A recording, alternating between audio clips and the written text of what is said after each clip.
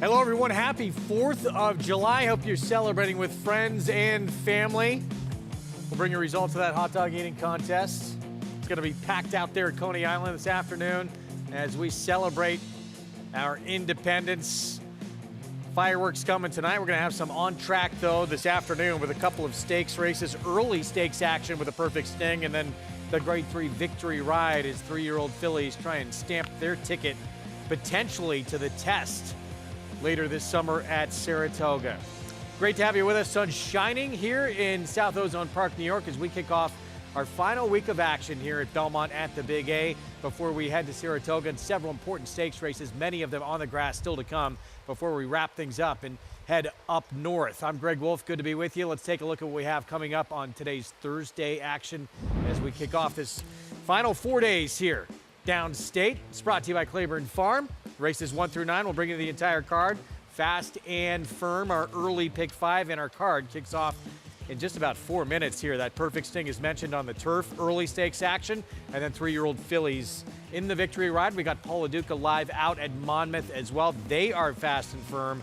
Their card kicks off at 2 Eastern time. With me, winningest rider in the history of this racetrack, the big Richard Migliori. Good to see you. Happy 4th. Happy 4th, and to everybody out there, happy birthday to our country, and nice day of racing. Happy to be on the set with you.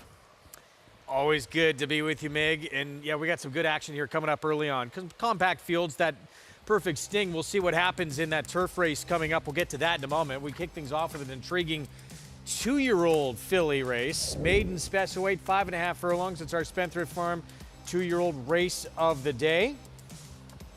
Brought to you by Spendthrift, home of North America's 5-time reigning champion General Sire Into Mischief, and yellow taking a lot of money right now for Todd Pletcher. Very strong connections. You would expect that. A Rat Ortiz Jr. there, Rapoli stable. Kick things off as catch can, Jonathan Thomas out of an unraced dam. Yeah, get Jose Ortiz, who just recently tied for leading rider with Tyler Gaffleone at the recently concluded Churchill Downs meet. And Jonathan Thomas shipping up here to run this 2-year-old's interesting to me. Second dam actually won the first 2 of her career, including a stake at Fairplex. Home wrecker, Rudy Rodriguez, firster. Really strong Hobo Farm breeding all the way through in this one. Rudy very good at getting 2-year-olds ready. Italian Soiree, Uncle Mo filly. Have to be better, an earner of over $333,000. Yeah, it was a 6-time winner, stakes winner at Laurel as well. There's the favorite, yellow. Very strong connections. Mike Rapoli, Todd Pletcher, Rat Ortiz, taking money for a reason. And lucky for you, it started twice with poor results. Is going to have to improve vastly from what we've seen so far. 2 minutes away from kicking off this 4th of July card. Here at Belmont at the Big A, you can play all the action by getting signed up and started with Naira Bets. We give you this offer as well to do so. That $200 deposit match, new customer bonus.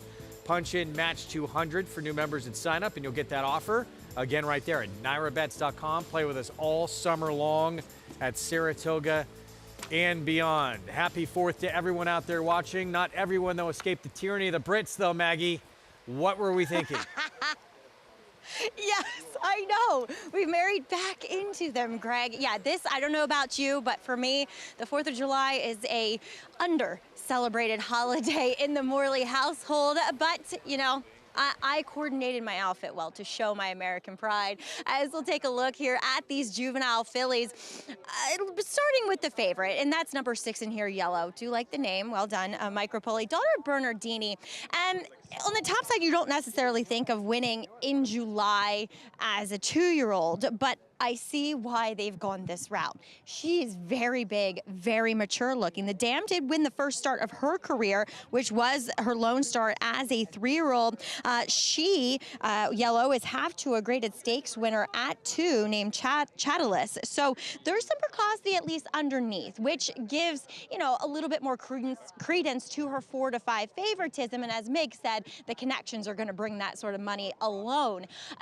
if I had to be a little bit, on the splitting hairs side of things, not the fittest looking Todd Pletcher first-time starter I've ever seen. So that's kind of pushed me in another direction. We'll get to that other direction in a moment, but definitely some talent there. We'll see also, I kind of wondered if she went a little bit further than this 5.5, given her size and scope. Going to the inside, number 1, As Catch Can.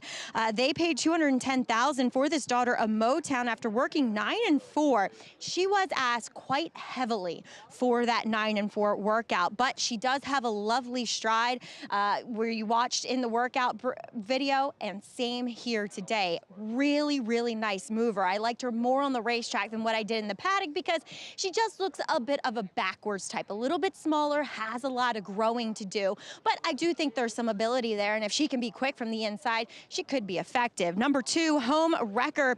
This one actually a half to Imprimis, a multiple graded stakes winner, albeit on the turf sprinting. So it's a little bit more turf on the bottom side. And watching her warm up, she didn't necessarily jump into the bridle as nicely and as effectively and smoothly as you would hope. I do like her. She's actually a decent looking type, big frame. I'm sure has some more developing to do, but as of now, taking the wait and see approach. I'm gonna try here with number 5, Italian Soiree. Paid a lot for this daughter of Uncle Mo, $600,000 after she worked 10 flat. She was a little bit green in that workout, but got over the ground really, really well.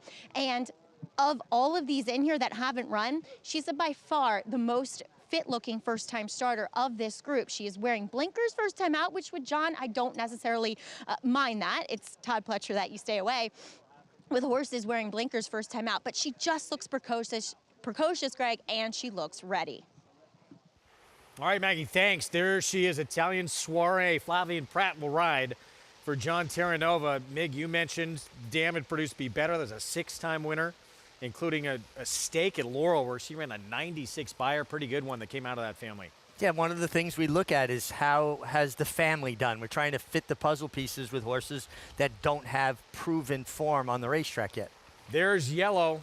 She remains the odds-on favorite, stepping into those Rapoli Silks for trainer Todd Pletcher. Odds on here at 4-5 as we kick off this 4th of July card here on Fox Sports 2. Let's go to Chris Griffin to begin things.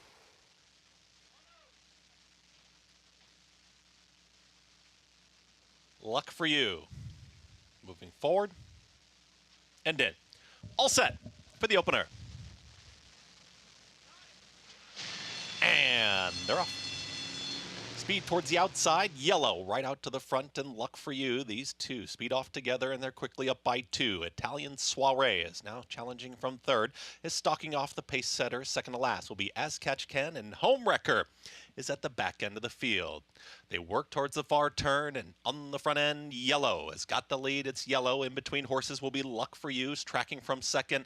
The move is coming from Italian Soiree, and Flavian Pratt there on the move. They've taken 2nd and ready to challenge the leader. 23-1 for that opening quarter mile, and they start to get away from Luck for You. Towards the inside, it's Yellow, who's still got a head in front. Italian Soiree is ranging up on the outside, and As Catch Can starts to make up some late ground. They reach the top of the stretch. Yellow is trying to put away Italian Soiree, but Italian Soiree is now pushed on by. Italian Soiree is now up by a full length and is now edging clear late. Italian Soiree is opening up in the lane inside the final 16th. It is all Italian Soiree to win it. Yellow was 2nd. Late run their Home Wrecker from far out of it. Grabs 3rd in 1 minute 5 seconds flat. Italian Soiree, the one Maggie said looked best warming up. Runs to her looks here in the debut for John Terranova with Flavian Pratt aboard. Yeah, good call by Maggie. And John Terranova, quietly underrated with first-time starters and young horses. He and his wife Tanya do terrific work. And this filly did it nicely too, Greg. She was able to kind of stalk the pace from the outside. When Yellow broke so alertly, was able to clear her. She just set up shot in that catbird seat. Flavian Pratt, one of those riders that just always seems to find himself in the right position. And she finished the deal. This was a pretty spread out group here. But maybe we're seeing the Adirondack take a little shape. She broke her Maiden, can't come back in the Schuylerville too quick. It's got 7 days to recover. I think we'll probably see her in the Adirondack. That was a big performance. Yeah, you would think we're going to see her at some point one of those big 2-year-old filly races at Saratoga. Of course, Schuylerville on opening day, so that might be a little quick coming back in just 7 days. 5-2 here, getting by Yellow. Yellow broke so quick out of the gate. It looked like this race might be over. She broke running, and listen, Todd Pletcher's so good at schooling his horses. Has Bob Duncan help him school these young horses at the starting gate. One of the best horsemen I've ever been around, Bob Duncan, and was our official starter here in New York for a number of years. How about the 2 home wrecker? Well beaten, but she got left, squeezed back, was way back, at least rallied to be third. One to keep an eye on, get back against Maidens maybe sometime up in Saratoga. 5-6, 2-1. Here in the opener to kick off our 4th of July card, and a minor upset here. An odds-on favorite defeated by Italian Soiree at 5-2. Again, Flavian Pratt for John Terranova. Prices when we come back. We'll set up the pick 4 with race number 2. 7 days away. Can you believe it? Until this. We'll kick things off at Saratoga Thursday, July 11th, opening day. We'll have coverage all meet long. Stay with us. We're back right after this.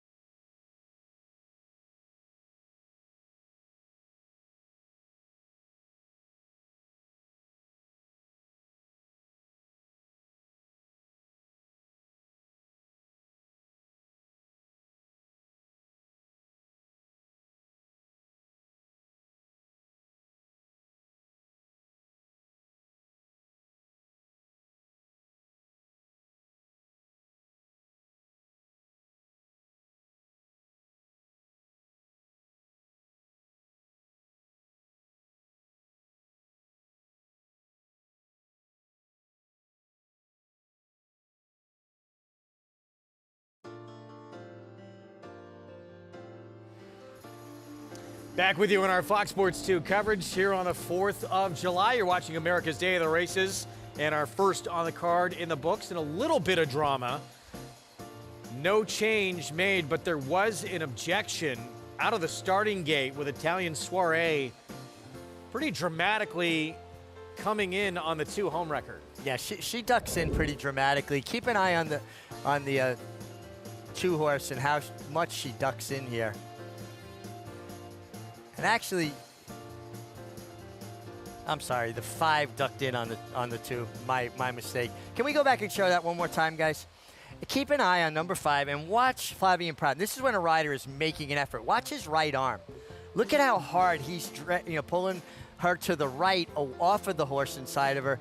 And by then the damage had been done, but that's at least when a rider is making a true effort. He wasn't irresponsible about it. It was just a young horse being a big green, ducking in. And, you know, we see these things happen at the start, particularly with young horses. We don't see very many gate infractions that result in a disqualification. No doubt she ducked in, bothered the two home wrecker.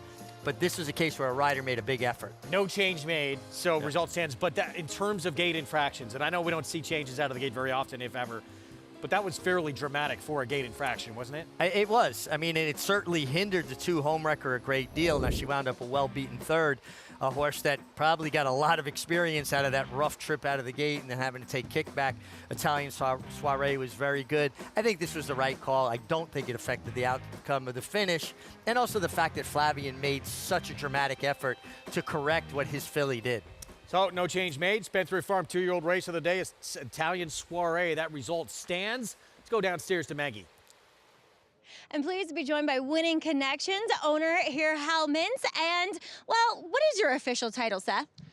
I don't know. We're still working on the official agreement. I think it's a bloodstock agent and racing manager for Hit the Bid Stable. I think ultimately those would be the words. Well, a marriage that has gotten off to an auspicious start, Seth Morris, by the way. And Hal, talk a little bit about buying Italian Soiree, or both of you can talk about that. Paying $600,000 for it, the sale, but definitely worth it when you show up and run like this. Right, so we were at OBS March trying to build a stable, and so we were looking for some fillies, foundation fillies that we thought could run and also be able to breed later. Seth and his team, which were the Terra Novas that were going to train for us, were all down there. She stood out. We were the underbidders on some really nice horses that you're going to see probably run in the next month or two up at Saratoga. And we were fortunate on one of the last days to get this one. We thought she was pretty special, and so far, proven correct. Exactly, a daughter of Uncle Mo, and as you said, building foundation and looking for these horses to go on to the breeding shed. And Seth, I don't know about you, but Uncle Mo so influential as far as, you know, the last decade when it comes to breeding. Oh, I mean, absolutely. And, you know, when I go to the 2-year-old sales, it's really based on, you know, both physicals, but especially performance as well. So as Hal said, we found a really select list of fillies, you know, and he saw in some of the early days that it really took opening up the pocketbook. You have to spend a bunch of money. So I can't thank Hit the Bid and Hal enough for, you know, understanding that. And he said, you know what, this is going to take a bunch. And also, you know, Randy Hartley and one of their clients, More Play Racing, also stayed in on this filly. So they own a leg. You know, they loved her, and, you know, that gave us some additional confidence. And, you know, that she was really prepped great, and we got some information on the farm, and they've been looking to, you know, get some horses into John and Tanya's barn. So, you know, just so pleased because John and Tanya really take their time, you know, and she stood out in the morning, but, you know, she's done it on her own, and she showed them that she was ready to start. You know, so today, you know, I didn't really sweat out the objection because she did break in. She showed, you know, I know Todd liked that horse. The horse got away with a 23 and change, and we ran her down and looked really nice doing it. So we have, you know, hopefully she comes out clean. We've got another bunch of nice horses back at the barn, you know, at various stages of readiness. And like I said, I can't thank Hal Mintz and Peter Yan and the rest of Hit the Bid Stable for really, you know, giving me the opportunity to take the work that I've done over years and, you know, apply it in real life. Well, I mean, it's lovely to see out on the racetrack. How I'm sure you guys very proud. And you were mentioning Adirondack possibly next. Well, we'll leave that up to the Terra Novas, but that's hopefully the plan, and this race gives her a nice space. And we, like Seth mentioned, we have probably 3 or 4 other fillies. We're hopefully going to start at Saratoga. Didn't quite cost quite as much, but we think a lot of them as well, and hopefully you'll see them in the barn when you get up there. Looking forward to it, guys. Congratulations, and really well done by Italian Soiree, a name, Greg, that I'm sure we're going to hear throughout the summer. Well, looking forward, to seeing her in one of those big 2-year-old filly stakes coming up, so that should be exciting. But always so much excitement when you have a young 2-year-old, whether a filly or a colt, especially this time of year when either at Saratoga or heading into Saratoga. You could feel the energy level and the excitement emanating off of those two gentlemen. When you have a good 2-year-old and they run like that first time out, you have to be a dreamer to be in this game to begin with, but that certainly feeds the fuel for those dreams, and they look like they got a filly with a lot of ability. Think we might see a gate drill before her next start? No, I don't think so. I think now you just, you know, let her get calm. She was a little green. She ducked in. But again, I go back to this, and I believe this really counts when riders make efforts. And I don't think Flavien Prat could have made more of an effort to try to straighten her out. Yeah. Pick 4 starts in our second race coming up. We'll be at 1 1/8 miles stretching out here on the main track. Fillies and Mares, 3 and up. And Sedona opens up at an extremely short price, 2 to 5. She broke her maiden first time out for Shug McGahee, and then second against filly who's won 2 in a row for Bill Mott, an Arrogate filly in her second start. More on this field when we come back. Short timeout. We'll be back. One of the most decorated horses in all of the sport, and not for anything she did on a racetrack. No graded stakes wins. Didn't compete in the Triple Crown. Did help us win a war, though. We'll have the story of Sergeant Reckless when we come back. He's so impressive today, the others didn't even have a prayer.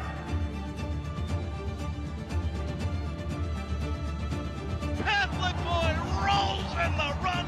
Happy Travers.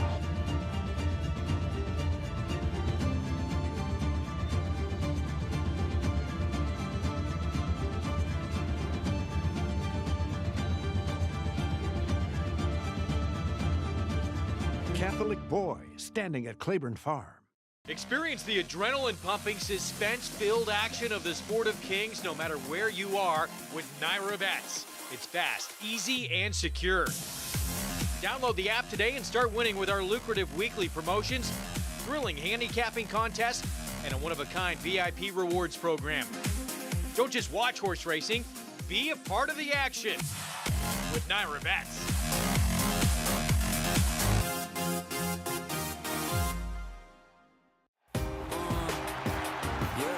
Charlatan is back, and he turns it on with 1/8 of a mile to go. Express Train moves into second. Nashville dropping out of it, and then Collusion Illusion.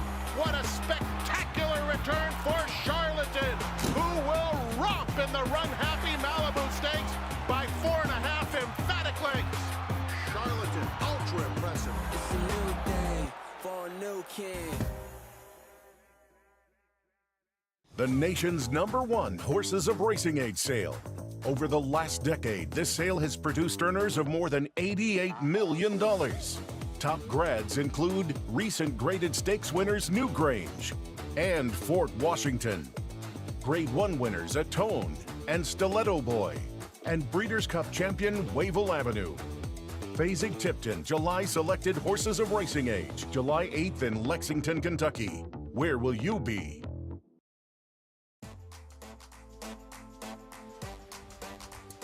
Happy 4th of July to everyone out there. Thank you for joining us. Hopefully you're spending time with friends and family. We thank you for spending part of your afternoon with us here on Fox Sports 2. Some of the best thoroughbreds in this sport, while they have great talent, also display tremendous grit and determination. This next story is about a mare who may be unmatched in those categories. Not known for winning any races of significance in this sport, she went on to greater glory than any champion racehorse could ever dream of. This is the story of Sergeant Reckless. Reckless was bred to be a racehorse, but sadly she never had a chance to race because her 2-year-old season, that's when the war broke out and racing was suspended. So instead of becoming a racehorse, she became America's greatest war horse. I think what impresses me most about Reckless's story in the Korean War is that they bought this horse at a race park in Seoul and turned it into a combat enabler.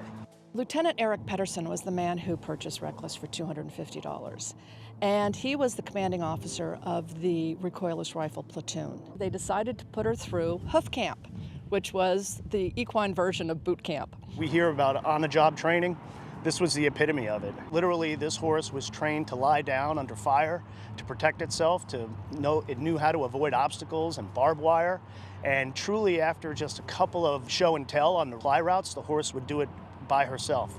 They would take her up and down the hills to get her used to carrying the pack saddle and the ammunition on her back. These canisters of ammo were very large, And before Reckless came along, the men had to pack this themselves. The camaraderie between Reckless and her men was something special. She was the only animal in camp, and so the Marines became her herd, and she would follow them anywhere and everywhere. She would even sleep in their tents at night. She would follow them into the mess tent and eat breakfast and had bacon and eggs.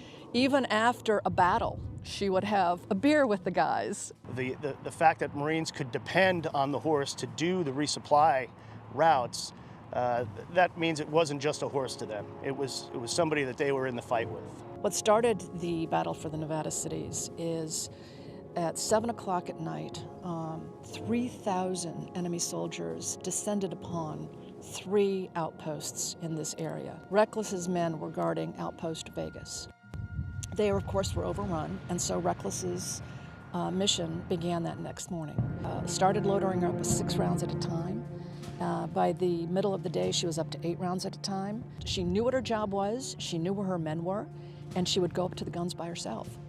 There are stories of up to 50 times in one operation that she ran a supply route by herself. That frees up Marines for combat and for other things. So I believe that that's the most impressive part about the horse. She carried 386 rounds of recoilless rifle ammunition. That's over 9,000 pounds on her back. Incoming fire was so fierce that the men couldn't hear themselves talk. And Reckless was in the middle of all of this. Under artillery fire and mortar fire, she continued to do her resupply mission for the Marines. And especially having been wounded twice, and that not having deterred her to continue to do her mission through the end of the war, it's really astounding. They had a ceremony sending her off in October of 1954, is when she left Korea. She was the guest of honor of the Marine Corps Ball that was at the Marines Memorial Club in San Francisco. And she waltzes through the lobby and gets in an elevator and goes up to the 11th floor, sachets out of the elevator into the ballroom. She spied the anniversary cake over on the table, and before the guys could get a hold of her, she was up to her nostrils in it. And then after that, she moved over to Camp Pendleton. At Camp Pendleton, while Reckless was there, the Commandant of the Marine Corps promoted her. There was a 19-gun salute in his honor, and a parade of 1,700 troops walked by to salute her. She had 3 colts, and she had a filly. Sadly, the filly died at a month old. Unfortunately, all the colts were gelded, so there is no bloodline for her. Her story just kind of disappeared from the pages of history. And what's interesting is she was as famous as Lassie and Rin Tin Tin in her day. She was an iconic hero. And when she died, her story made the front page news in newspapers across the country. And she was buried with full military honors. I first came to light on the story of Reckless at the National Museum of the Marine Corps in Quantico, Virginia, where a statue by the same artist who did the statue that's behind us was erected to honor this great mare. I think Staff Sergeant Reckless's legacy is going to be that the courage and the dependability that she showed in combat made her truly what the saying is, not just a horse, but a Marine.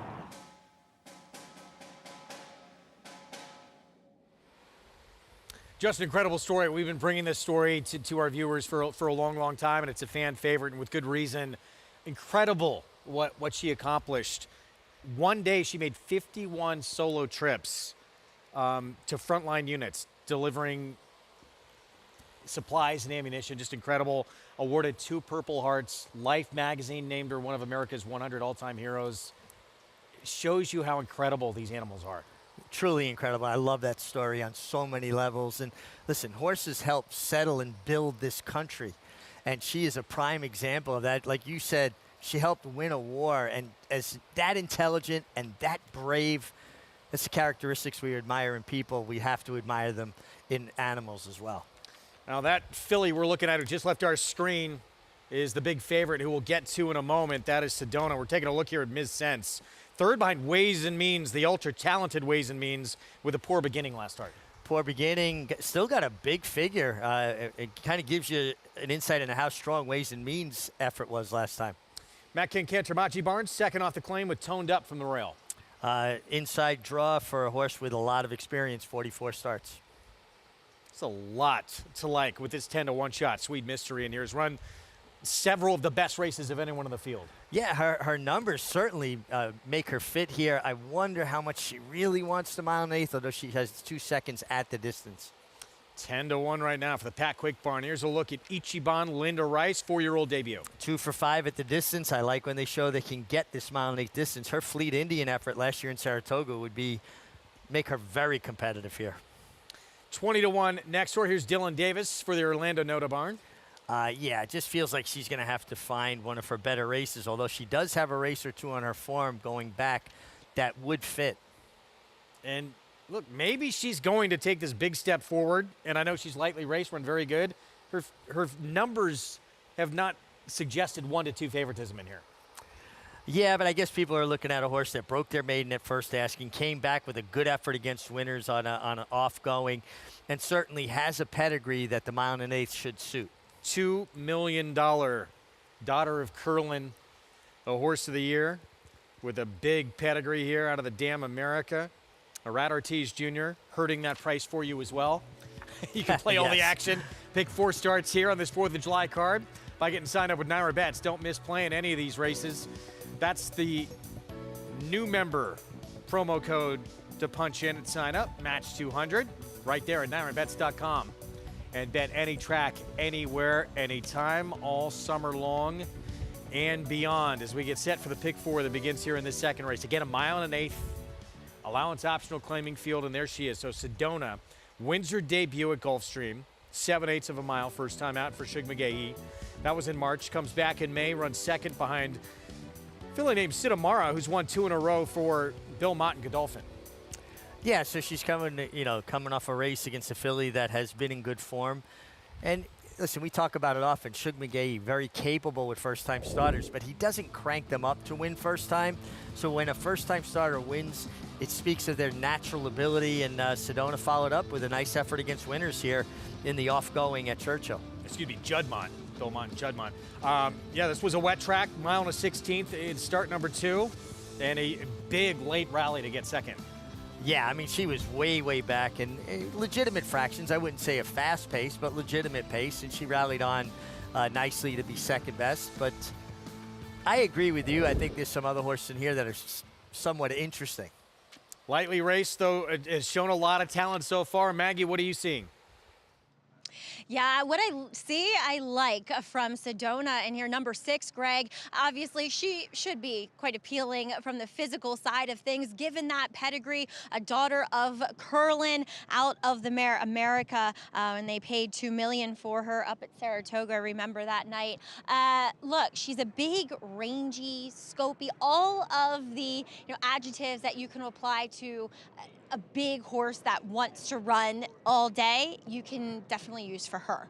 And despite having some lines in her form, she comes back in here from the May to now early July, 2 months, looking incredibly fit, ready to go. And I thought her last effort, it was her first time on a wet track, but as I often say, Shug's horses will train on wet tracks as opposed to many other trainers who will avoid doing anything sometimes beyond a trot on a wet track. So she's probably used to it, but she did get herself really far back, and she took a ton of kickback. So I thought, A, good learning experience, but B, showed some tenacity and some willingness to run on. So now as she gets the 9 furlongs here today, I think it's absolutely ideal. Now, number 3, Ms. Sense. She was plagued by some serious gait issues as a 2-year-old. She was one that was scratched on August 30th, and then she lost the rider because she acted up in the spinaway. So she's one you got to watch. At the start, how she behaves going into the gate, it feels as though they schooled her a lot last time when she made that comeback debut up at Saratoga out of the Wilson chute. We saw Jose Gomez jump off of her. She was loaded without him, and we'll see how she reacts again today. But honestly, she's even more calm and relaxed than what she was back on June 6th. So I think that's a good sign, and she just looks fitter. She got a little hot last time too, and that's not the case. And it is a warm day out here for this Independence Day. Moving on to a layoff runner in number 4, Ichiban. She's one that does feel a little bit too slow on paper, but you at least know that the distance is well within her wheelhouse. And in fact, I think, this two-turn 9 furlongs is her best trip. She's just built for it. Again, a long, scopy type of frame. She comes back here looking awfully fit for Linda Rice. Sometimes I feel as though her horses do need a start. It's more applicable to first-time starters than layoff runners, but I don't mind the impression she's been giving me, and she's been moving very well on the track, Greg. Maggie, thanks. And, it's tough, I would think, to come back off the bench and win at 1 1/8 could be a demanding distance, but she won the Fleet Indian Stakes race, against New York Breds pretty convincingly against, New York Breds back in August at Saratoga over that deep track going 2 turns 1 1/8. Well, the reason I like her is because she is successful at the distance, 2 wins from 5 tries at it. And her best races last year were when the weather was warm. And some horses react differently at different times of the year. Her form really tailed off the last part of last year, but her best races was when it was the heat of the summer, just like we're experiencing today. And I believe she gets to control things on the front end. See if that's the case for Ichiban. Yeah, being fresh, you would think she's going to be very sharp and forward early in this spot. There's not a ton of speed in this race. As we take a look here at Toned Up, Manny Franco, who, barring a miracle, is going to come away with a riding title here. Yeah, he really kind of asserted his dominance. It's hard to imagine Irad Ortiz Jr. winning 11 races to tie over the last 4 days and Manny not winning anything. So Irad would have to win a minimum of 12 to actually win it outright. Tremendous to me. Obviously, quite a few more mounts for Manny. 163 mounts for Manny, 109 for Irad, who was out of town a little bit. And, we should say Flavian Pratt, too. There's 3 guys with 20 wins, not far behind Irad. Highest winning percentage of anyone in the top 10 is Pratt, 24%. Yeah, and another guy that was traveling a lot like Irad. So their focus isn't as much about being leading rider, although everybody wants to be leading rider. It's about following the good horses and keeping a hold of those good mounts. There's Sweet Mystery, the 2, still a big price at 11-1. Can this horse handle the 1 1/8? So far in her career has not been able to, but she's got some of the best races of anybody in this group. 3-5 favorite, lightly raced Sedona from the outside post for Shug McGahee. And Irad Ortiz Jr. Start of the Pig 4. Let's go upstairs to Chris Griffin. Thank you very much, Greg. Whistler Style goes in. Here's Sedona. Last to load. Sedona moves in. All set. And they're off. Breaking well was Ichiban from in between horses. Ms. Sense is right there in the early mix, and at the rail, the red cap of Toned Up is now going to take 3rd. Sweet Mystery is shoved along here. Trev McCarthy wants him forward position, but they're chasing Ichiban. Ichiban's got the lead, is up by 3/4 of a length. Traveling a little awkwardly there was Ms. Sense, is just trying to straighten up, maybe a little awkward going into the turn, but is now well settled, stalking 2nd.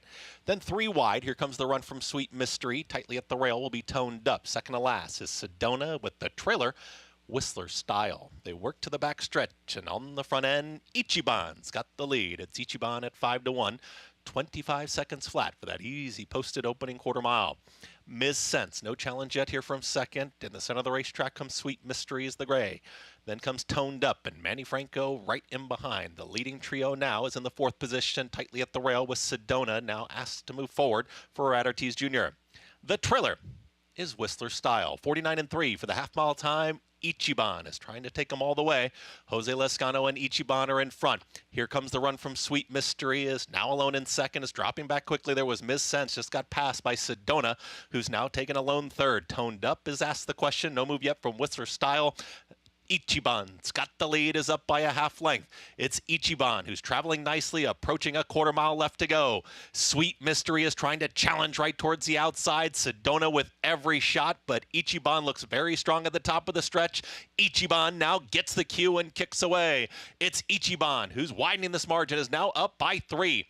Ichiban approaches the final furlong. Sedona does start to put together a mild rally, is running out of time. Ichiban, Sedona starts to pick up some momentum. Ichiban's not there yet. Sedona trying to nail Ichiban on the wire. It's going to be a tight photo. Ichiban held on.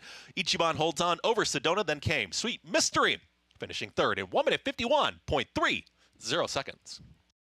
That late kick, Sedona starting to kick into gear, but comes up a little bit short. Ichiban, fresh off the bench, got to the front and able to go gate to wire. She just got so comfortable on the lead, and looking at the race on paper, not that they run the race on paper, they run it on the racetrack, it looked like she was going to get the trip she got. Terrific job by Linda Rice to have her ready to go 9 furlongs off of a layoff since the end of December. And I like what Jose Lascano did up here at the top of the stretch. He kicked on. He gave himself a little cushion off the turn. He had gotten away with easy fractions. He established an advantage, and he used that advantage here. And Sedona, with another nice effort, made up an all ahead of that deficit. But Ichiban, the right trip, speed, dangerous. And maybe it's correct. We'll say incredibly slow early fractions. Do you give Sedona extra credit for closing into this pace? Well, absolutely. And Sedona also broke out hard to the right at the start, which kind of made her lose about a length right there, and she came up ahead short. I do think the fractions were correct, Greg. It just looked visually to me like they were going very slow. Now, able to overcome that and still make a race of it, Sedona, it's a big effort, but comes up just short here. Ichiban off the bench, 4-year-old filly for Linda Rice, and this is what she's best at, 1 mile and an eighth, and she's been able several times now to run well, fresh off the bench. Yeah, and again, I believe in this, and particularly with fillies and mares. There's certain times of the year that they excel, and I think she's just one of those horses that likes the warm weather. She's kind of proven that. She tailed off when the weather turned and got colder into November and December last year. Linda Rice gave her time off, and she comes back very successful here. Keep an eye on the 6 at the start here, Greg. She really breaks out hard, stumbled a bit, and actually broke out to that empty space. That little bit of bobble and ducking out probably cost her a little bit at the break. Irad did a good job just getting her back into a decent enough position, but that slow pace certainly helped Ichiban hold her off. Sedona didn't hurt her reputation, even in defeat here. Big effort. Maybe she get a little hotter pace next time. Could be a different story. But 2 runner-up finishes now back-to-back for Sedona. It's Ichiban. Gets the 4th win of her career. Able to control on the front end. Going pretty slow early for the victory off the bench. And her 4-year-old returned 5-1 upset, beating a 1-2 favorite to kick off the pick 4. We have stakes action next. The Perfect Sting and the Morning Line favorite. You're looking at Moofy. Multiple graded stakes placed for trainer Jonathan Thomas. You'll have the inside post. Frankie Dettori, stay with us. In this sport, it takes just one special horse and a lot of people that believe in him. By Champion Arrogant from the family of Broodmare of the Year, Better Than Honor, rose to prominence in the Grade 3 Peter Pan, displayed power in the Grade 1 Belmont, cemented his 3-year-old championship in the Grade 1 Travers, defeating a champion 2-year-old, Kentucky Derby, and Preakness winners. And the Eclipse Award goes to Arcangelo. Arcangelo, standing at Lane's End.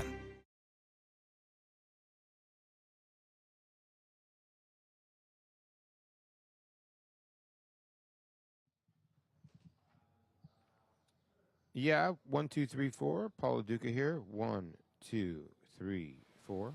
What's up, Paulie? Hey, Gregor, how you doing?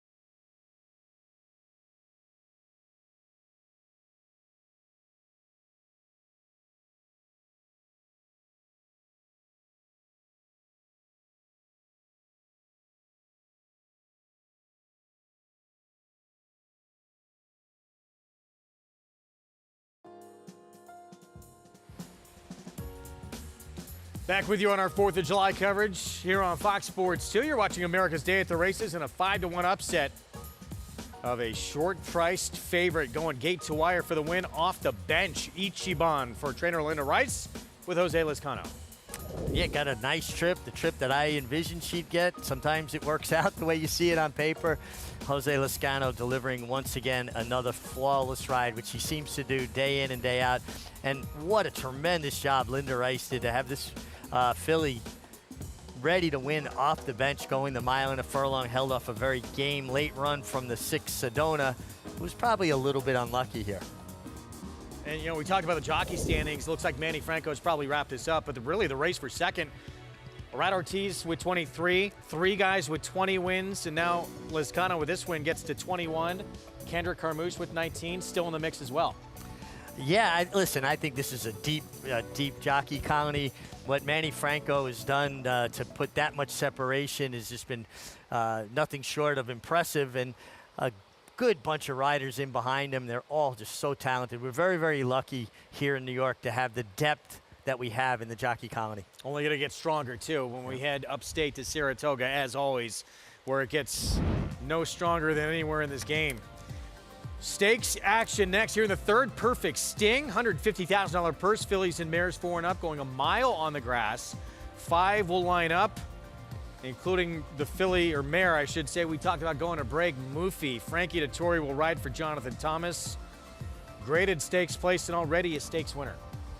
Yeah, always nice to have Frankie Dettori in town, particularly on our nation's birthday. And not a big field, but a nice select field of horses here, and get to see some of the best riders internationally compete. Also, Joel Rosario is off of his mounts today. He was on the 2 Moon Age Daydream. He went to Dominican Republic to visit with his mom, who is ill, and his flight was canceled on the way back. So our thoughts and prayers with Joel Rosario's mom. Hopefully she's okay. Yeah, Jose Ortiz going to fill in for Joel on Moon Age Daydream here in this Perfect Sting coming up. This race named after a pretty good one, who had some big moments, including a victory in the Breeders' Cup Filly and Mare Turf for trainer Joe Orsino. Stronach Stables, Jerry Bailey rallying to beat Tout Charmant back in 2000.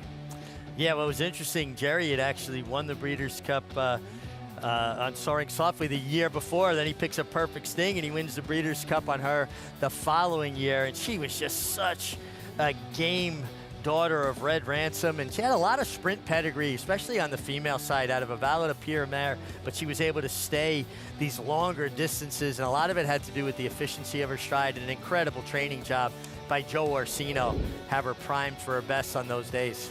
And she turned the tables. Tout Charmant had beat her race before that in the Galaxy at Keeneland, able to exact a little revenge on the biggest stage in the game. 13 for 19 with 3 runner-up finishes on the grass.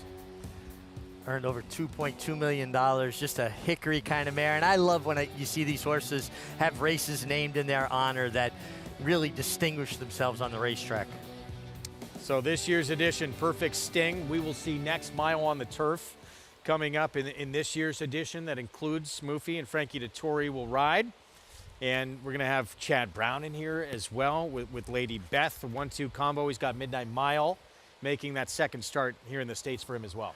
He's got, I think, a real nice entry here, too. Uncoupled entry. The 4, Lady Beth, has speed, should be forward. Midnight Mile should be tracking. You know, they should be kind of controlling things. Turf racing is playing chess, not checkers. Dirt racing's checkers. Turf racing's chess. Indeed. So much going on. Trip matters so much. Maybe not as much in the Brooklyn. This race might, if the favorite shows up, everyone's probably running for second. Next has just been sensational. Did this last year in the Brooklyn. He'll look to go back-to-back. Horses, ever since he's been switched to becoming a marathon runner on the dirt, 6 for 7 going long.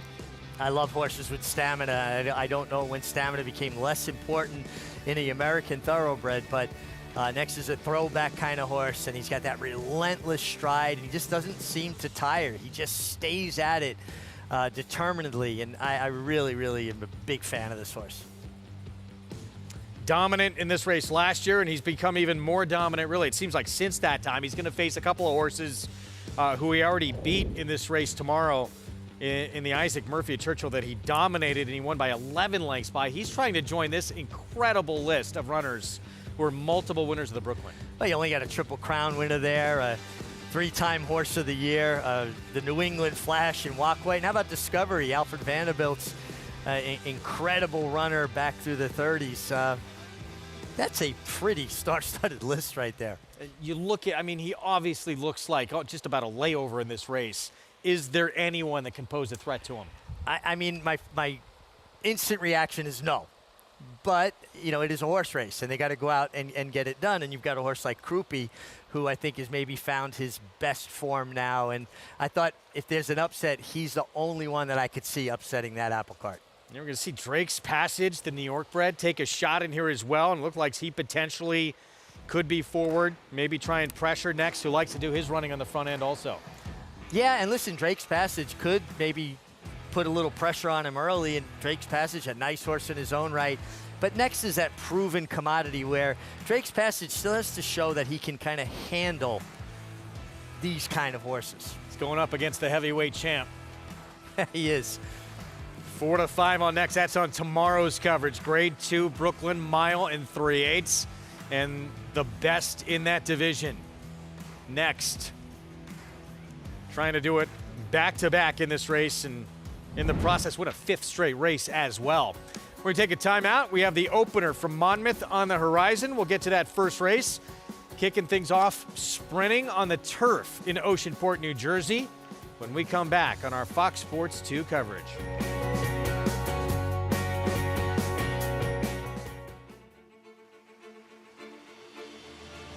And they're off in the Curlin, Florida Derby.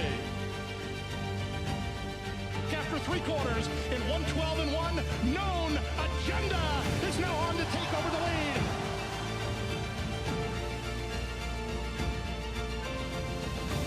It's Known Agenda for St. Elias Stable. Florida Derby winner, Known Agenda. The Cross Country Pick 5 combines the best racing from New York with top races from around the country in one bet. Find it in your track menu and play every race day. Races are posted weekly at NYRA.com/crosscountry. RaceLens is the most in-depth product in horse racing with unique features found nowhere else. True odds, predictive analysis, and pace projection. RaceLens. It will change the way you follow horse racing and take your game to the next level. At Three Chimneys, our name is our promise. Our commitment to quality, our customer, and most importantly, the horse, is at the heart of who we are. For over half a century, the Storage Stallion Station and Nursery have been a place where dreams are born. From Horse of the Year, the mighty Seattle Slew, to Horse of the Year and modern-day breed shaper, Gunrunner, we've been defined these past 50 years by the company we've kept. Three Chimneys, where dreams are born. Racetrack Television Network brings you every race, from every track, on every screen, every day. With monthly packages starting as low as $5, RTN gives you great value and access to more live HD streaming and race replays than anyone. Visit RTN.tv today to sign up and watch on almost any device, including Roku and Amazon Fire. RTN has packages that start at $5 per month.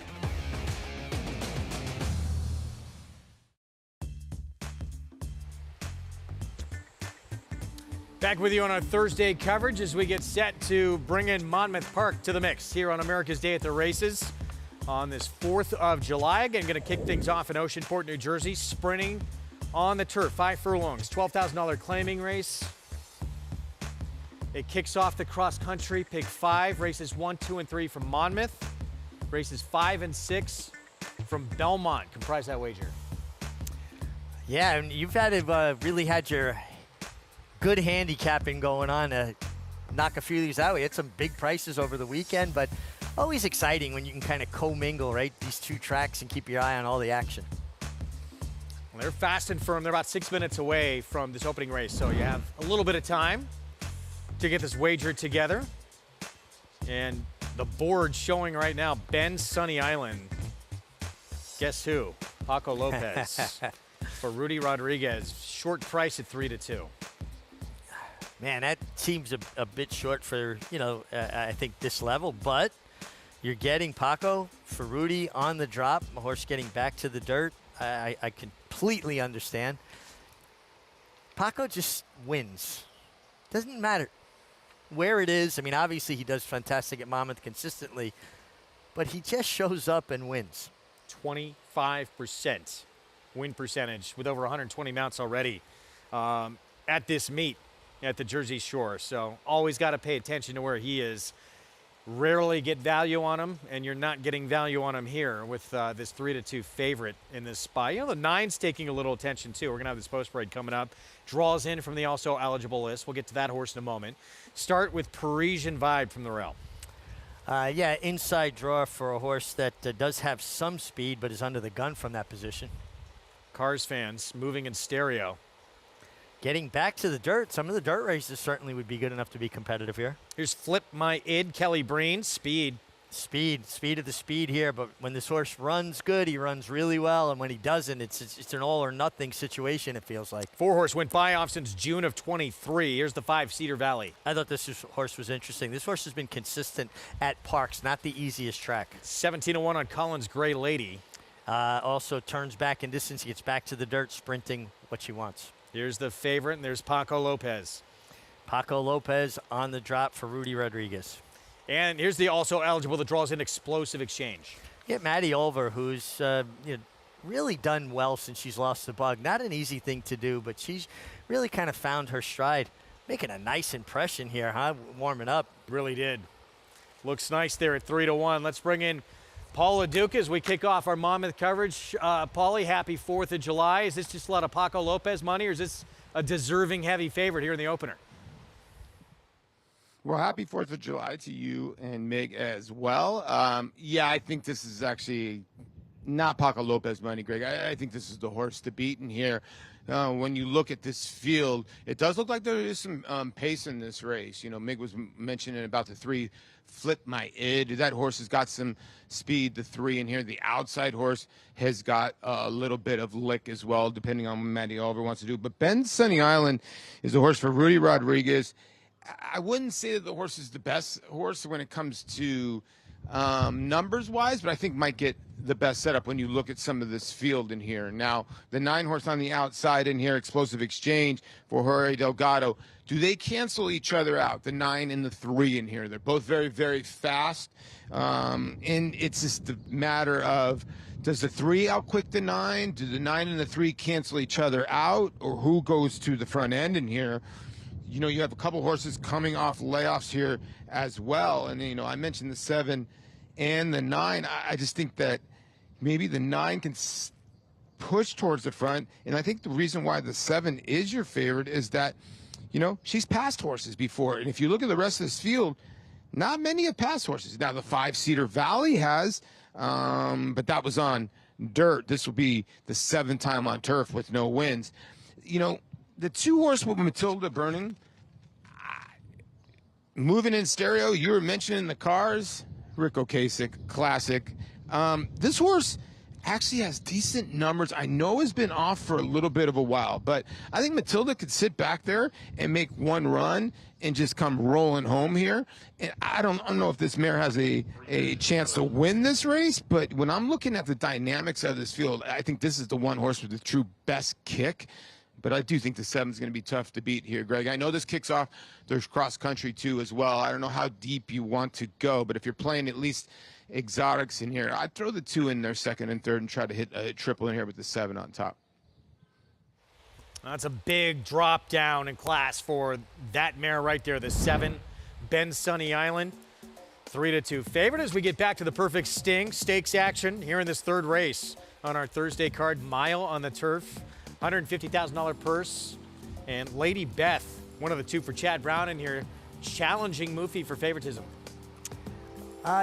Yeah, listen, she's coming off a nice effort last time where she was on the lead. Now, the 2 Moon Age Daydream coming out of Turf Sprints is probably going to be on the lead, but Lady Beth should set up shop just off her flank.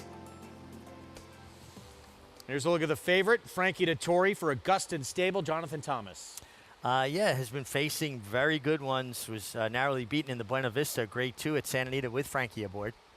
A sprinter stretching out. Yeah, Moon Age Daydream. Jose Ortiz filling in. Should be quick early. Her comeback was very good and could take a step forward. Has to settle. Even if she's on the lead, she has to settle on the lead to be effective here.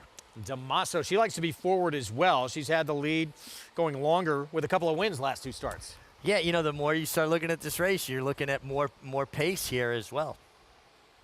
1 of 2 for trainer Chad Brown. He'll have Flavian Pratt on Lady Beth. Should be forward as well, and you know, Flavian will be smart about it. He's at least outside the other potential speeds. An intriguing runner for Chad Brown. She made her state's debut in the Plenty of Grace in April. Aqueduct, she ran second, distant second behind Spirit and Glory. Yeah, Spirit and Glory got everything her own way on the front end that day in the Plenty of Grace. She got a real nice trip, set inside, saved ground, just came up second best. Perfect sting coming up. Let's head downstairs, check in with Maggie for more. And Greg, we'll start with your current 7-5 favorite in number 1, Moofy. Now, I have never seen her in the past, so I always feel like I'm at a bit of a disadvantage when trying to assess what they look like physically. And I thought Moofy does exit a race in that modesty in which she had a legitimate excuse. Crowded at the break, shuffled back, you know, was never in a comfortable position. And how often, as of late, over the last 2 years, have we seen horses run poorly at Churchill just because they do not handle that turf course, and then they come bounce out of it at other racetracks and run perfectly well. My main thing with Moofy today is that this is only, so this is her 4th start of 2024. She's had breaks, kind of small breaks, in between some of her starts. I just wish she looked a little stronger across her top line. That's it. And I just thought that maybe there were other ways to go in here. And I don't know, there's other speed. But as Mig said, with Moon Age Daydream number 2, she does feel like she should be the fastest of the fast. We'll see what the intention is with number 3, Damaso, as well as Lady Beth. But for whatever reason, Moon Age Daydream, my eye just kept going back to her. I've always thought physically she is a horse that could handle the mile if she's able to get in that rhythm. Again, not sure if that happens today, but she's striding out so beautifully. She looks better than ever. So a big cog, I think, Greg, in this race, given the pace dynamics, and one that, I don't know, maybe she can pull off an upset just because I feel like she's doing so well heading into this perfect sting. All right, Maggie, thank you. We'll get back to it. We're loading up at Monmouth as we get set to kick off this cross-country Pick 5. Again, races 1, 2, and 3 from Monmouth. Races 5 and 6 from Belmont at the Big A. And your final chances to get down on the sequence, you can do so at NYRABets.com. 5 furlongs sprinting on the grass here. It's still 6-5 favoritism on Ben Sunny Island in the 7th. Yeah, horse dropping down for Rudy Rodriguez, and you get the leading rider, Paco Lopez. Matt Dinnerman to get this card started from Oceanport. They've loaded Cedar Valley, 2 back, Awesome New Year, and Explosive Exchange to the outside post. 8 races today on July 4th. Good luck. 4-day race week kicks off here, a 5 furlong turf dash. Turf firm, we're ready to go. We're off and running at Monmouth Park on July 4th, 2024. Flip My ID to the lead. Explosive Exchange takes the 2nd spot. Ben Sunny Island in the 3rd position. Parisian Vibe moving forward to be level with him. A space of 2.5 to another pair. Collins Gray Lady. Awesome New Year. They're side by side. Cedar Valley is 2nd to last and moving in stereo. Can see them all as they go into the 4th turn. Flip My ID takes it to him from the word go and is opened up 2.5 lengths around the turn. Now it's 2. Parisian Vibe trying to eat up some ground in 2nd down on the rail. Explosive Exchange still outside of him, clearly into 2nd now. Parisian Vibe back in 3rd, and Ben Sunny Island in the 4th position, getting into the 3 path coming off the turn, is gathering some momentum as they come down the lane. Flip My ID still in front, 2-length lead and a furlong to go. Explosive Exchange right there. Here comes Awesome New Year on the far outside, unleashed, and Awesome New Year has rolled to the lead. Awesome New Year wins it. Explosive Exchange 2nd, Parisian Vibe 3rd, Photo for 4th. Awesome New Year off a long time away with a win. Hadn't raced since June 12th of last year at Parks. Ready to go off the bench. Over a year layoff to do this, and it comes with the last run under 7-pound apprentice Martinez, who rode the turf very patiently and well there. Back to Belmont in the Big A. We talked about that jockey race pretty much wrapped up. Training title far from wrapped up. Linda Rice just won the second race on the card. She's now 2 back of Chad Brown for this training title. And Chad, of course, with 2 in here. He's got the 4 Lady Beth, the 5 Midnight Mile. So this is going to be fun. Shadows of what we saw last summer at Saratoga between those two when they tied, Linda winning on the very last race of the meet, and they ended in a tie between those two. Yeah, Linda and Chad have been slugging it out pretty much almost every meeting, and that was some trainer race last year for them to finish in a dead heat. It was incredible. So dramatic the way it ended, the final race of the meet. Moofy, your favorite, still 6-5, and Frankie Dettori for Jonathan Thomas. Let's go back to the Buena Vista Grade 2 starts ago at Santa Anita. Yeah, really nice effort. You see her making that run from the outside here into second on the inside, or the incorrect lead at this moment with Frankie. And then she switched over to right and just kept coming with a nice, relentless run. But, I mean, her figure in this race is just better than anything anybody else ran. And to me, she's the truest closer in this race as well. So you combine those two things because, listen, I agree with Maggie about Moon Age Daydream. What an impression she made in the warm-up. She could not have looked any better, really moving beautifully, freely, big swinging gait on her. But I think she could take a bit of pace pressure here. And who is the best closer in the race? Well, I think it's your favorite with Frankie. Seems that way. And now even money on Moofy as we take a look at one of the two from the Chad Brown barn. So here's Lady Beth.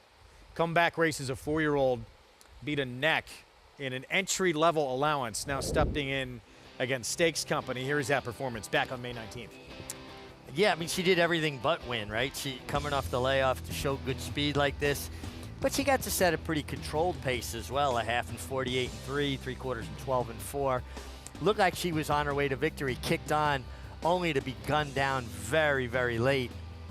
You have to think she could take a step forward off of that effort, but I think she's going to have to rate. She's going to have to show she can do it from off the pace a little bit. It's a cause for concern, isn't it, that she did it with those fractions alone in front? There's other speeds in here. Well, a lot of trainers, you would say, well, you know, probably be better for a race under her belt, but Chad's very proficient with horses coming off of layoffs. It's true. He has them ready to go. Maybe as good as anyone in this game. Lady Beth at, 2-1 right now. Let's go back to Maggie. Yeah, Midnight Mile, she is the more fancied of the Chad Brown horses. And I keep thinking back to, what was it, 2 weekends ago in the Wild Applause for the 3-year-olds when Chad sent out Chantilly Road, but also had oversubscribed in there. And Chantilly Road we saw go after the main rival for oversubscribed and Makenga, who was trying to do her thing on the front end and therefore softening up Makenga for oversubscribed to power on by. I'm starting to wonder if the same thing's going to play out here because there is speed, and why wouldn't they just send number 5 in here, Lady Beth, as she has won towards the front end. Midnight Mile, she's fine, and maybe they are trying to get the right setup for this filly. So I definitely liked her more of the 2 Chad Brown runners. So I'm really intrigued mostly, Greg, for how dynamics are going to play out. Yeah, and there's the other Chad Brown runner. That is Midnight Mile. So second state start. And by the way, that was incorrect on my part. 9-2 on Lady Beth the 4. 2-1 on the other Chad Brown, who's on your screen there, Midnight Mile. And we'll see if Flavian Pratt, oftentimes he is very aggressive. And we'll see how aggressive he is here on the 4. Perfect Sting, all in line. Let's go to Chris Griffin.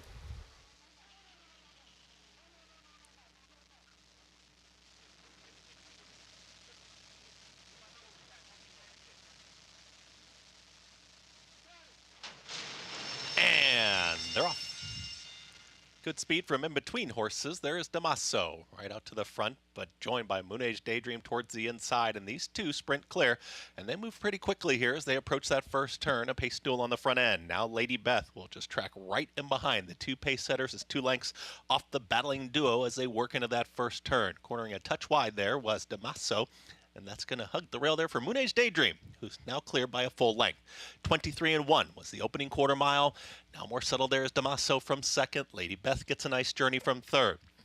Following her, that's Midnight Mile, and the trailer is Moofy at the back end of affairs as they work up the backstretch here in the Perfect Sting. They're chasing Moon Age Daydream, and Moon Age Daydream is still clear by a full length. Now call it a length and a half. Damaso's right there tracking from second. Snug hold for Lady Beth, and Flavien Prat wants to go right now, but is just waiting patiently here from the third position. At the rail there is Midnight Mile, is in tight here as they get set to move into the far turn, and now being encouraged to move forward is Moofy for Frankie Dettori, 47-3 for the half-mile time, and here comes the looming presence of Lady Beth 3 wide. The leader is Moon Age Daydream, in between horses Damaso. Red cap is going to be Lady Beth, who gets set to get the cue, and Moofy is ready to pounce on the grandstand side, has built some momentum. Also, Midnight Mile's looking for a way out. 5 of them across the course here in the Perfect Sting, and Moofy's got all the momentum. Lady Beth with a nice trip towards the inside. These two now head and head. Midnight Mile's trying to split them both, and here comes Midnight Mile. Moofy's got the lead. Midnight Mile has taken second. Moofy, Midnight Mile. Moofy wins the Perfect Sting. Moofy wins it over Midnight Mile. Then came Lady Beth in 1:35.1. Moofy, a little too good late to get the win here, and adds the third turf victory of her career in 6 tries for Jonathan Thomas. Augustin Stables with Frankie Dettori. Say, Frankie delivered a very insistent ride here. Moofy was never traveling in the bridle. He was having to kind of ask her from midway down the backstretch. Finally got her running around the far turn angle out to the clear. And now you're going to see Midnight Miles looking to, split them. And Frankie's trying to keep them in tight. You can see how Irad's got Midnight Miles' head turned, trying to keep that space that he's trying to create a little bit for himself there. And I think Frankie did it just right, walking that tightrope between race riding and not going over that line, creating a foul. Really nice effort from Moofy, like I said, who was under a ride from a long way out, but got it done over Midnight Mile, who maybe wasn't as comfortable in between horses, but got a good ground-saving trip and ride from Irad Ortiz. 1:5.42, Moofy able to overcome this Chad Brown duo who runs second and third in here. Jonathan Thomas, Augustin Stables. Well done with his 5-year-old mare, who racks up another one on the grass and had to go wide here to do it.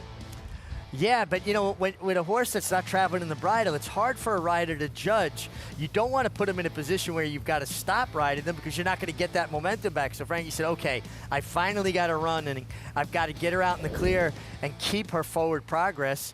And this is a granddaughter of Forever Together, who was a Breeders' Cup filly and mare turf winner herself. So a filly with a lot of residual value, homebred for Augustin Stable. Jonathan Thomas, boy, he ships his horses around. Huh? They have van, will travel. And, how great is that, too? Not that we need any extra star power, but we're going to get it this summer at Saratoga. Frankie Dettori is going to be a mainstay at the Spa this year. Yeah, I think that's really cool. And, listen, we're fans of the game. We're fans of the horses, the trainers, and certainly the jockeys in Saratoga are borderline rock stars. This man, he is a major rock star, especially, obviously, Italy, but over in Japan. Well, we saw Italian Soiree win earlier today. Anywhere Frankie goes is an Italian Soiree. It is. He makes it a party. One of the greats in this sport. Frankie Dettori on Moofy in the Perfect Sting. Getting by 2 Chad Brown fillies, Midnight Mile and Lady Beth for the victory. We'll have the prices when we come back. She wins as the even money favorite.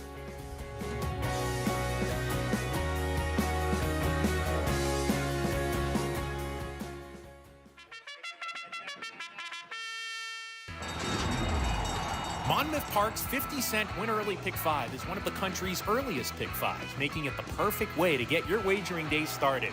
With a $12.50 post on weekends, the Win Early Pick 5 is home to a low 15% takeout and 6-figure pools. Start your day winning early. Play Monmouth Park's Win Early Pick 5. Win early, win often.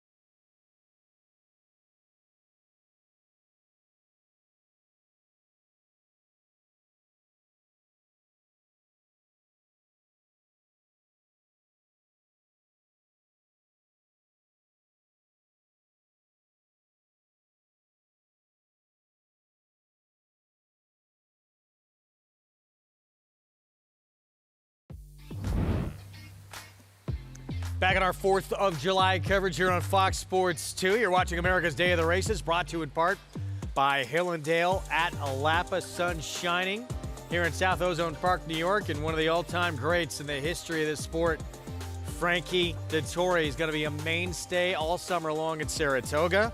Gets a stakes win and a perfect sting here on Moofy for Jonathan Thomas. Yeah, filly that needed motivation. She wasn't really taking him into the race. Frankie earned his money here. Thank you for that nice, gentle step down off the horse. You know, you get to a certain age, I love the jump. You can't be leaping around like that. We love it. $4 for the win at even money. Midnight Mile, Lady Bet second and third. Let's go downstairs to Maggie. Here with winning trainer Jonathan Thomas. And Jonathan, I heard Frankie say, you know, they went faster up front, so she wasn't really in the bridle like she usually is. But it all worked out well because last time she was too much in the bridle. She was. You know, she's very responsive, so if you ask her, she'll jump in the bridle and do a little much. So, you know, we got the pace scenario we wanted, save ground, and yeah, it worked out great. And, you know, this is a homebred for George Strawbridge and Augustin Stable, who you've had so much success with as of late. Talk a little bit about training for such a, I don't want to say large breeding operation, but, you know, a really successful breeding operation. It's a real privilege. I mean, he's an incredible man, and, you know, it's just been such a learning curve for me. I mean, he's got such a wealth of knowledge with all the pedigrees and what he's been through. So we're just very lucky. We always pinch ourselves and want to do well for him. We were just joking that Forever Together is the second dam of Moofy, and as you joked, her pedigree would suggest that they'll love it here at the Big A. Yeah, it seems to be. I mean, her half-brother won here a couple weeks ago, so yeah, it's worked out well. I got to give credit to Andrew Burns, your stakes coordinator. He called me last week and said this would be a nice spot for us, so I appreciate it, and your guys are on the ball here, so thank you. Well, you're very welcome, and thanks for bringing her here. Well done. Yeah, thank you. All right, perfect sting winner, Moofy. She likes it here at the Big A, Greg, like many of her siblings and generations before have too. Little assist to the racing office. Never hurts, so Moofy finds a good spot. It pays off, and starting to put together a nice little resume. 5-year-old mare, but she still has plenty of kick late in these races, as we see. Yeah, it was only her 12th start as a 5-year-old now, and that was her 5th win lifetime, and got a pedigree that runs deep and obviously good connections. Jonathan Thomas, one of the former assistants to Todd Pletcher, so that training tree that kind of all starts with Wayne Lucas continuing to produce top conditioners. Moofy wins as an even money favorite. As we move on to race 4, 1-turn mile, maiden special weight, and 3-year-old fillies competing in this race coming up. That's going to kick off the pick 6. Silvology, not highly regarded going into the debut, made up a ton of ground after walking out of the gate in the debut. She really finished well. This daughter of Claiborne Farm Stallion Blame, homebred for Stuart Janney, and Frankie Dettori picks up the mount for Joel Rosario. 8-5 right now. Some other intriguing runners in this field, which we'll get to when we come back from a break. More from Monmouth as well. We'll set the stage for the second on their card. We'll be on the main track, 2-turn mile, $5,000 starter allowance. When we return, No Salt favorite with Paco Lopez. We'll be back.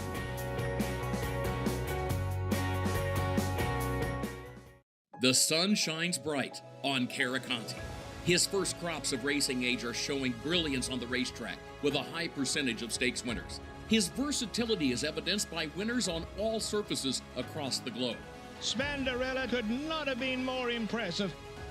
The sun shines bright on this value sire.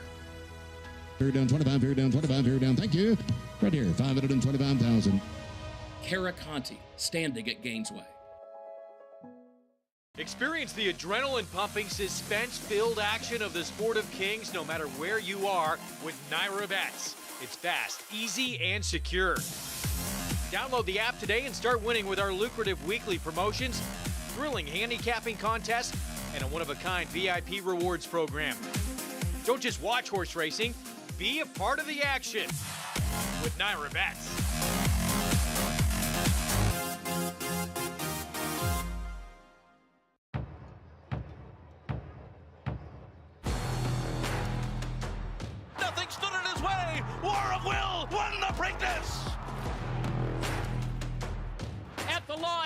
War of Will, that's a photo for the win.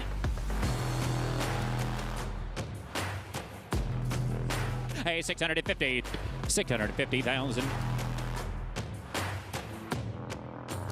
War of Will, standing at Claiborne Farm.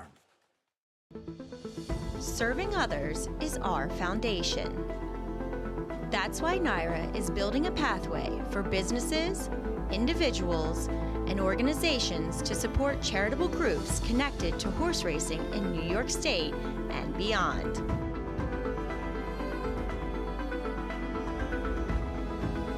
The NYRA Foundation, supporting our community.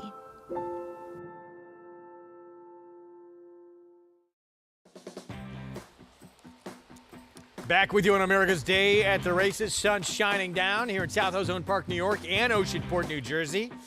And we got the Pick 6 coming up next in New York. And we got race 2, start of the early Pick 4 at Monmouth. Ahead mile, $5,000 starter allowance, and pretty competitive betting board. Everyone being given a shot in this race. Yeah, and surprise, who's on the favorite? Yeah, Paco Lopez, who we'll get to in a moment. We start with Vikram from the rail. Good inside draw for a horse that is going to have to improve off the current form. 9-5, the favorite. And here is Paco Lopez, off since early January of this year. No salt. Yeah, in the last 4 races before this horse went to the bench, left a lot to be desired. King of Hollywood for Jose Hernandez, quick early. And this is a horse that's in good current form. This is very much the horse to beat. And trying to win 3 in a row. Here's the 5. It was the Devil's Idea. Yeah, another one showed good speed at Parks last time for 5 for Lou Linda. And Golden One on the outside, 5-2 for Juan Avila. Also adds more speed to the affair. And one thing we've noticed about racing at Monmouth Park, the riders are not bashful about allowing horses to use their speed. Yeah, the 3, the 6, going to be an intense battle early between those two. Let's go to Paul for more. Yeah, guys, I'm with you. I thought this was going to be a very difficult race, and the betting board is saying that to you. And when you come to the last race a couple of these horses ran, King of Hollywood really ran a courageous race, and it was against same rival he's going to have today, and that's the 6 horse in here, Golden One. Now, Golden One was a 3 on this day. King of Hollywood was a 7.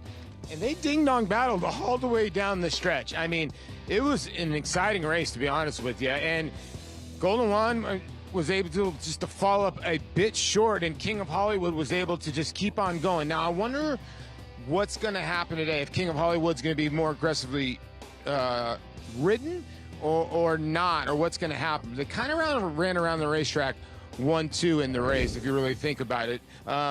He kind of closed up late there. But my thing is that the 2 going to get away from this group? The 3 going to get away from this group? And can the 2 get this set up in here? No Salt, who's taking a lot of money in here. This is a horse that was, not that many good races, but going back to his older trainer who had some good races.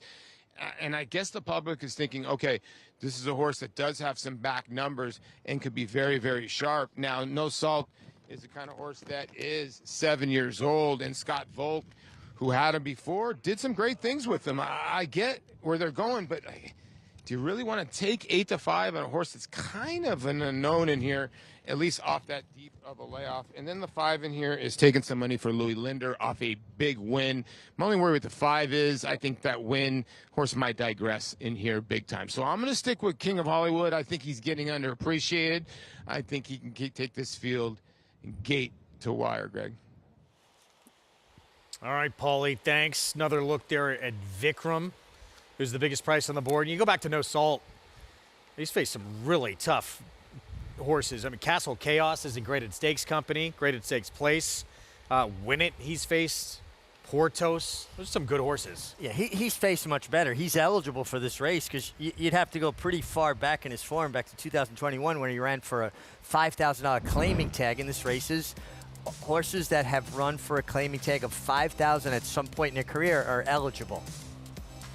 Back to New York, start of the Pick 6 coming up, and a look at Silvology, and this again will be Frankie Dettori's mount for Shug McGahee, the 8-5 favorite. Let's go downstairs to Maggie. And Sylvology is a beast of a filly. She looks fantastic here as your favorite and will take some beating, that's for sure. As we'll take a look at some horses who are slightly bigger prices and start down on the rail with number 1 for Jorge Duarte. Shipping in here is No Tricks, and she's a daughter of Into Mischief out of the multiple graded stakes winning Dirt Sprinter Dance to Bristol. Now, to be fair, Dance to Bristol hasn't necessarily produced anything that has run back to what she did on the racetrack, but there was a Bob Baffert horse whose name is completely escaping me at the moment. That was decent enough. Now, she had speed from the outside in that 6 furlong race on May 11th at Monmouth, so foreseeably she should be quick here again. She could not sustain that run. I'm wondering, and looking at her, if getting more distance is going to aid her in getting in more of a rhythm. And furthermore, she may have just needed that start too. She looks incredibly fit here and is really, truly built like a horse that wants more ground. I know that sounds counterintuitive. Granted, she stopped going the 6 furlongs, but I think there's, some theory behind it. So I like what I'm seeing from her, and she's nicely settled. I was kind of expecting her to be a little bit more not necessarily nervous, but just a little bit more on the muscle, and she's not. So that's always a good sign, horses conserving their energy for more ground. Moving on to a first-time starter, number 6, Headline Numbers, daughter of Gun Runner. The dam, she was not, much to write home about, and the lone sibling who was by Kitten's Joy won on the turf. She definitely wants a mile, if not more. She is very long in that frame.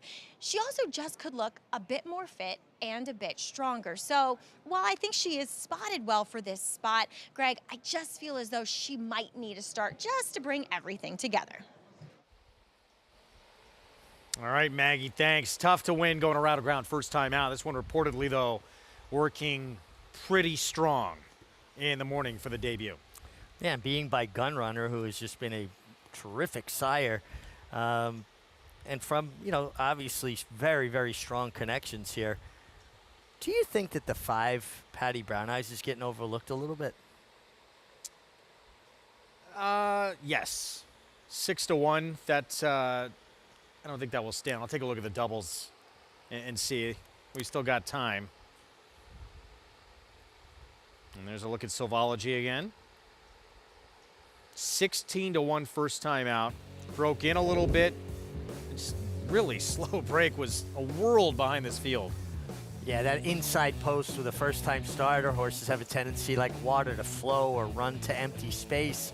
And she was well out of it. And one of the things that Joel Rosario does so well, settle horses and just come with a big flying finish. And Sylvology certainly came with that flying finish and took a lot of kickback, dirt in her face, and showed a lot of courage, splitting horses, wending away through traffic. And now you get Frankie Dettori picking up the mount. Joel Rosario not able to make it here today, but this was a very strong effort from her. Really some huge running late after that terrible debut. And it was a Todd Pletcher Into Mischief runner that won that race. So there's Sylvology. Also got a half-sister to Maximum Security in this race for Linda Rice, who we'll get to as we get back to Monmouth. 9-5 favorite. It's the 6 now. Golden Wand, one of the speeds. Keep your eyes on this pace tool early on between the 3 and the 6. Let's go to Matt Dinnerman for the call. And to round out the field is Golden Wand. Here's Golden Wand.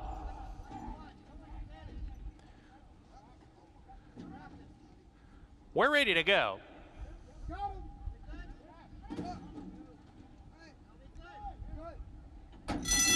And let off. Good start for Golden Wand on the outside. No Salt in the way in the second spot. King of Hollywood between them, easing off the speed today. Golden Wand's in charge from No Salt, who takes the second spot. King of Hollywood likes to be close to the pace. He tips outside into the 3 path, but right now he's tracking the front runners around the clubhouse turn. It was the Devil's Idea in the 4th position, and the long shot Vikram is at the back of the field as they approach the backstretch run. Golden Wand's got company from No Salt, who punches forward on the inside. The pace is not not fast, but it is contentious. And here comes King of Hollywood, 3 deep on the scene, putting more pressure on the top 2. There goes King of Hollywood and Jorge Gonzalez with an early move to challenge Golden Juan, who's wedged between horses. No Salt retreats to 3rd now as the other 2 go on with it. No Salt back in 3rd.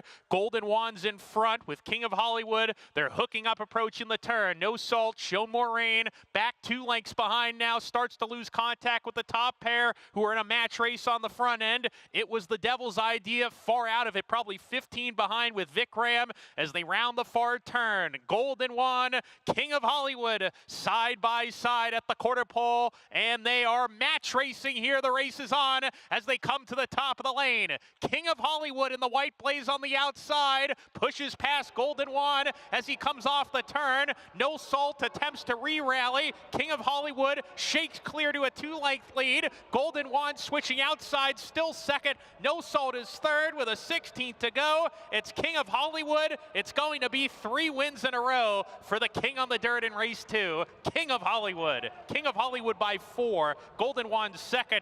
No Salt 3rd. And then came Vikram. And it was the Devil's Idea 5th across the line. 3 in a row already at this meet. He's won 3 times, King of Hollywood.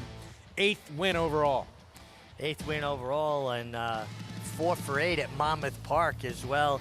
And a little different tactics today. Was just off the pace, middle move strongly when the pace wasn't developing as much as was anticipated, and took it to Golden Juan and was best. 3 wins for that horse in just over a month. Pretty incredible. No Tricks kicks off our post parade at Belmont at the Big A, 6-1. Yeah, showed good speed sprinting at Monmouth. Would expect this one to have speed again. Was an even money favorite for that debut too. Bewildered Bruce Levine. First time getting on a fast racetrack. Tried turf, hit slop, stretches out to the mile. Here's the sister to Maximum Security, multiple graded stakes winner, Linda Rice runner. Gets a complete makeover, competing for the first time with Lasix and getting blinkers on. Frankie Dettori looking to go back-to-back on Silvology. Very impressive on debut. Finished very strongly after a compromised beginning. This filly broke very sharp in the debut. Patty Brown Eyes, Tom Morley, 2nd time out. I thought that was a very strong effort from her, and she looked to me like a filly that would appreciate going a bit further. First-time starter, Chad Brown Klarovich. Stables with Flavian Pratt, headline numbers. Strong connections, top-class pedigree, taking money. Could be dangerous. Jonathan Thomas, Augustin Stables, just won the stake. And now they have Tirupati, a Matoli filly with blinkers on. Yeah, adding blinkers on the stretch out here. Another homebred, not a homebred, excuse me, another runner from Augustin Stables. This one was a purchase at the Fasig-Tipton sale at Timonium. She's the experience of the field. This is start number 4 for that filly, who's so far only sprinted Keeneland and a couple of starts at Delaware. Pick 6 starts here. You can play the sequence and everything else all summer long and beyond with Naira Bets. New member sign-up code, that match 200 you just saw. Punch that in at sign-up to get that $200 deposit match sign-up bonus at nairabets.com, and bet any track, anywhere, anytime, as we continue with our 4th of July coverage here on Fox Sports 2. And back to Patty Brown Eyes. Start number 2 coming up for the Morley Barn. Trevor McCarthy back aboard. Had the rail first time out, broke very sharp in that debut.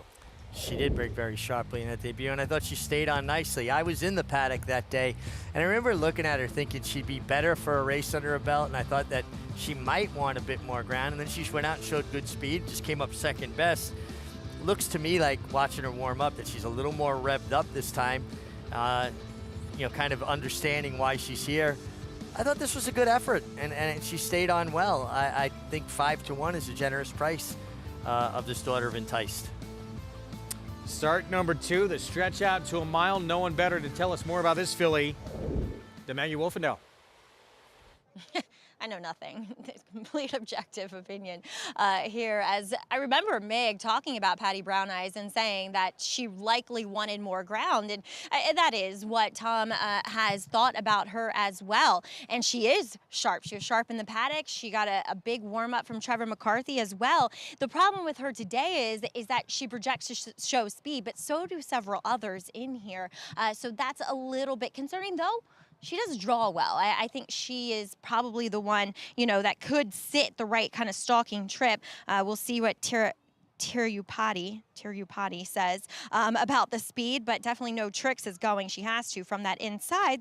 But all things good for Patty Brown Eyes. She does return wearing front wraps, though, for this second start. Number 3, Greatest Gift, as you heard Greg say about the pedigree with this one for Linda Rice.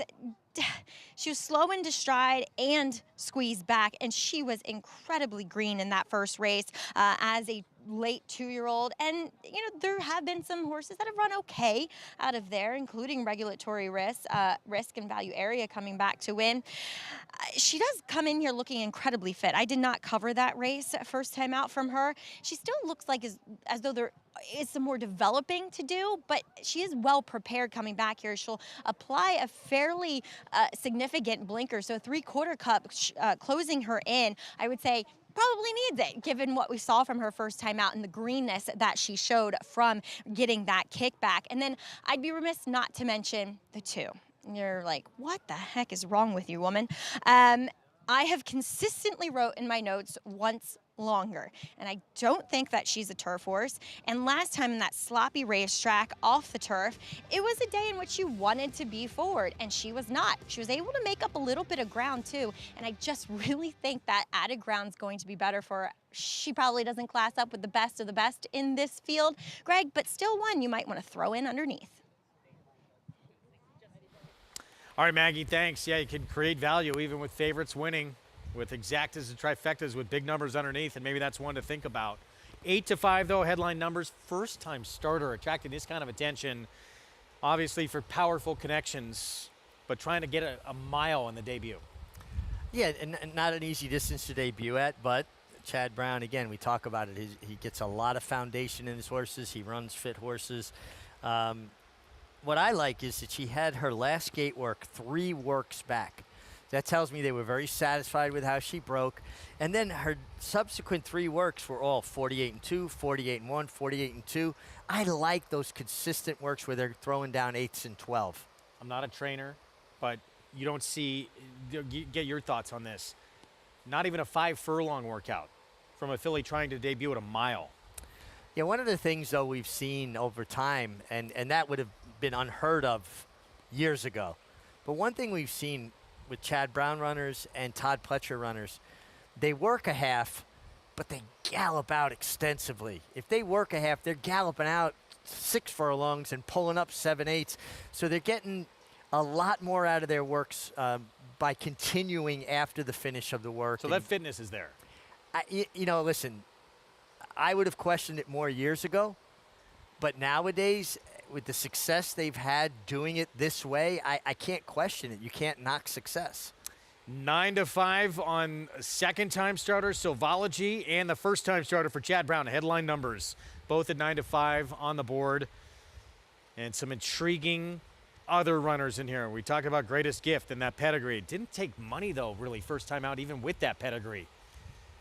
No, did not, but has come back with some very sharp workouts, gets blinkers. Linda Rice reaches out for her go-to guy now, Jose Lascano. Gets Lasix. There's a lot of changes here. And then Patty Brown Eyes for the Morley Barn. Second start. We'll see how forward she is as well. We expect to see pace from the inside with no tricks, but as sharp as Patty Brown Eyes broke and stretching out, might be very aggressive here. Yeah, I think you break, allow her to break, but break quietly. And if you look over and you see Dylan Davis intent with no tricks going to the lead, just set up shop. Put your horse in the clear, keep her in the clear, keep her in a good rhythm, and, conserve something to get that mile distance. Luis Rivera Jr. hopping aboard that 45-1 shot there, bewildered in post 2. We are set for the start of the Pick 6 on this 4th of July card. Let's go upstairs to Chris Griffin. Moving in. 2 out. Headline numbers and Tirupati.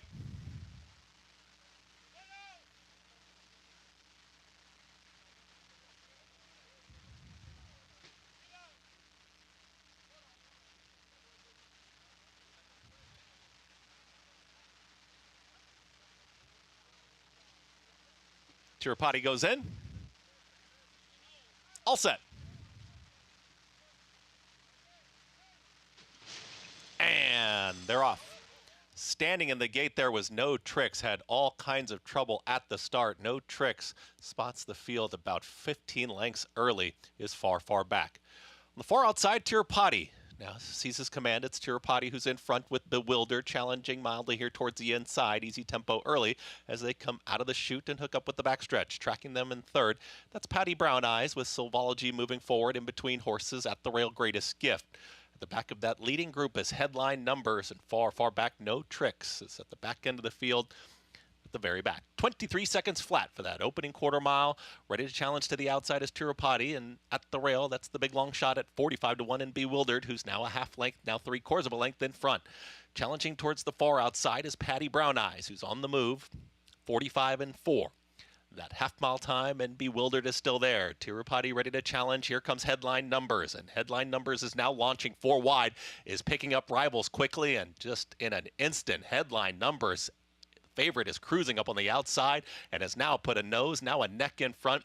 Headline Numbers is approaching the quarter pole and assumes command and reaches the top of the stretch. Tirupati, Bewildered, they're all in behind horses. Silvology is trying to challenge Patty Brown Eyes, but that move on the far turn, Headline Numbers is now striding away. Headline Numbers is opening up this margin. Here's Patty Brown Eyes to the far outside, trying to challenge and might take second. Tirupati's battling on, but no doubt inside the final 16th. Headline Numbers, an easy victor in today's fourth. Headline Numbers wins it. It's going to be a tight photo there. Patty Brown Eyes to the outside of Tirupati. Also running on late, that was Greatest Gift in a photo with Bewildered in 1 minute 36.51 seconds. We might have a new player in the 3-year-old filly division. This was a dominant debut. Headline Numbers, Chad Brown-Klarovich, Flavian Pratt, this move around the turn, and she just keeps on going. It was huge. She made this wide sweeping move under Flavian Pratt. I mean, he knew how much horse he had underneath it, and then just continued on. And listen, we see first-time starters win, but she certainly did a lot of things right in this. Forget the margin of victory being just off the pace, settling into that rhythm, making that sweeping run. This was a very impressive effort. I believe Patty Brown Eyes got her nose down on the line for second, a distant second at that. Ooh, that was close. Long way back to second. Headline Numbers just in coast mode. Mid-stretch, she wins as easy as could be. I mean, that's just a jaw-dropping move around the turn. And to do this first time out at a mile, not an easy distance to debut at. Obviously, you're playing catch-up a lot now with this 3-year-old filly division, but she obviously has a ton of talent. Yeah, a world of ability. This was a nice effort. You like to see first-time starters be able to run from just off the pace like that and show that kind of professionalism on debut. She was always traveling extremely well. Race dynamic changed a bit at the start when the one No Tricks veered in severely towards the inner rail right at the break, and I thought she'd be part of the pace. As it turns out, we still had a very strong pace on anyway. 1:36.2 final time for the mile. Headline Numbers, headline news with that performance in the debut here to kick off this pick 6. As Flavian Pratt chatting with Arad Ortiz Jr. there. No doubt it was best in this race. We got more 3-year-old fillies to come, perhaps in audition for the test later this summer at Saratoga. Grade 3 victory, right? Emery, 3 wins, 3 different racetracks. We'll try to make it 4 at a 4th track later this afternoon.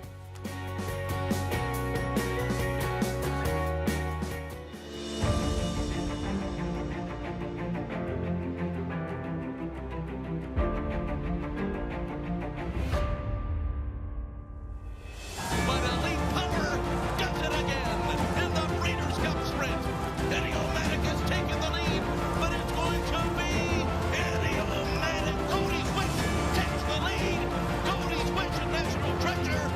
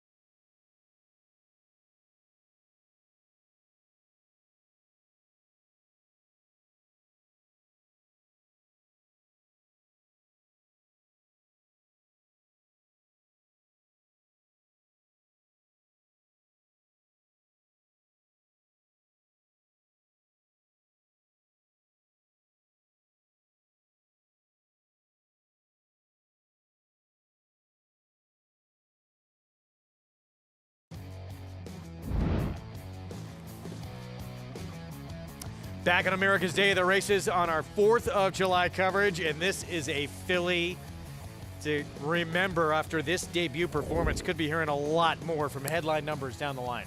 Yeah, it's just a really nice performance. Like I said, she drew off powerfully. That's impressive in itself, but the way she did it early in the race, showing that professionalism, being able to sit off the pace, make that long, extended, sweeping run, winning seemingly with something left, and very impressive. A nice effort, from the runner-up, Patty Brown Ice, to get up over a game. There's potentially some very decent fillies in this group too, and she just toyed with his field. No, that was a very, very good effort. And again, the professionalism shown to me is what really makes it extra special. You know, it's one thing, you see horses go to the lead all the time and just go wire to wire. The fact that she sat off and made that sweeping run.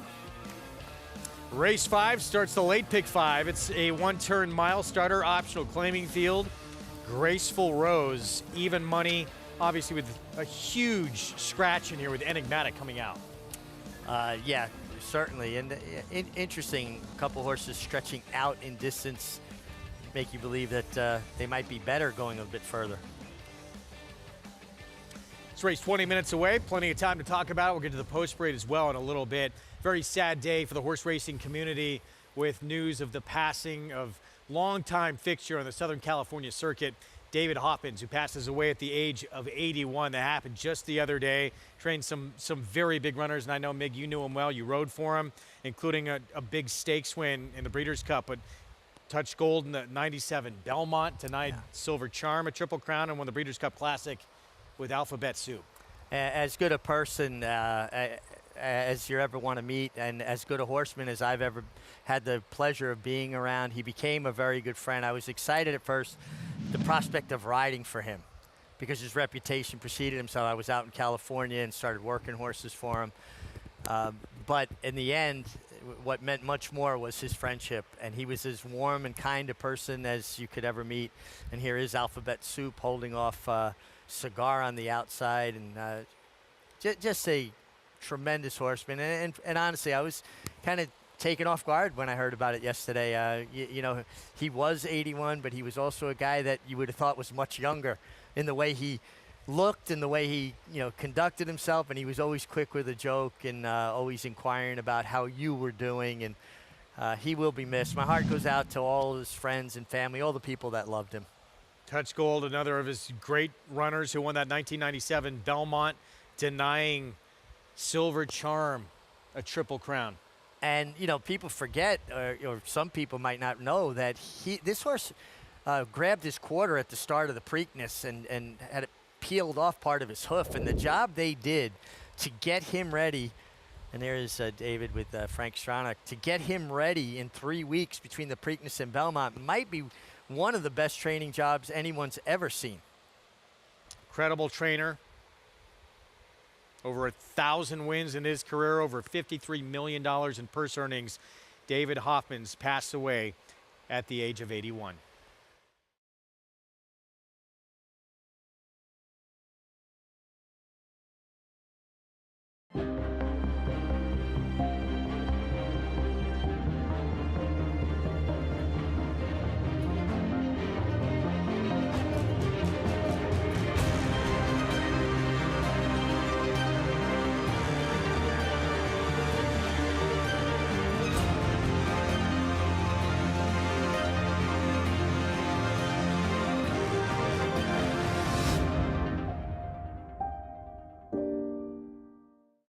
It's America's original sport, and no one covers it better than America'sBestRacing.net. From the sport to the lifestyle, the best races, horses, and destination venues, cocktails, gambling, fashion, and more. America'sBestRacing.net is a sport for you.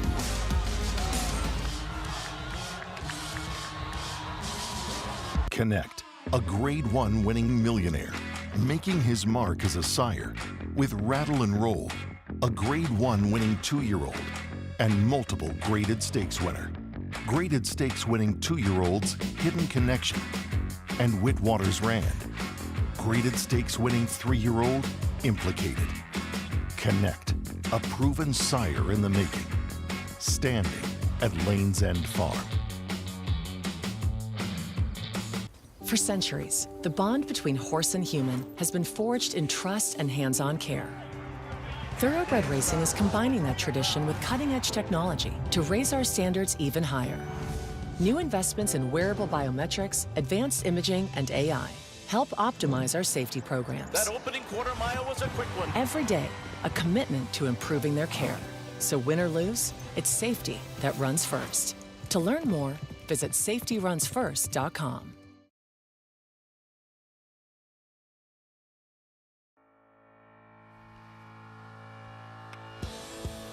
7 days away from the madness and the special summer season at Saratoga.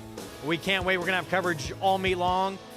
We get started Thursday, July 11th, opening day, and the feature that day, 2-year-old fillies in the Schuylerville.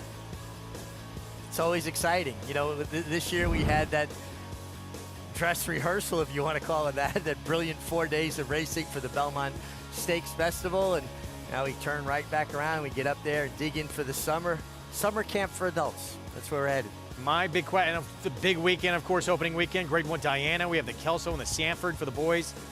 What are you going to contribute to the office this year? You, me, and Paulie share quarters?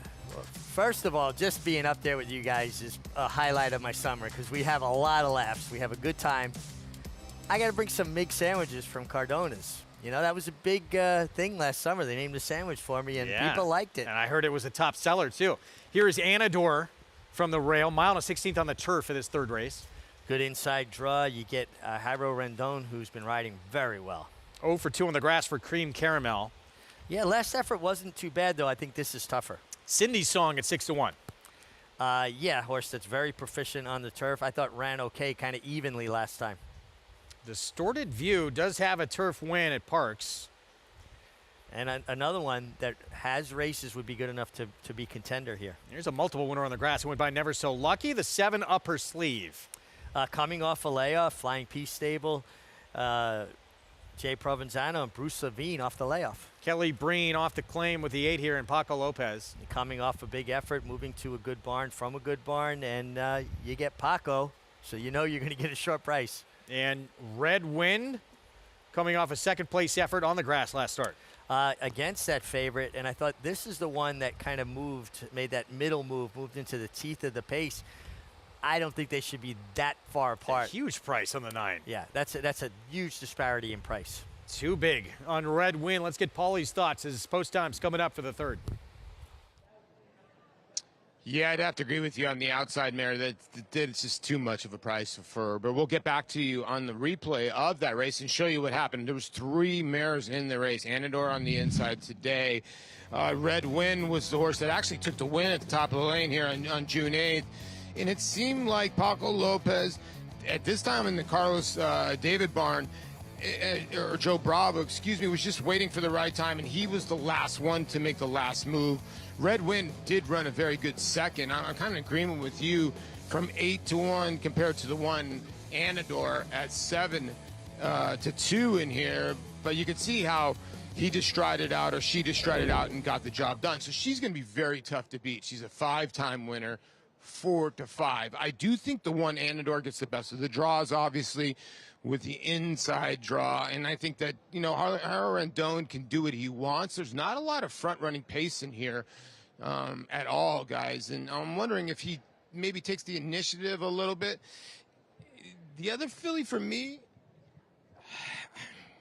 it's a tough one, but I would probably go to the mare, Cindy Song, the 4. I just think this horse is going to run a big race. It's wide most of the way, but if you go 3 back, this horse wider the field at Tampa. For OMG Stables LLC, I thought she was the other filly in here. I get it. The 8's going to be tough in here. I think the 1's going to be tough, but I think the 4 is the outside filly in here, Cindy Song, that maybe could cause a little bit of an upset, Greg. All right, Paulie, thanks. You know, you look at the favorite here, 4-5 MIG, and most of her career, she's probably been the quickest in this field and could lead the field that has not been the way she's been going the last few starts. No, as a 5-year-old mare, she changed up her style a little bit. Joe Bravo aboard for her last 2 wins. This time you get Paco Lopez. Probably lurking right in behind the pace again. Listen, I think she's a deserving favorite. I just think it's too big a disparity of a price between her and the 9. Did get by pretty easily, but for the 9, it was just second off the bench, her first turf start off the bench as well. We'll see if third off the layoff, she can make it more of a battle. Big price discrepancy. And we'll see how aggressive Paco Lopez decides to be on the favorite in here. Because there's not a ton of pace in this race. No, there really isn't, is there? I mean, Red Wind can be up close. The favorite certainly can be up close. What about the 7 off the bench? Maybe a little fresh? Yeah, potentially first start of her 5-year-old campaign. Let's go to Matt Dinnerman for the call. And Larough, uneventful beginning. Anador from the inside put into play. Busy Malign, the favorite, up close too. Red Wind is prominent outside coming out of the chute. Anador on a hold as a narrow lead. Red Wind, the gray, on the outside pressing second. Busy Malign takes back to third. Upper Sleeve in the 4th position next. Never So Lucky in the 5th position. And then comes Cindy's Song. Creme Caramel shuffled to the back. Distorted view on the outside of that rival. Going into the turn, a tightly clumped up field. And Anador is the pacemaker. Anador around the turn, just going nice and easy here. Anador on that hold still.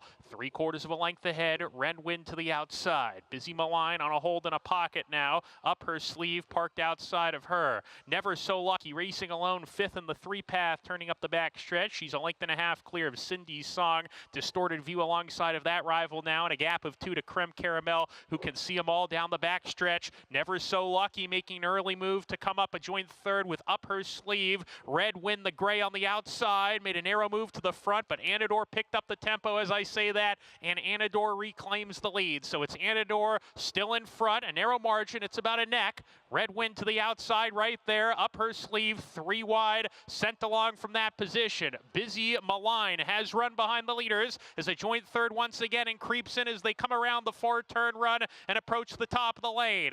Busy Malign catches the eye. The question is, can she get out of traffic? She does. Switches outside into the 3-path. Anador kicks to a length lead. Red Wind cannot keep up. Busy Malign on the outside, charging hard, and here comes Busy Malign and Paco Lopez sweeping to the front, drawing away in decisive fashion. Busy Malign to score by 2.5. Anador holds second. Cindy's Song rallies for third. Red Wind 4th. Favorite with Paco Lopez for Kelly Breen. First off, a claim just too good against this bunch. Wins at a short price. Welcome to those just joining us on Bally Sports SoCal. Those already with us on Fox Sports 2. Greg Wolf, Richie Migliori, and Paco Lopez continuing to rack up victories in Oceanport, New Jersey. And no pace on whatsoever, but Paco was always in the right spot, right in behind that pace, was able to follow them on when they kicked on a bit, and just drew off as much the best. That beautiful inside-out turf trip. It's a big girl. Yeah, she is a big girl, isn't she? And that was only her 2nd win on turf. She's won on synthetic before, and now she's won on turf as well. Wins at a short price is the favorite as we're back to Belmont at the Big A. As we kick off our final week of action before we head to Saratoga, a lot still to be decided here, including Victory Ride to come later today in a potential audition for the Test Stakes. Annually, one of the most exciting grade ones, I think, the entire meet at Saratoga. Just get a look at Arad Ortiz Jr. He'll be on Graceful Rose here, the 1-2 favorite. There for trainer Mike Gorham, who's been shipping horses here from his Delaware base for years. So here's Graceful Rose back on her last dirt start 2 starts ago. She wound up 2nd here at Aqueduct. This was 2 back on the dirt. Really nice trip, really nice effort. Came up 2nd best on this day. Tried the turf, gets back to her preferred surface today. And you're getting Irad Ortiz, which is never a bad thing. Unless you're betting, because it kills your value. And that's the case here. But especially with the scratch of Enigmatic, it's a huge scratch, but would have been your favorite in this race. Yeah, you're right about that, though. You do kind of take the worst of it with, from a price standpoint with Irad. It's amazing how much the public loves betting him. Look, he wins. He delivers. You know, even there are times when I think, man, this horse is so overbet. He finds a way to get them there first. A 1-2 favorite here on Graceful Rose. But there's some interesting other runners in here. I thought Caller Bluff, trying to win 3 in a row. She could, and she'll need to, take a step forward. We'll see if she's able to do it. And then Just Music cutting back in distance from 1.25 miles off a win last time out. We'll see if she's up to the cut back. She was forward throughout last start. Yeah, that was going 1.25 miles with a soft pace. And, you know, she has 1 win, 5 seconds. She's fast enough to win this. Till There Was You. One start, it was sprinting, it was a win, and now it goes to 1 mile. Yeah, nice resolute win for this homebred for Mary Lakes Farms. Going to have to improve. Cover the spread. Manny Franco for Brittany Russell. This is a horse that they thought so much of last year. Tried the Delaware Oaks. This is 3rd off the layoff. Yeah, grade 3 for the Maryland bred in that race. Here's Caller Bluff, trying again to win 3 straight. Yeah, hard to string victories together, but she, a neck and a nose after breaking her maiden, she learned that she liked getting her picture taken. Here's the 5-time Eclipse Award winner, Arad Ortiz Jr. from Mike Gorham, Graceful Rose. Yeah, it makes a lot of sense, but she is being bet heavily, probably on the strength of Irad aboard. Like I said, Mike Gorham been winning races for a very long time. And Amity Island, huge long shot outside. Yeah, this is the one in the field off the last couple of races would be a bit of a surprise. 25-1, biggest number on the board. Get signed up, play. Don't miss any of the action with Naira Bets. Go to nairabets.com. Match 200. That code to use for new members at sign up. And get that $200 deposit match sign up bonus. We have the late pick 5 that begins in this race. Coming up, let's go downstairs to Maggie. And we'll begin with your current favorite, that is Graceful Rose, here from Mike Gorham. And as she goes back to the dirt today, I noted last time that she looks sensational, but definitely is not turf meant whatsoever in her physical makeup. And she, looking at her today, she looks much the same. She's very, very quiet though. And I just think you're taking the absolute worst of it with the presence of Arad Ortiz Jr. aboard. So no problems with her. Just think that's too short of a price. Let's go to number 4 here for Brittany Russell. Cover the spread as she comes in off of a muddy track effort at Pimlico. She was kind of held up at the back inside early, and that race wired by Cut From Class, who would return, albeit and win on the turf next time. But following her were 2 other next time out winners on the dirt, and she just had too much to do. She was left with a tall task, and I think that going back to this one turn, I think might actually suit her well, looking at her at least physically. And if you're just blindly picking horses based upon appearances, she would hands down be your selection in here. She definitely would be mine, or is mine. She was a little bit nervous when she first came into the paddock. Luckily, our paddock judge, Patrick Davis from out of town, had notes saying that she needed a made-up saddle. So the valet will come out and make the saddle up so they can just plop it on her, tighten the girth, put the overgirth on, and it's done in a much quicker fashion. And she was done on the walk, and she handled it beautifully. And she just physically looks tremendous now, 3rd off of that extended layoff. It was a 9 to 10 month break from July of 2023 to April 24. So cover the spread, definitely looking well, shipping in here today. And then there's number 1, Just Music, a horse who kind of just put it all together, albeit being much better, I think, than her competition last time out, when she was able to break her maiden going the 1.25 miles. Now she's back to 1 turn again. And honestly, she's been one that I've been somewhat critical of just because it's Linda, and Linda's horses tend to carry that weight, and she just hasn't. But she does look as though she's getting stronger. Actually, weirdly, with more racing, she's putting on more conditioning. So we'll see, getting back to this 1 turn, if that suits her. I'm not sure. I almost feel like 2 turns is a little bit more preferable in for her sake, and she is the second choice in here. But Greg, like I said, cover the spread really makes the best impression. All right, so cover the spread. The 4, the Maryland bred for Brittany Russell at 5-1 on the board, winning the beauty pageant. We'll see if she runs through her looks here coming up. This is Just Magic, though. She comes off that win. It was a race meant for the grass that came off. but she finally put it together after all those runner-up finishes, 5 times in 9 starts, broke her maiden. Yeah, and listen, it was a 1.25 miles, and it was a good effort. She attended the pace. Now she gets an inside draw with post 1. She's going to get a different scenario. Even if they are aggressive and Eric Cancel uses her from the inside, she's not going to be able to get into as nice a rhythm as she did last time. You got a sprinter stretching out next door. Curious for Till There Was You. Big number here at 17-1. And there's a look at the 4. So cover the spread. And as you mentioned, just off that win, she beat Open Company in that Allowance Optional 62 race. They put her in Grade 3 Company in her next start. And she wasn't embarrassed. She was a big price, and she didn't disgrace herself. She's come back up the bench. And I agree with Maggie. Last time, I just feel like she just had too much to do. This is the 3rd start off the layoff. This is the easiest company she's kept. I thought she was very interesting, and I was very happy to hear the high marks Maggie gave her from a physical perspective because I actually liked her on paper going in. Deserving favorite, though, is Graceful Rose. You add the most dominant jockey on the planet to the mix, and you're not going to get a lot of value, and that's the case with Graceful Rose and Irad Ortiz Jr. No, listen, she makes a lot of sense. I get it. But to me, it doesn't look like she dominates this field to be bet down to that price. See what happens. Turf back to dirt for that 4-year-old filly. Again, the 7 here, the 1 to beat on the board. See if Just Magic can step up. Maybe the Maryland bred cover the spread. 9-2 on Colored Bluff, trying to win 3 in a row. But they all sort of need to get to the races that Graceful Rose has already run. Yeah, listen, I think that's fair. And like I said, Mike Gorham doesn't ship horses up here unless he feels like they truly belong. Now, this is a race that is not restricted to New York breds, but we have 4 New York breds in here, including your favorite, Graceful Rose. Yeah.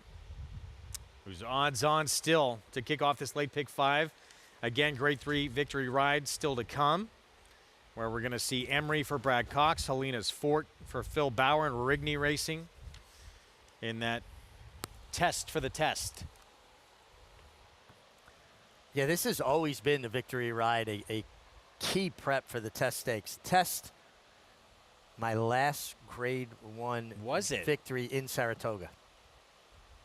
On? Flashing, who then subsequently was my last Grade 1 win in my career. No, that was Said bin Sarur. Okay. For Godolphin, though. Yeah. Here's your favorite 3-4 Graceful Rose, Irad Ortiz Jr. Pick 5 begins in this race. Let's go upstairs. Chris Griffin, the call. Amity Island goes in. All set.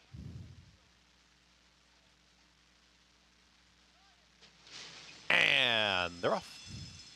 Good speed from Graceful Rose is up for the early lead, and Call Her Bluff in between horses. Purple Cap, Till There Was You. And now Till There Was You puts ahead in front. At the rail is going to be Just Music. They're tightly bunched. The trailers cover the spread out there with Amity Island, but only about 2.5. Now 3 would cover them all as they hook up with the backstretch. To the inside, Till There Was You. In between horses there is Call Her Bluff. And now Call Her Bluff puts a neck in front. Till There Was You is not going anywhere, is going to hold that position towards the inside through a 23-3 opening quarter mile. 3 wide, just off of them is Graceful Rose. Is well settled, just stalking the 2 pace setters. At the rail moving forward is Just Music, who has been relegated to the back end of the field, got passed by Cover the Spread. To the far outside, Amity Island still very tightly bunched as they approach. Less than a half mile to go. Till There Was You is the big long shot in between horses. There comes. Call Her Bluff is trying to challenge 3 wide. It's been a nice journey for the 4-5 favorite in Graceful Rose. No excuses, 3 wide coming after the lead now. Amity Island is all in. Cover the Spread is looking for a way through there with Manny Franco, and at the rail, ground-saving journey for Just Music, just looking for a lane. Call Her Bluff is still there. It's Call Her Bluff who's trying to kick away now. Call Her Bluff has put a length on the rest of the group, and Call Her Bluff now sprints for home. Not finding right now is Graceful Rose. Has got to pick it up as Just Music just runs by her towards the inside, but the leader is getting away. It's Call Her Bluff still striding well clear. Just Music has run up into second. Graceful Rose trying to hang on for third. Inside the final 16th, no doubt, Call Her Bluff. A 5-1 winner. Call Her Bluff wins it over Just Music. Then came Graceful Rose and Cover the Spread. In 1 minute 37, and 3.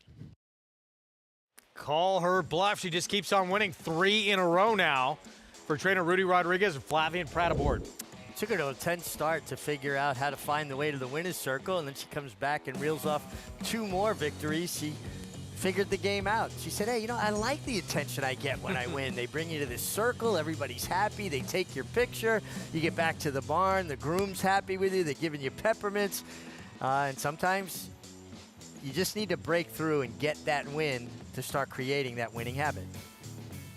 3rd time in a row she has done it. She, you know, even though she'd won a couple in a row, we talked about she needed to take a step forward to beat this group, and maybe a little of it, and she did take a move forward, but maybe some of it. Graceful Rose did not run her A race. No, Graceful Rose was always in good position. She was poised just outside the pace setters and didn't have any response when called upon, but Call Her Bluff was always traveling well and kicked on nicely. Just Music, a nice effort from her.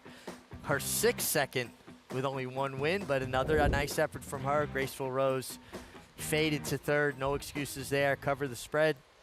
Was under pressure a long ways out, no excuse as well there, but Call Her Bluff in raging form right now for Rudy Rodriguez, who is also part owner. 6-1, 7-4.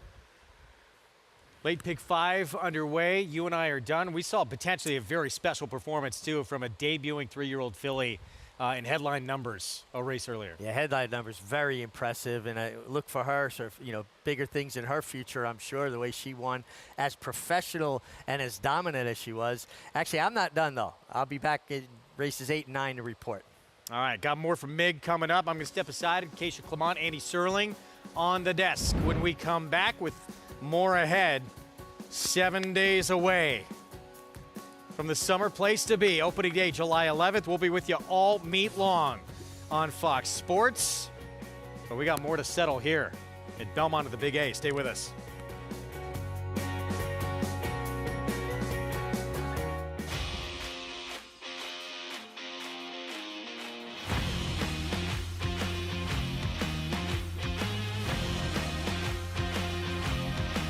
The son of Run Happy, Nutella Fella, has won the hopeful.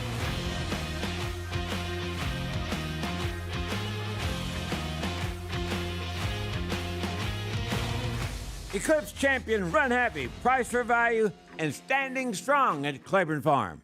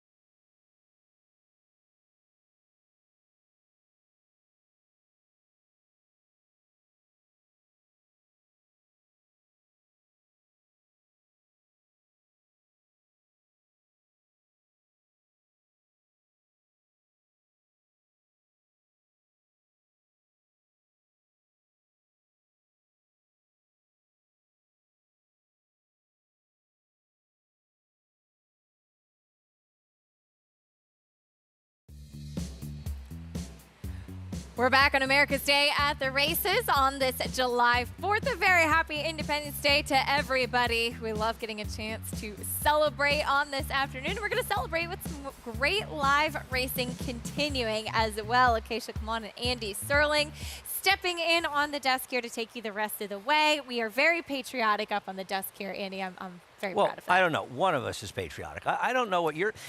Acacia's trying to glob in the white into my red and blue my here. nails and are there's a little red, too. white here. My nails are red, so it covers it. I'm only missing blue. And you bounced it out for me. Together we're an American flag. You're right. You really, flag. Yes. I'm going to give you that. We worked it out.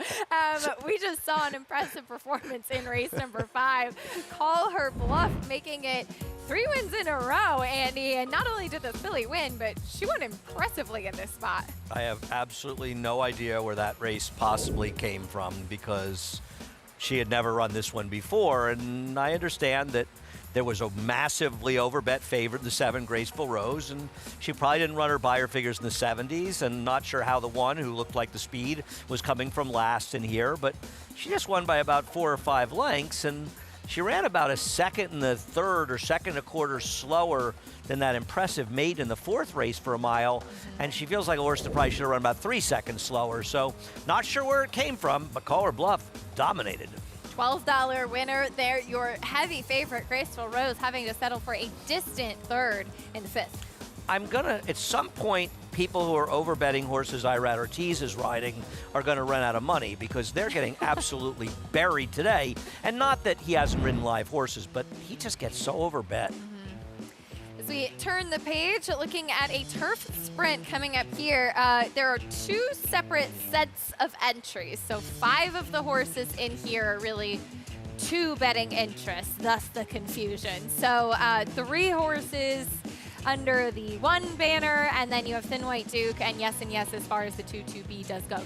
So that's what you're blaming any confusion on? That's your story? You're sticking with it? There's a lot more confusion in this race, as is often the case with turf sprints, but just clarifying that. So keep an eye out for those entries in this upcoming 6th race, as we'll take a look at some of the graded stakes action coming up this weekend. The Marathon Star back to the Brooklyn next, trying to defend his title. He has been so dominant in these marathon races. More on him after this.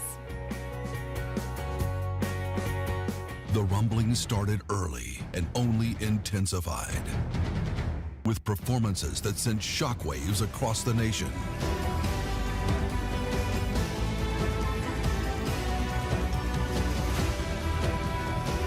At the center of it all, Epicenter is at the top of the 3-year-old class in the Run Happy Travers. Epicenter, 3-year-old champion by Not This Time.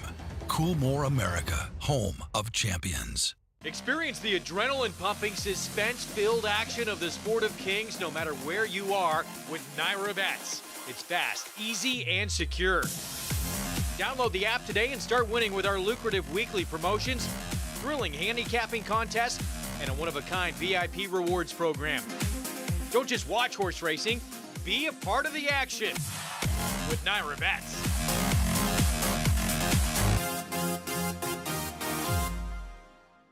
Twirling Candy, proving Lane's End's stallion-making tradition.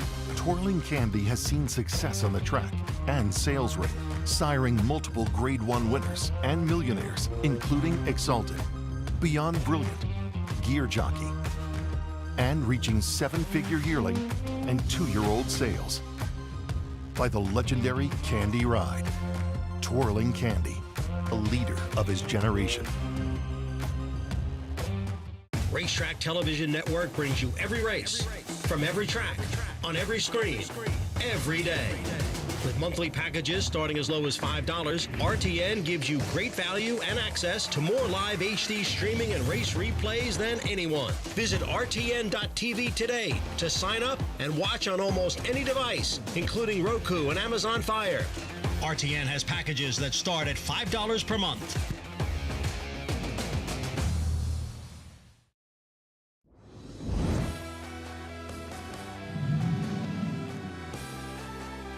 Next is the leader by 2. Warrant giving chase in second as they pass the 3/16th marker. It is next, now in front by 3, now in front by 4. Then Warrant and calibrate. As they come on for the finish, it's going to be a front-running victory here in the 1.5 mile Brooklyn for next the winner by 2.5 at the end.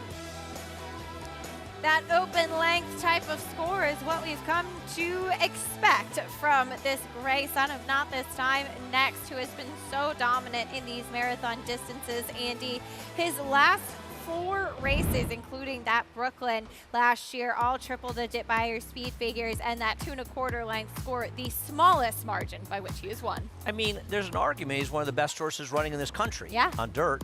Now, obviously, he's a specialist, and you got to give his connections a lot of credit. He's a gelding, so big races, grade 1s, they're only valuable to them for the money. But nonetheless, they haven't been seduced to run him in spots that he might not be good enough. They've stuck to these lucrative spots, and it's done well. You do well by your horse will do well by you. Can't wait to see him here tomorrow trying to defend his title in the Brooklyn. 2-year-olds in the spotlight over at Monmouth Park with this New Jersey bred Maiden Special Week going 5 furlongs, as we will check in trackside with Paula Duca. Well, thank you, Acacia. Thank you, Andy, as well. Happy 4th of July to you as well. Brand new on the desk there in New York. This starts off our late pick 5 here at the Jersey Shore, and it's 2-year-olds. Pretty interesting 2-year-olds in here as well. 2-year-old colts and geldings. And when you look at the board, You Dirty Dog, the 6 right now, is your current second choice, although the first time started the 4. Now, there's 2 horses in here, St. Erling, the 2, and the 6, You Dirty Dog, are the 2 horses in here that do have race experience. Now, the 6, You Dirty Dog, broke from the 7 hole. Sometimes that could be detriment, and he broke out. He broke out to open space. You know, a lot of trainers will say, do you want the inside draw or do you want the outside draw? And they both, a lot of times, will say neither. So, maybe this horse will be forgiven a little bit and maybe run a better race, especially with a race under his belt. Now, the 2, St. Erling, didn't run that fast, but was 9 lengths clear, or 2 lengths clear of the 3rd place finisher, losing by 9. Sometimes those races that are spread wide open like that, they come back okay. Now, I know the Beyer came back low, but, at 4-1, I don't know if you really want to go there. Now, the 5 in here, Smuggler's Gold. Cat Lynch is on some kind of roll. 11 out of his last 25 first-time starter 2-year-olds have won. I know it says first-time starters, 35%, but 2-year-olds, 11 for his last 25. I was a math major. It's over 40%, and it's unreal. And the horse looked tremendous on the racetrack. That's the 5, Smuggler's Gold.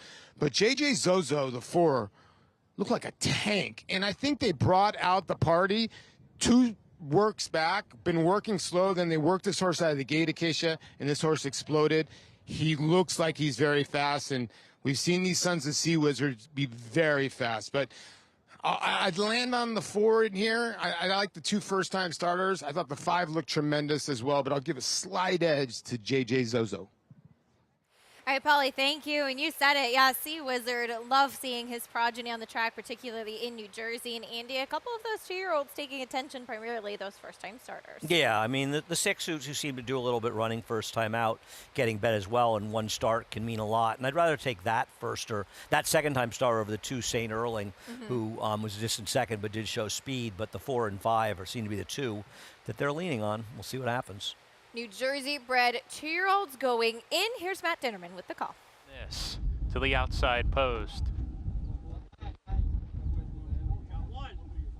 Waiting for Doing This. Doing This goes in. We're ready to go. Got him. And we're off. St. Erling from the inside away alertly has speed with J.J. Zozo, who takes the second spot. Haller's, I say that, moves up to come in pressure. St. Erling on the front end. St. Erling a neck in front. Haller continues to move up. Haller with a head lead now. St. Erling on the inside retreats to second, takes back as Haller clears off into the far turn. St. Erling had to tap on the brakes and lost a couple spots there, joined by Doing This on the outside and J.J. Zozo, who's sent along a joint second. St. Erling has retreated towards the back of the pack, trying to re-rally, passed by Smuggler's Gold, and You Dirty Dog, St. Erling all the way to the back. As they come to the top of the lane, it's 11-1 shot. Howler and Nick Juarez opening up, increasing the leading margin to 4 as he comes down the lane. Smuggler's Gold putting in a late rally. JJ Zozo could not keep up, approaching the 16th pole. It's Howler, the filly by Irish War Cry on top by 2.5, and no dangers are in sight. Howler, nice effort on debut. Smuggler's Gold was second, third home JJ Zozo, Photo for fourth, You Dirty Dog, and St. Erling.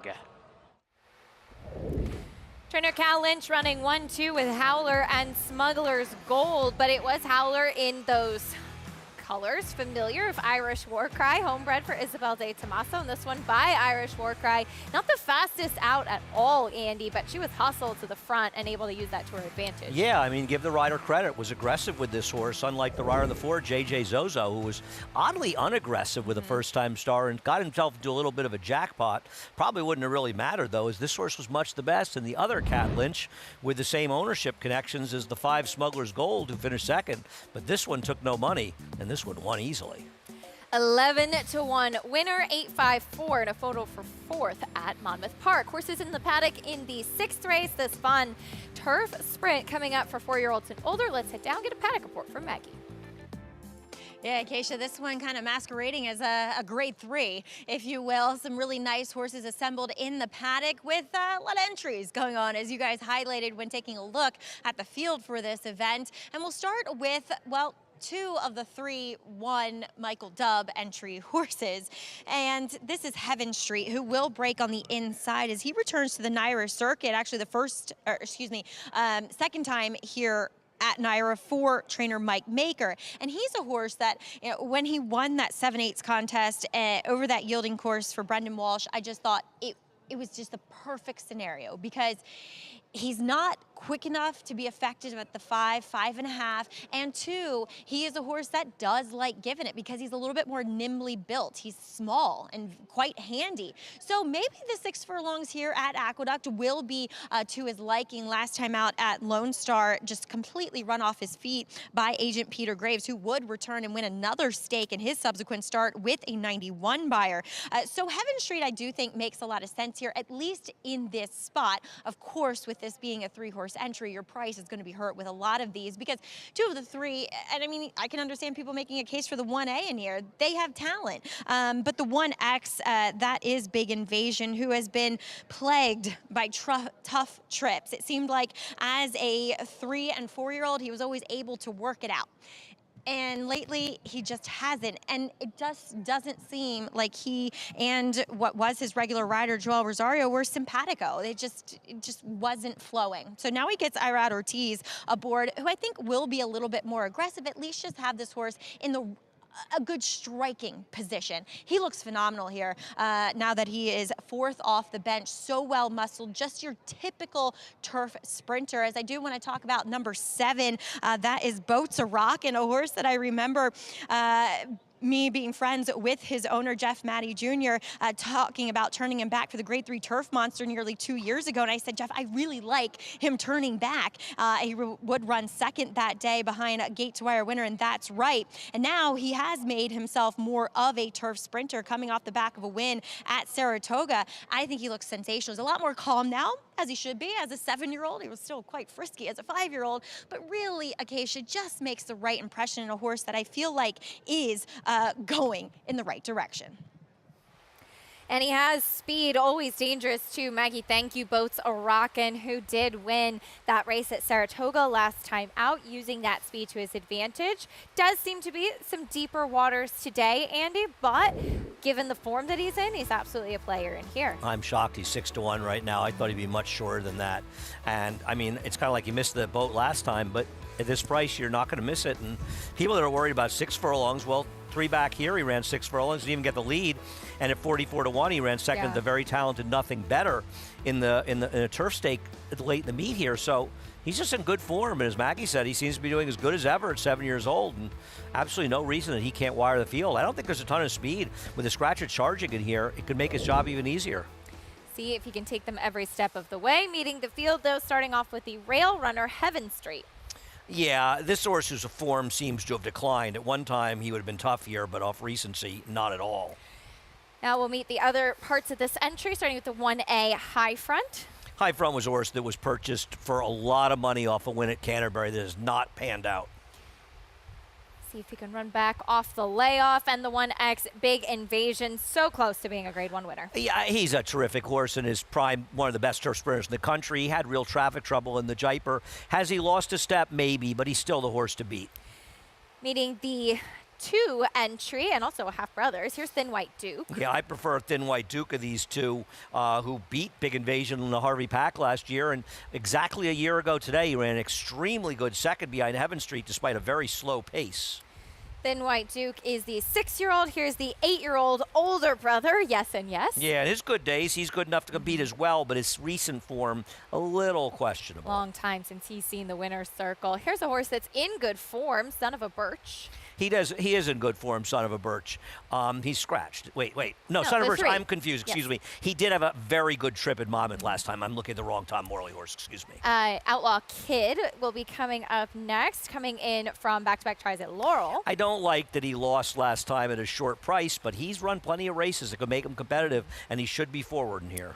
The 5 is out, taking out some of the speed, as you mentioned. Here's a long shot, the 6 Bourbon Music, first time on turf. There really isn't a lot of turf pedigree to speak of on a horse that would just have to get better to compete with these on the turf. See what he will do, getting a big warm-up from Trevor McCarthy. There's Boats a Rockin', last out winner. You know what they're doing. Kendrick's going to go and play Catch Me If You Can. See if he can make it back-to-back victories on the Naira circuit. He's 5-1 right now, and the number 8, Cloudy, cutting back in distance. He should have won going 5.5 at Keeneland 3 races back.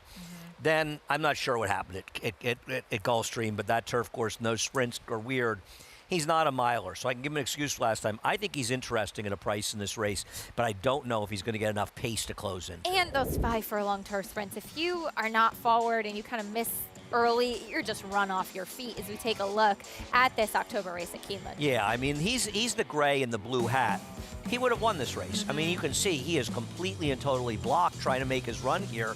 And by the time he gets his chance to do his running, he's got to come inside of horses, and all the horses he's trying to catch have got their momentum and gotten too far ahead of him.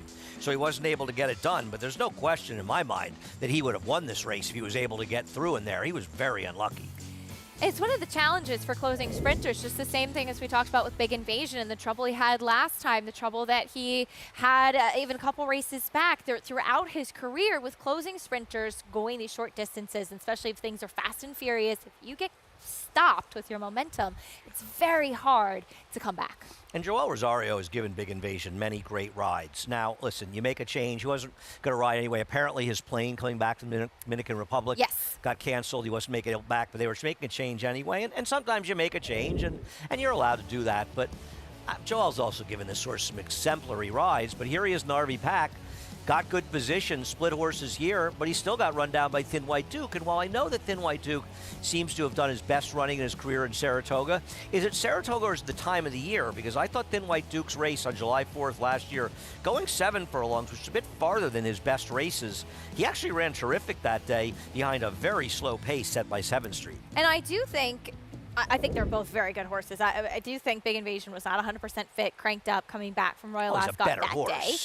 Yes, but on the contrary, Thin White Duke was really coming into himself at that time. And I think you bring up a really good point. He looks the fittest that he had. He'd been thriving up there in Saratoga and just doing his best running at that time. Yeah, I don't think anybody on earth would dispute that their best races, Big Invasion is a better horse. Right. I mean, this horse had almost won the Breeders' Cup last year, and he's been unlucky in big races. He ran great in the Jaipur last year.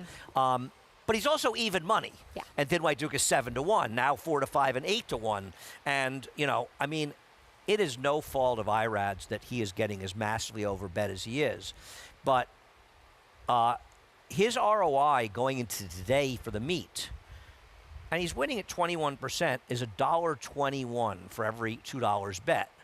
It's the lowest of the top jockeys. And it's because he's badly overbet, because he's riding very well. But you see today, he's lost at odds on in 3 races already today. Now, maybe one of those horses should have been odds on, and they were overbet because Irad's riding them. It's not Irad's fault that he's losing on horses that are overbet, but it doesn't matter. It's not about laying blame. horses that he's riding are getting massively overbet. And then you put him in a 3-horse entry, and I don't have any love for either half of the entry outside of him. So I wouldn't want any part of this horse, but you know, he feels like a horse at 8 or 9 to 5 would be a fair price. Horses finishing up their warm-ups. Let's go back to Maggie.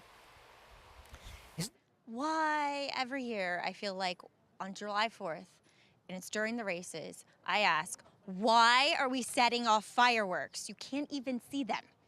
Anyway, horse is handling it quite well. We'll take a look at Thin White Duke in here, who is part of that Dave Donk entry in here. What a happy horse he looks to be today.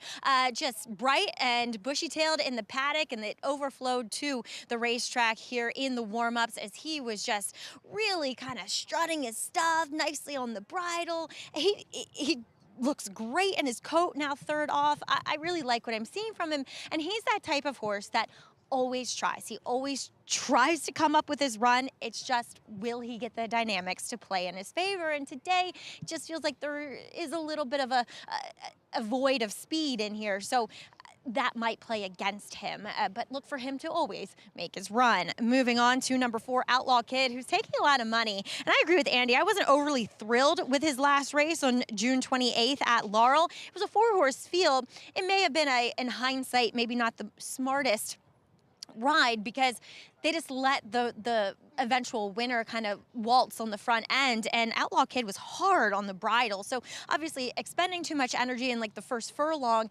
and then just playing the winner's game. So he looks great here. He always does, though. He's just a horse that looks the same and always makes a good impression physically. So if you like him, fine, but I just feel like that's too short of a price and what is a fairly contentious field. As we'll also take a look at the 1A high front. He's the layoff runner in here for Christophe Clement, moving incredibly well. I didn't particularly like him in the paddock. He just does still look as though he needs a race to just, for everything to kind of come together, if you will, from a strength perspective, but is moving well, which kind of I do appreciate. Feels like there's a lot of backup plans here for Big Invasion if you like the entry. Guys. Maggie, thank you. The journey for High Front coming back here. See if he can turn things around, making his 5-year-old debut. The 1A, 1X even money right now. The number 4 Outlaw Kid, though, who Maggie was touching on, Andy, and she is right. He is taking quite a bit of attention here at 7-2. Co-second choice of the 7 now. Comes off of back-to-back second-place finishes at Laurel, though last time out, looking at that race where he was second behind Determined Kingdom, what were your thoughts on it? I feel like he's lost a step. Having said that, he's got races that can win it. But at a comparable price to the 7, I'd much rather bet the 7. I just think that you've got one horse that's in raging form and another horse whose form's a little questionable. I'm not going to be shocked if the 4 runs better than I expect. I just don't particularly like him today. Listen, I bet the 2, and obviously hope the 2 wins. He's owned by my friend Steve Christ as well. But I want Big Invasion to run well. As you know, I've been a fan of Big Invasion all along. I've always really liked this horse. And there is a question mark of whether or not he's sort of past his expiration date a little bit. Now, he doesn't need to be the best in Big Invasion to beat this field, to be honest. He's that good. I'd like to see him at least get a fair trip. And if he loses, I'd like to be able to say at the end of the race, you know, he really has lost a step. He's just not quite good enough anymore, because he was totally stymied trying to win in that Jaipur, and nobody was being Cogburn anyway. Cogburn, record-setting fashion, just so dominant he's become in the turf sprint division. Scary. Freaky fast. We'll see what happens in this fun turf sprint. Quite a bit of class in here, including part of that favored entry, Big Invasion. Loading in for race 6, sprinting on the turf, Belmont at the Big A. Chris Griffin standing by. Outlaw Kid moving forward, goes in. There's High Front.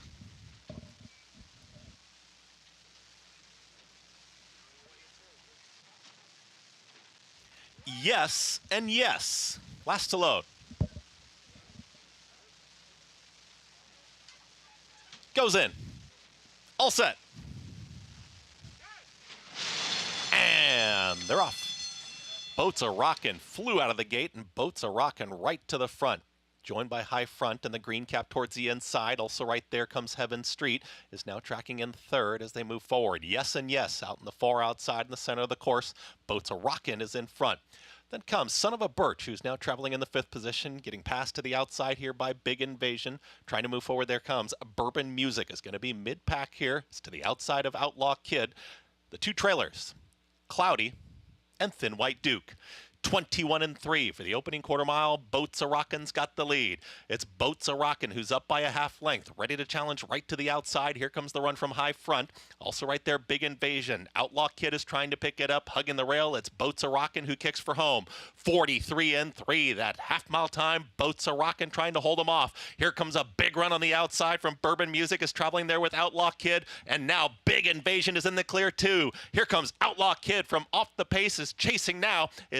Big Invasion to the inside, and Outlaw Kid down to these 2. Outlaw Kid trying to push by. Outlaw Kid gives Flavien Prat his 4th on the afternoon. Big Invasion was in that photo. Then came a late run there, Son of a Birch, in 1 minute 6-3. Outlaw Kid, the money that he was taking was warranted, and what a day for Flavien Prat, 4th today. Just such a consistent rider who's been having a spectacular meet, winning with over 25% of his mounts, and his ROI is right around $2 after today for all of his mounts. He's riding very, very well, and I mean, you could argue that, and I'm not knocking in any way Irad's ride, ultimately maybe for the best way that Big Invasion runs, was he a little too close to the pace, but the good Big Invasion would have won this. Now, listen, he still ran a very credible race. He just lost a horse that ran really well to beat him and got the right kind of trip, making that last move. You and I a little down. We'll have to see Big Invasion win at this point, but give the credit to Outlaw Kid. He came and got him. He did, and was game there. You could see Big Invasion was fighting. You even had his ears pinned on the inside and just not quite enough in the stretch. Outlaw Kid with the best momentum. Flavien Prat with the best momentum coming into this as well, as he went off at 4-1. And there was a little bit more pace than anticipated, as another part of the entry in the 1A high front, aggressive, taking it to the number 7. Boats A Rockin, Big Invasion a little bit closer, as you mentioned, but it was kind of that last big kick. So we talked about with closing sprinters, they can give you a bit of a heart attack, but they can also be very exciting with what we saw from Outlaw Kid. No, that was a nice race between both these horses. And, you know, I don't know, we have the Troy up in Saratoga. Obviously, if Cogburn's running in there, it could be difficult. And I think he's looking to win it back-to-back years, Cogburn? He won it, I think, last year. Yeah, in that very soft turf in a race that Caravel didn't run very well. But these are good horses, and I don't think it's a disgrace for Big Invasion to lose to Outlaw Kid. I mean, Outlaw Kid's a horse that's run 100 Beyer in the past in his career. He's run Beyers in the 90s. He probably ran one of his better races today, and he actually ended up getting a little better trip than Big Invasion. Not that Big Invasion had a bad trip, but the best Big Invasion races are making bigger runs, and I don't blame Irad. He wanted to get him more engaged, and he just got beaten by a horse that ran a little better today, maybe. 4-1 winner, Outlaw Kid, 4-1x3-6. Big price rounding out the superfecta. Prices and more from race 6, Belmont at the Big A, when we come back.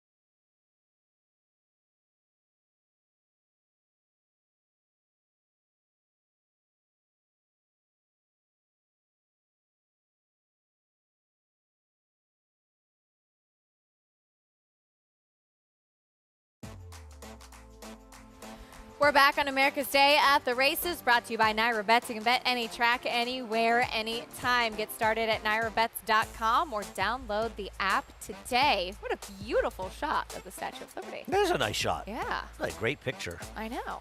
I haven't been up in it in a long, long time as a kid, but I've gone out there on the boats to go out there. Well, you know, one of the best ways to see it, Staten Island Ferry.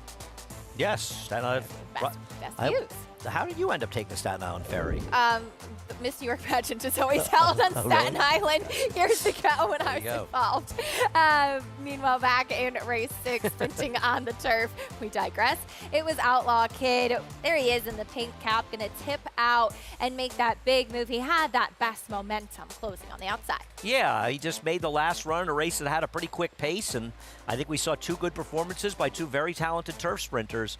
Maybe when Big Invasion was the best of his game, he might have won this race, but I maintain he ran very well today. He just didn't win. I think sometimes, and the credit for the race is going to Outlaw Kid, who got it done and scratched his connections, but I think a lot of times people overrate winners and underrate losers. And a lot of times trips have a lot to do with it, and there are plenty of horses that run well in defeat. They just ran a horse, and they could have run worse and still won the race and maybe gotten more praise. I think Big Invasion ran really well and showed he's still got some real run left in him. See what the future holds for both of those winners, the top 2 finishers, I should say, with a nice performance in the 6th. We stay on the turf for the 7th race, 1 mile and 3/8 and a first-level allowance for 3-year-olds and upward. And Andy, you and I were talking about the interesting early betting with Catch a Wave 2-1. Flavian Pratt, though, is looking for 5. Yeah, are they overbetting riders? And they look and they see, Irad Ortiz is not riding for Chad Brown, and Flavian Pratt is on the 6, so he must be the better one than Manny Franco. If that's the way you're betting horses, good luck to you. But I don't understand Catch a Wave. I mean, he tried this 1 mile and 3/8 distance, and he finished 4th behind both a couple of runners in here. The 2, Be Like Clint, and the 5, Hold the Salsa. And I think both of them had maybe slightly better trips than he did, but it's pretty close. They all had pretty good trips. Yep. I don't know why he's favored in it. And for me, I took Going Concern, the other Chad Brown runner, because he hasn't run this distance before. His pedigree says he should handle it, and he really had no chance in a much tougher group when he ran last time on the turf, and his debut was pretty good. Back over at Monmouth Park, we're meeting the field for the 5th race, sprinting on the turf in this maiden special weight, starting off with the 1 Egyptian Quest back on grass. And this horse will benefit from getting back to turf sprints where the horse ran his best races. I just still don't know if they're good enough. Off a layoff since December as well. Big Z OG, first time on the turf. It's not a big turf move-up pedigree, but the Dam did produce 3 turf winners out of 4 to try it. Here's the 3, Curlin's Hustle, first time on the turf. There's a little bit of turf in there, but this horse has shown nothing on the dirt. Maximilian's Dream, also debuting on the grass. Leaves the Tom Morley barn and is very, very quick early, but doesn't have much stamina. Here's Horsepower, currently your favorite. Yeah, but this horse is going to have to deal with Maximilian's Dream. I think this is a dubious favorite. Sebastian the First. Yeah, he didn't do a lot of running with a good trip last time against the York breds over here. Big price on the 7 Blue Marble, first time on grass. Yeah, tries the turf with a minimal amount of pedigree. And a lot of chances for the 8 Be There. Yeah, I like Be There in here. I don't know what TT was doing when he took over this horse, running this horse going long. He is a turf sprinter, and if he runs back to any number of his turf sprints, he will win this race. Let's run some fast races. I mean, look at that race back in November at Churchill with a 73 by your speed figure. See what he can do in this spot. For more, let's check in with Paul. Yeah, and currently the favorite here to start off your late pick 4 is the 5 horse in here, Horsepower and Fitting, being trained by Joe Orsino on Perfect Sting Day in New York, done by Maffei, who got the job done with Frankie Dettori. So, listen, Joe Orsino's been a fixture at this meet for years, and his, turf sprinters are usually really good. But I kind of in agreement with Andy in here, like, is the 5 going to be able to control? Now, he does get Lasix for the first time. He got blinkers for the first time last time. Now, he hasn't been seen since September. So, is the stamina going to be an issue? I don't know. Maybe going 5 furlongs, everything should be okay stamina-wise. Usually, Joe has him ready, and I would think maybe the horse to catch. Now, the 4 Maximilian's Dream is very fast, and Andy mentioned it coming out of the Tom Morley barn. I mean, Jose Delangelo's having a monster meet. He's basically had 3 horses miss the board. He's had 3 wins. A lot of this horse has been firing, and like Andy said, this horse is fast. So this horse could, I don't know if he's going to be able to duel with the 5, or if he's fast enough as the 5 in here. It remains to be seen. The 2 in here, Big O, ZOG. I like the way the horse ran last time. I know it was an off-the-turf event, but I thought the horse ran pretty well. You know, if you go back and you look, you know, getting on turf, that's usually a good move for the Kathleen DeMasi barn. You get Sylvester Gonzalez. You know, Andy likes the 8 Be There, and I get it. Looking for somebody from downtown, and, you know, this horse does have a couple. If you go back to Churchill and a couple of those races at Saratoga, now you got to go back to 2023, definitely a player in here. But I landed on the 6 in here. I know he got a perfect trip last time, but at 4-1, I think he's going to get a great trip this time. I think 4th start might be the charm, and getting away from Aqueduct and getting on this Monmouth surface. And I think 7-2 is a phenomenal price. Get a little bit of value on Sebastian at the first. Paulie, thank you. Andy, how did you see the pace playing out? I think unless the 4 doesn't get out of the gate, there's no way the 5 can be with the 4. The 5 may sit second and still win the race. 4's a rocket ship. I mean, this horse is fast. I'm betting the 8 here. To me, this is a horse that if you took the PPs and you just got eliminated every race except for the 5.5 furlong turf races or 5 furlong turf races, you'd have a horse that might be favored in here. This horse has repeatedly run races that are faster than these. Now, maybe he's just lost his form and he can't run anymore, and that's entirely possible.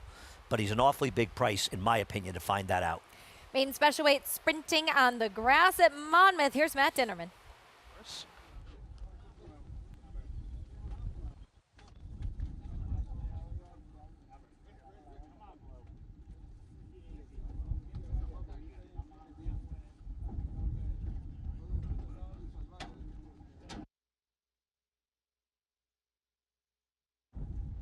Still working with Curlin's Hustle.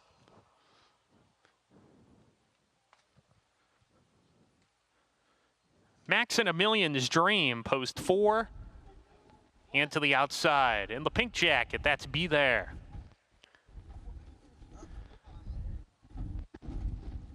Be There goes it. We're ready to go.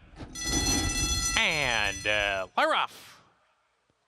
From the middle of the field, Maximilian's Dream gets the first call. Sebastian the first takes the second spot. Big Ziog in the white jacket there, splitting that pair of horsepower to claim clearly the second position, about 2 lengths off Maximilian's Dream, who boots away on the lead here, coming back to Be There in the 5th position. Egyptian Quest is next in the 6th spot. Blue Marble, 1 runner beat. That's Curlin's Hustle as they go into the 4th turn. 8 runners in single file, separated by about a dozen lengths or so. And Maximilian's Dream has the lead by about a length. Horsepower moving up to come and challenge that front runner at the top of the lane. Sebastian the first, sent hard in 3rd. Attempts to gain some ground here with Big Ziog as they wheel for the judge. Horsepower has corralled Maximilian's Dream. Big Ziog in the white jacket continues to close, but Horsepower has a big kick, opens up to Be There on the outside, surging late after Horsepower, but Horsepower is going to get to the line. Horsepower wins it over Be There. Egyptian Quest 3rd, Big Ziog 4th, and then Sebastian the 1st. Your favorite Horsepower to get the job done, getting back to the grass in his preferred surface. And nice late run, Andy, from the horse that you had some interest in, and Be There closing on the outside, also doing what he wants to do. It's tough to be a horse player and bet horses like Be There at decent prices and lose, because they are good bets, and you'll make money with them long run. But the 5's just a little more tactical. Didn't even break that sharply, but stalked the 4, who just can't finish. I don't know what the issue with that horse is. But 3-4 wide around the racetrack, exposed to horse in an easy stalking position. Tough to catch that one. The 5 was best today. The 8 ran well enough to win, though, just didn't get it done. 3-2 favorite, getting the win, ready to roll off the layoff. Joe Orsino trainee, Horsepower with the victory, and Paco Lopez in a familiar spot into the winner's circle at Monmouth Park. Well, speaking of the perfect sting, we'll look back at what took place earlier on the card today at Belmont at the Big A. It was favorite Moofy with the victory. Gunrunner is the sire of 13 millionaires and 10 Grade 1 winners, including Gun Pilot, Vava, Toyota Bluegrass winner Sierra Leone, Champion Echo Zulu. 2-time Grade 1 winner Cyberknight. 3-time Grade 1 winner Taba. Track record setter Society. Locked. 2-time Grade 1 winner Gunite. And classic winner Early Voting. Hall of Famer Gunrunner. Standing at 3 chimneys.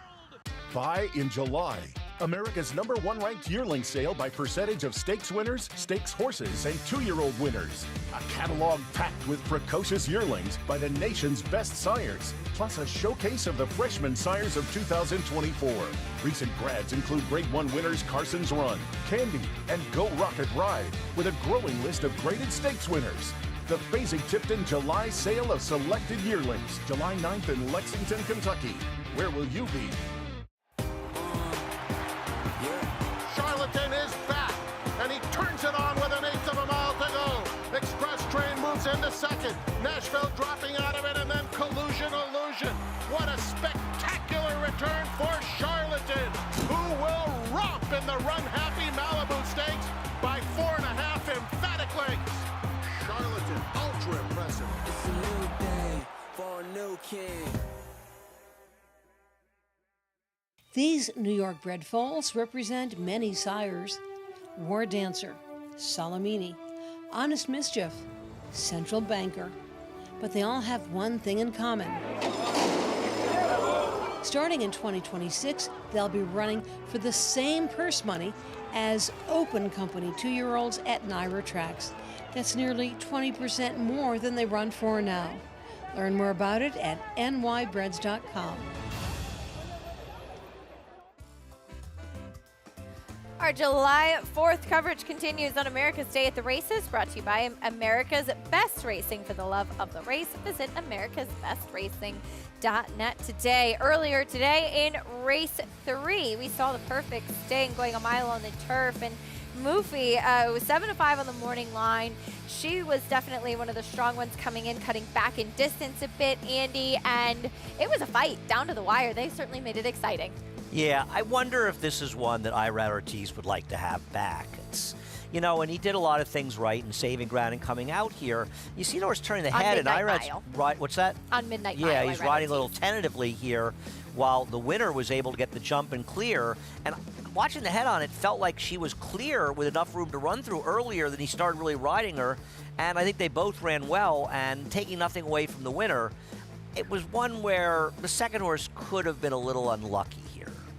Midnight Mile, just her second start in the U.S. That's Irad Ortiz aboard her. One to watch moving forward. It was Moofy, though, with Frankie Dettori in the saddle, who does pick up the 5th career victory. She's won on both surfaces, has run well in synthetic as well. She's truly been versatile, this 5-year-old mare, and picking up another stakes win to her name in the perfect sting. As yeah, certainly, as you said, with Midnight Mile, one to watch moving forward, as she certainly runs some very good races overseas, and her second start here stateside.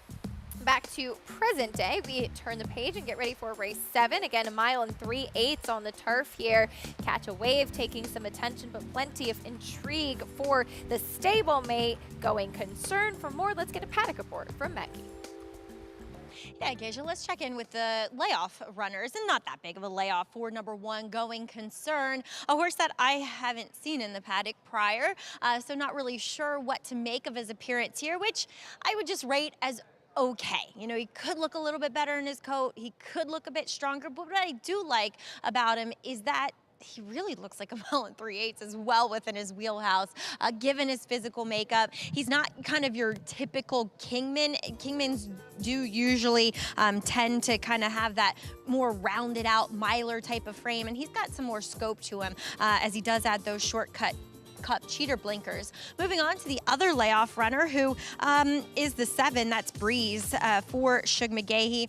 And again, not that long of a layoff, but I think he looks sensational. I've always liked these type of distances for him, as he'll actually cut back a little bit. I know a no-show effort at Keeneland last time, but really making a lovely impression here on me in the paddock. Looks ready to go. And then the horse that I'm most intrigued by is number 5, Hold the Salsa. When stretching out second off the layoff last time, he didn't rig that well. And then when he got to the front side the first time, he got very keen and tried to run off a bit. Then he kind of got shuffled back a little bit going around the final turn and stayed on incredibly well behind a much the best winner in Truly Quality. So he looks really, really good, Acacia. A horse that, based on these lower profile connections, is going to get overlooked, but I think definitely has the credentials on form and on looks to be a major player here. At 6-1, Maggie, thank you. Yeah, he's definitely found his home going long on the turf, though, as Maggie touched on, sometimes early in the race, he can be a little bit tough to handle. More on him in a moment, though, starting off with one coming out of the same race. Here's the one, Going Concern. He was overbet in his second start, facing a very tough group in a race that was dominated up front. Didn't give him much chance. If he goes long, he's going to win here. Here's the 2 breaking from the rail, Be Like Clint. He ran a respectable third behind Hold the Salsa last time, but he had a very soft trip that day. Indian Quest stretching out. Well, this horse has never shown anything, so it's just a chance that this horse might be better going long. How is this horse 6-1? Oh, Irad's riding. It just shows this horse should be 20-1. I mean, win or lose. Got so hot and revved up in Saratoga last time. Here's the 4, Scat 2 Tap. He's never gone beyond a mile and 1/8 on the turf.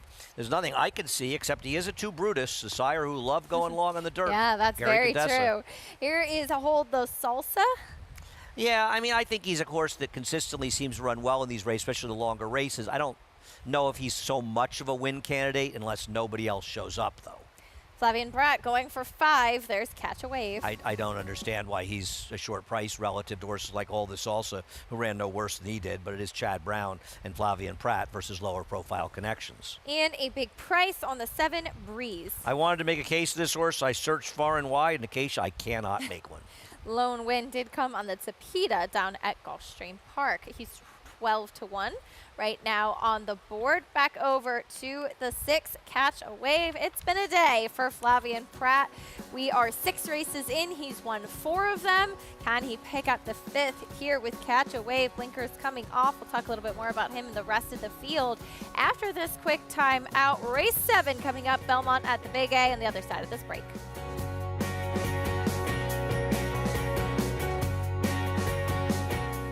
This proven son of Giants Causeway has sired 7 millionaires. With over 10% stakes performers, his recent top runners include Tarabi, placed in the Grade 1 Spinaway and Breeders' Cup Juvenile Fillies, Grade 2 winner Plum Ali, plus these standout performers.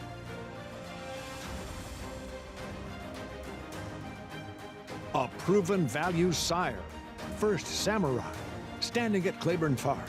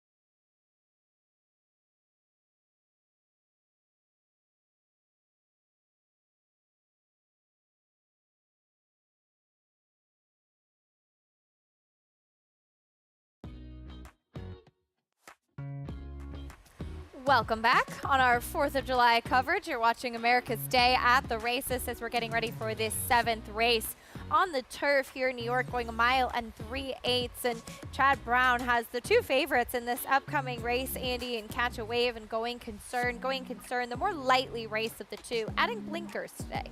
Yeah, I mean, he's a bit of an unknown. He hasn't tried to go the distance. You don't know that he will. But we see a lot of the Kingman stretch out. It is a Galileo broodmare. So there's a thought. And first time out, this horse was impressive winning. And that's a big figure to win first time out at Tampa Bay in 81. Got into a little bit tight in the stretch. Did a good job saving ground, but kind of tight. Wanted to get outside, couldn't. So had to persevere through the inside. And then caught an awfully tough field for a non-winners of 1 with tougher older horses. And I know he finished behind Hold the Salsa, but Hold the Salsa had forward position that day, and horses were simply not making up ground in that race. I think he's going to be tough to beat, but he's a bit of an unknown if you don't want him. But I'm not scared that Manny Franco's riding him and Pratt running the other one. Let's go back to Maggie.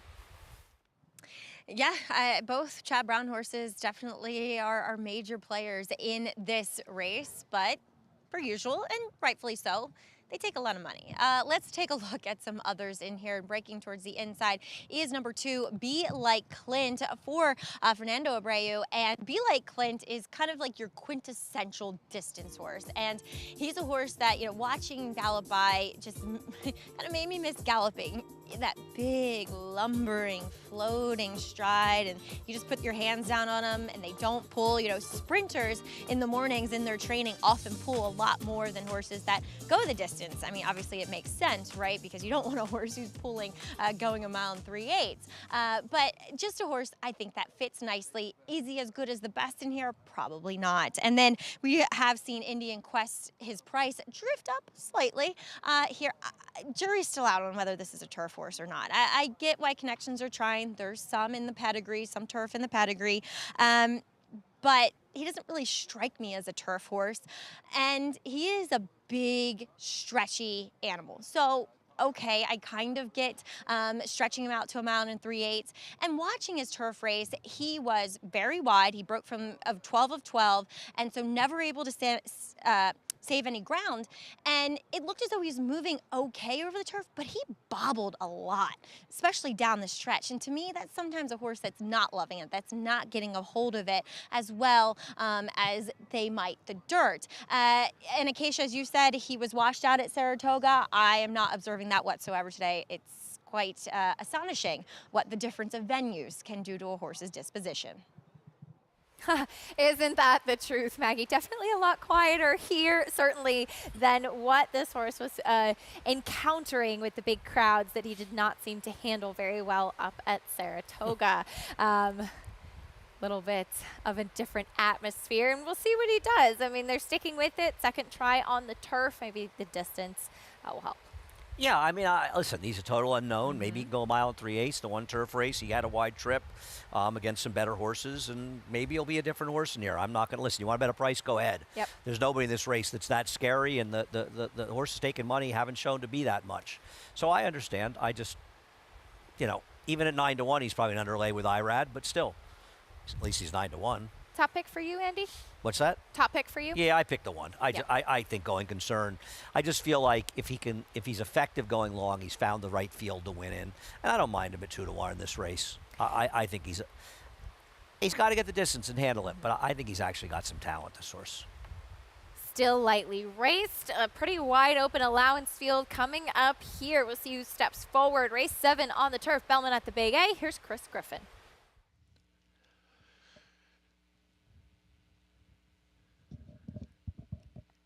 Breeze to the outside.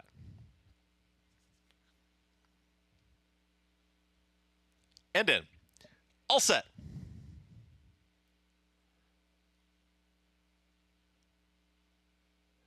And they're off. Broken a pretty even line as Be Like Clint has got early speed, but they are very lined up here and going to be very wide into that turn. It's going to be Breeze as they all go towards the front end. At the rail there is Be Like Clint. Indian Quest is in there as well. And progressing, here comes the run from Breeze. And Breeze joins them 3 wide. Breeze has now put a nose in front with Indian Quest. Those two are going to press on. Be Like Clint is now taken back to the third position as Going Concern is right in behind that rival. Gets past to the outside here from Scat to Tap, who's now going to take a challenging fourth. Going Concern is down at the rail. Very tough to handle there is Hold the Salsa. Hold the Salsa was running up on heels, 22.42. It's that posted opening quarter mile as they approach, passing us for the first time. Then comes Catch a Wave, still very tightly packed here as Indian Quest is now a nose in front. Directly to the outside there comes Breeze and Going Concern. Had some room at the rail, moved on through, is now a challenging third. To the outside comes Be Like Clint, who's in between horses there, and now 3 wide. That's Catch a Wave. Flavien Prat looking for 5 on the afternoon. The 2 at the back Hold the Salsa. Now the trailer is Scat to Tap. Indian Quest is in front. It's Indian Quest and Breeze. These two work to the backstretch there as Going Concern is right in behind them, is traveling nicely there from Annie Franco, and towards the outside comes Catch a Wave. Backing out of it there was Be Like Clint, is back to 5th, about to be passed to the outside here from Scat to Tap, who now makes a move. He's taken that now 5th position. The trailer is Hold the Salsa. Less than a half mile to go, and the battle continues up front. It's Breeze who's trying to dispatch of Indian Quest, who's been there almost the entire journey, and now Breeze kicks on, and Breeze is opened up here by a length and a half, is trying to win it right now. Here's Catch a Wave right to the outside, and Catch a Wave is on the move, is now within a half length of the leader. Battling on his Indian Quest, also trying to run on Be Like Clint. Going Concern has got to pick it up from there and Hold the Salsa. Tough to handle, but does have some momentum. The leader is Breeze, and Catch a Wave, the favorite, is trying to run by the stubborn long shot. Be Like Clint is taken third. Here's Catch a Wave to the outside. Battling on is Breeze, still towards the inside, approaching that final 16th. Catch a Wave and Breeze. It's Catch a Wave in front. Breeze is right there. Catch a Wave wins it. Catch a Wave wins it over Breeze and came. Be Like Clint and Hold the Salsa. Final running time, 2 minutes, 16.34. Catch a Wave, Flavien Prat, 5 on the day. It just seems it's Flavien Prat's world, and we are all living in it as Catch a Wave runs down Breeze late in the stretch. He didn't even get that good a trip. He was 3 wide for much of the early running and outside without cover the whole way around. And Breeze, who got a very good aggressive ride from Jose Lizcano, almost able to win it. A tough beat for him, and he ran well enough to win. Going Concern was terrible. He got perfect position for Manny. He couldn't finish. He's probably not that good, and he definitely doesn't want to go this distance. But Catch a Wave, and this is a second win we saw for Bill Lawrence in back-to-back days here, as he won the last race on Sunday with the well-named McCullough. It was 6-7, 2-5, 9-5 on Catch a Wave, who gets the job done as Catch a Wave, with those blinkers coming off, definitely able to turn things around and get the victory here today. Breeze, I have to give him some credit too. He made that early move, Andy, and was very game. He got run down late, but for the tactics of the way that he was running, definitely much better than what we've seen from him recently. No, he ran a lot better than he's been running in his recent races, and ran well enough to win this race. Tough beat. And, you know, Maggie talking about Hold the Salsa, what a rank horse he is. And I mean, it's amazing he ran 4th when you consider he didn't break that sharply. He was back in last, trying to foolishly sort of go up the rail of the backstretch. He had a steady out. And he actually ran respectably enough to finish 4th in there, but he's just his own worst enemy with his running. Very tough horse to ride. 6-7, 2-5, 9-5 favorite over 17-1. Catch a Wave with the win. Back over at Monmouth, we turn the page for race 6. Another 2-year-old race coming up. This one, an open maiden special weight for the 2-year-old fillies, going 5 furlongs, and Tiz Purple to the rail for Jorge Delgado, a filly by Tiz the Law, taking attention as she'll kick off the post parade. So some fast works, taking some money at 9-5 right now. The second foal, the first foal ran a 19 buyer. She is 9-5 right now. See what she can do. Is Me Governor is second-time starter. Probably a lot of speed from this one that was bet heavily first time and badly outrun and finishing second. Paco Lopez aboard. Here's Queen for a Night. No money going for this one after 3 horses that didn't do much running. Bugged Out, another firster. Yeah, 3 horses unraced. 1 ran okay on the dirt, but not really very good. This is the pedigree one, Winning Shot. Yeah, you've got some okay foals. The dam herself was pretty good, though better than synthetic. 10 to 5th, the 2-year-old sale. a cozy thing went by. Here's the 8 Lady Catalina. Made a little bit of a close in her debut. We'll have to improve. Take a Toll. Tim Hills has trained the whole family that are all runners. Well, this horse is a half. This is the one that's got plenty of dam side pedigree. And the 10, Authenticate Now. Is a half to Grade 1 winner Noble Bird, and there's 3 or 4 good horses, but the dam's getting kind of old and sold for $45,000 after a 10 2/5 work. The last 5 foals are winless. Yeah. That is always a big red flag for me with 2-year-olds. See how it plays out. For more, let's check in with Paul. Yeah, a little tricky race here for 2-year-old fillies. And when you look at the board, the 1 is taking a lot of the money. And 3 minutes to post. you know, her work a couple back is probably why she's the favorite. You know, when you outwork 231 horses. I don't think I've ever seen that many horses work in the morning, first of all. But she was first out of 232. When you're a 2-year-old and you do that, I would think you're pretty well met. And then comes back with a nice little breeze. Does Tiz Purple. You get Maddie Oliver aboard. And Maddie and Jorge Delgado are only 30% together this year. So the 1's going to take a lot of beating. Now, the 2 in here, Meet Governor, you want to take horses with experience. Now, this horse was favored first time out, and she ran okay.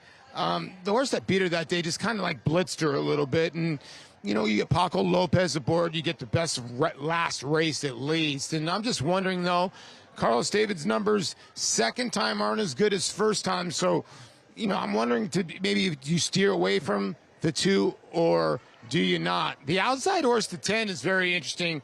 Authenticate Now for Mike Deeney and Joe Bravo. You don't see a lot of first-time starters for Mike Deeney. Authenticate is about 11%. And you see Mike, with his 2-year-olds, he's not bad. He's about 13%. He lures Joe Bravo, and I can understand why this horse is getting money. But again, I just think that outside draw with 1 scratch, the 9, you're going to have to really break sharply. Hopefully he doesn't break in open space. And it's the same with the 1 in here. I think the 1 does not get the best of the draws, but, you know, if she's able to break well, Acacia, I understand she's 6-5, but she looked the part on the racetrack. I just think if the 1 breaks here, I think she could be gone. And, you know, I'm trying to get somebody in the middle besides the 2 and the 10. Paulie, thank you. Always love these 2-year-old races to see who could step forward. And Paul talked about some new stallions as well that we have a chance to see here. You see Authenticate Now by Authentic. You see Tiz Purple by Tiz the Law. You get a chance to see them rematch with their progeny now. Yeah, I like that, actually. That's kind of cool. It's fun. I thought the interesting firster, if you want a bit of a price, might be the 9, Take a Toll. It's getting a little bit of money here right now at 9-1. I think I've seen pretty much every foal from this mare that Tim Hills has had. A lot of them running down in South Florida. Half to stakes winners, Griff, Sand Dancer. They are just consistent as they come. You know, maybe, you know, you had those 2 stakes winners, maybe no kind of superstars, but all runners, which you love to see. I made a score with Sand Dancer when he broke his maiden at Belmont. I believe he beat a John Kimmel horse in a photo. Wow. At like a huge price, like 17-1 a bunch of years ago. Very it was cool a maiden horse. claiming race, Very but he cool ended up horse. being a decent horse. Yeah, absolutely. 10-1 on Take a Toll, filly by Matoli. See what she can do for a mare who's all 7 of her foals have been winners. Even money, though, on the number 1, Tiz Purple. Filly by Tiz the Law. It's early. He's had Tiz the Law just 1 first-time starter to win first out. He's had a couple of winners on the track so far, but certainly his progeny have been very well received at the 2-year-old sales. Be interesting because the 2 we know has speed. So it'll be interesting to see how much pressure horse like a 2 puts on the 1, Tiz Purple, from the inside. They're betting Tiz Purple like he's the goods, and he may well be. And he's got the fast workouts, but with a horse with experience outside of him that we know has speed, it doesn't have to necessarily work out that well for her. 2-year-old fillies coming up next as they approach the starting gate. The only other one with experience is the 8 Lady Catalina. She closed a little bit. Hard to be overly encouraged, but certainly you can expect a progression from first to second start. I guess. I mean, she was getting the pace that was being set by the winner of the race and Me Governor, so she was kind of picking up pieces. It was falling apart, but maybe she'll run better and she'll get some pace, and she's a giant price. Huge price right now on the board at 36-1. 6-5, though, on the first-time starting filly by freshman stallion Tiz the Law. Tiz Purple breaking from the inside. 2-year-old fillies coming up. Here's Matt Dinnerman. Queen for a Night, post 3. Lady Catalina coming up. Bugged Out in the red jacket.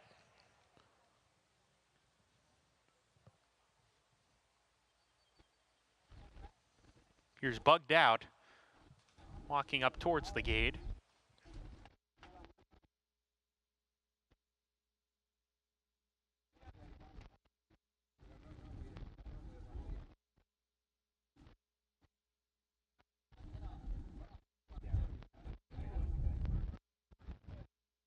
The rider's going to hop off here. Vincent Cheminade, Bugged Out, going to try to load her without the rider.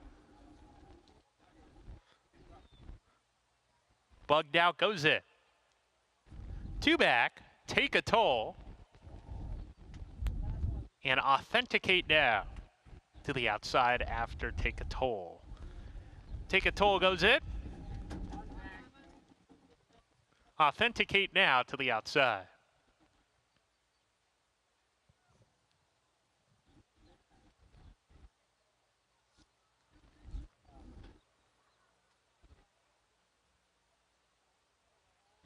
Two-year-old fillies sprinting 5 furlongs on the dirt. Still trying to load Authenticate Now to the outside. She goes it. We're ready to go. And they're off. Authenticate Now was off slowly. Me Governor, the runner with experience, had plenty of early lick coming out of there and opens up 2 lengths in a hurry. Tis Purple, the gray horse, flashing forward to be a joint second. Queen for a Night is there, and deeper is Queen for a Night, who's going to ease off the pace here. A Cozy Thing moving up to be level second around the turn. Me Governor is first around that turn, leads by a length and a tail from Tis Purple, who runs in the second position. A Cozy Thing alongside, sent along as well. A gap of 5 or 6 to Queen for a Night is plummeted back. Winning Shot not picking up the pace, nor is Bugged Out. Then comes Take a Toll, Authenticate Now. Lady Catalina's dropped out as they come off the turn. Me Governor still in charge. The margin's a length and a half. Tis Purple, the first-time starter, chasing with determination. A little bit green here. Me Governor still clear by 2. Tis Purple trying to surge late, but Me Governor still in front. Tis Purple a length behind. She's not going to get there. Me Governor gives Paco Lopez a hat trick. Tis Purple put up a good account of herself in the career debut. Has to settle for second, though. Take a Toll was third. A Cozy Thing, fourth. See it so often how important experience can be in these 2-year-old races, and the speed of Me Governor so dangerous as she was able to hold off that well bet first-time starter. Absolutely able to control here when the one didn't have the speed that she had, and Maddie got her the outside. Just was second best here in her debut, and a little bit of ground made up by Take a Toll to finish a well-beaten third here, third best. She did finish well, as we talked about, with that nice pedigree for Take a Toll, but it was Me Governor, second-time starter, using the experience to her advantage, as you heard in Matt's call. Third win today for jockey Paco Lopez. 2-1-9 in race 6 for the 2-year-old fillies at Monmouth Park. Back over in New York. Coming up next, back into stakes action in the Grade 3 Victory Ride. Helena Sport making her first start in New York since February and looking to make it a winning one.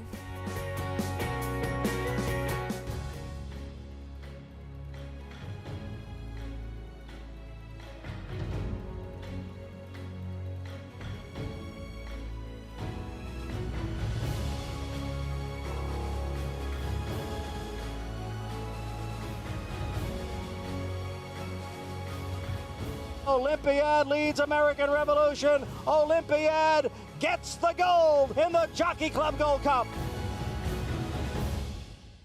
Experience the adrenaline-pumping, suspense-filled action of the Sport of Kings no matter where you are with Naira Bets. It's fast, easy, and secure. Download the app today and start winning with our lucrative weekly promotions, thrilling handicapping contests, and a one-of-a-kind VIP rewards program. Don't just watch horse racing, be a part of the action with Naira Bets.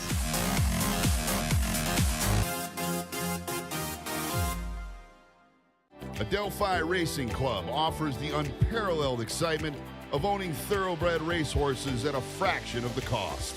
We're not just a syndicate, and our members aren't just investors. We are partners. Our New York-based high-performing equine athletes, trainers, and jockeys compete and win at the highest level circuits. Contact us online to get a taste of the Adelphi difference, and let's win races together. There's a big, bold, beautiful world waiting to be explored by you and your friends, of course. But not just any friends, the best of friends. The kind of friends who let you do you. Because in this world, it's positive vibes only. And when you get in the zone here, you stay a while. These aren't just good times, they're the best of times. And your time is now. So come explore. Resorts World. Welcome back to America's Day at the Races, brought to you by Hillendale at Alapa, where the obscure becomes obvious. Belmont at the Big A, race 7 in the books, going a distance on the turf. It went to Catch a Wave. Make it 5 on the day for jockey Flavian Pratt, who's been having a terrific afternoon. And Andy, as we talked about, this horse was a bit wide early, definitely not what you want in a race of this distance, but he had the finish when it counted. Yeah, I mean, it's a tough beat if you bet the 7 at a huge price, but the winner ran the best race of anybody in getting it done wide without cover the whole way and just grinding out the win. Gets it done. Breeze, though, did run a lot better. Nice performance from Breeze. There he is in the blue cap, finishing second at a generous price, but it was Catch a Wave. Game enough to the wire with those blinkers off, and a big improvement today. Big improvement, in fact, from the top 2 finishers. $5.70 winner. As we have stakes action coming up next, Grade 3 victory ride. 6.5 furlongs on the main track for the 3-year-old fillies. Coming up here, and it is Emery who's your heavy favorite. She's done very little wrong in her career, except for the one time they tried to stretch her out in the Frisette. And it was her second start. She's trying to go the distance in a sloppy seal track. I don't want to hold against her. She didn't run well that day, but she's run well in all her races and is a very logical favorite. Flavian Pratt rides the speed, who I like, Mystic Lake on the inside, looking for his 6th win. I believe somebody saw on Twitter said he's won 5 races on July 4th, 2 years in a row. Wow, that's a pretty cool stat. If he just rode July 4th, he'd apparently do very well. Apparently so. He'd be a little bit bored the rest of the year. Does okay, though. He does on okay the too. rest of the year as well. It's the 22nd running of the victory ride coming up. We'll see what Emery and the rest of the field can do. That's after this.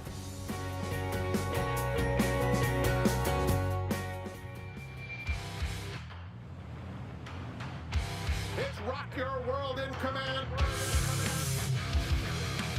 Medina Spirit making no progress.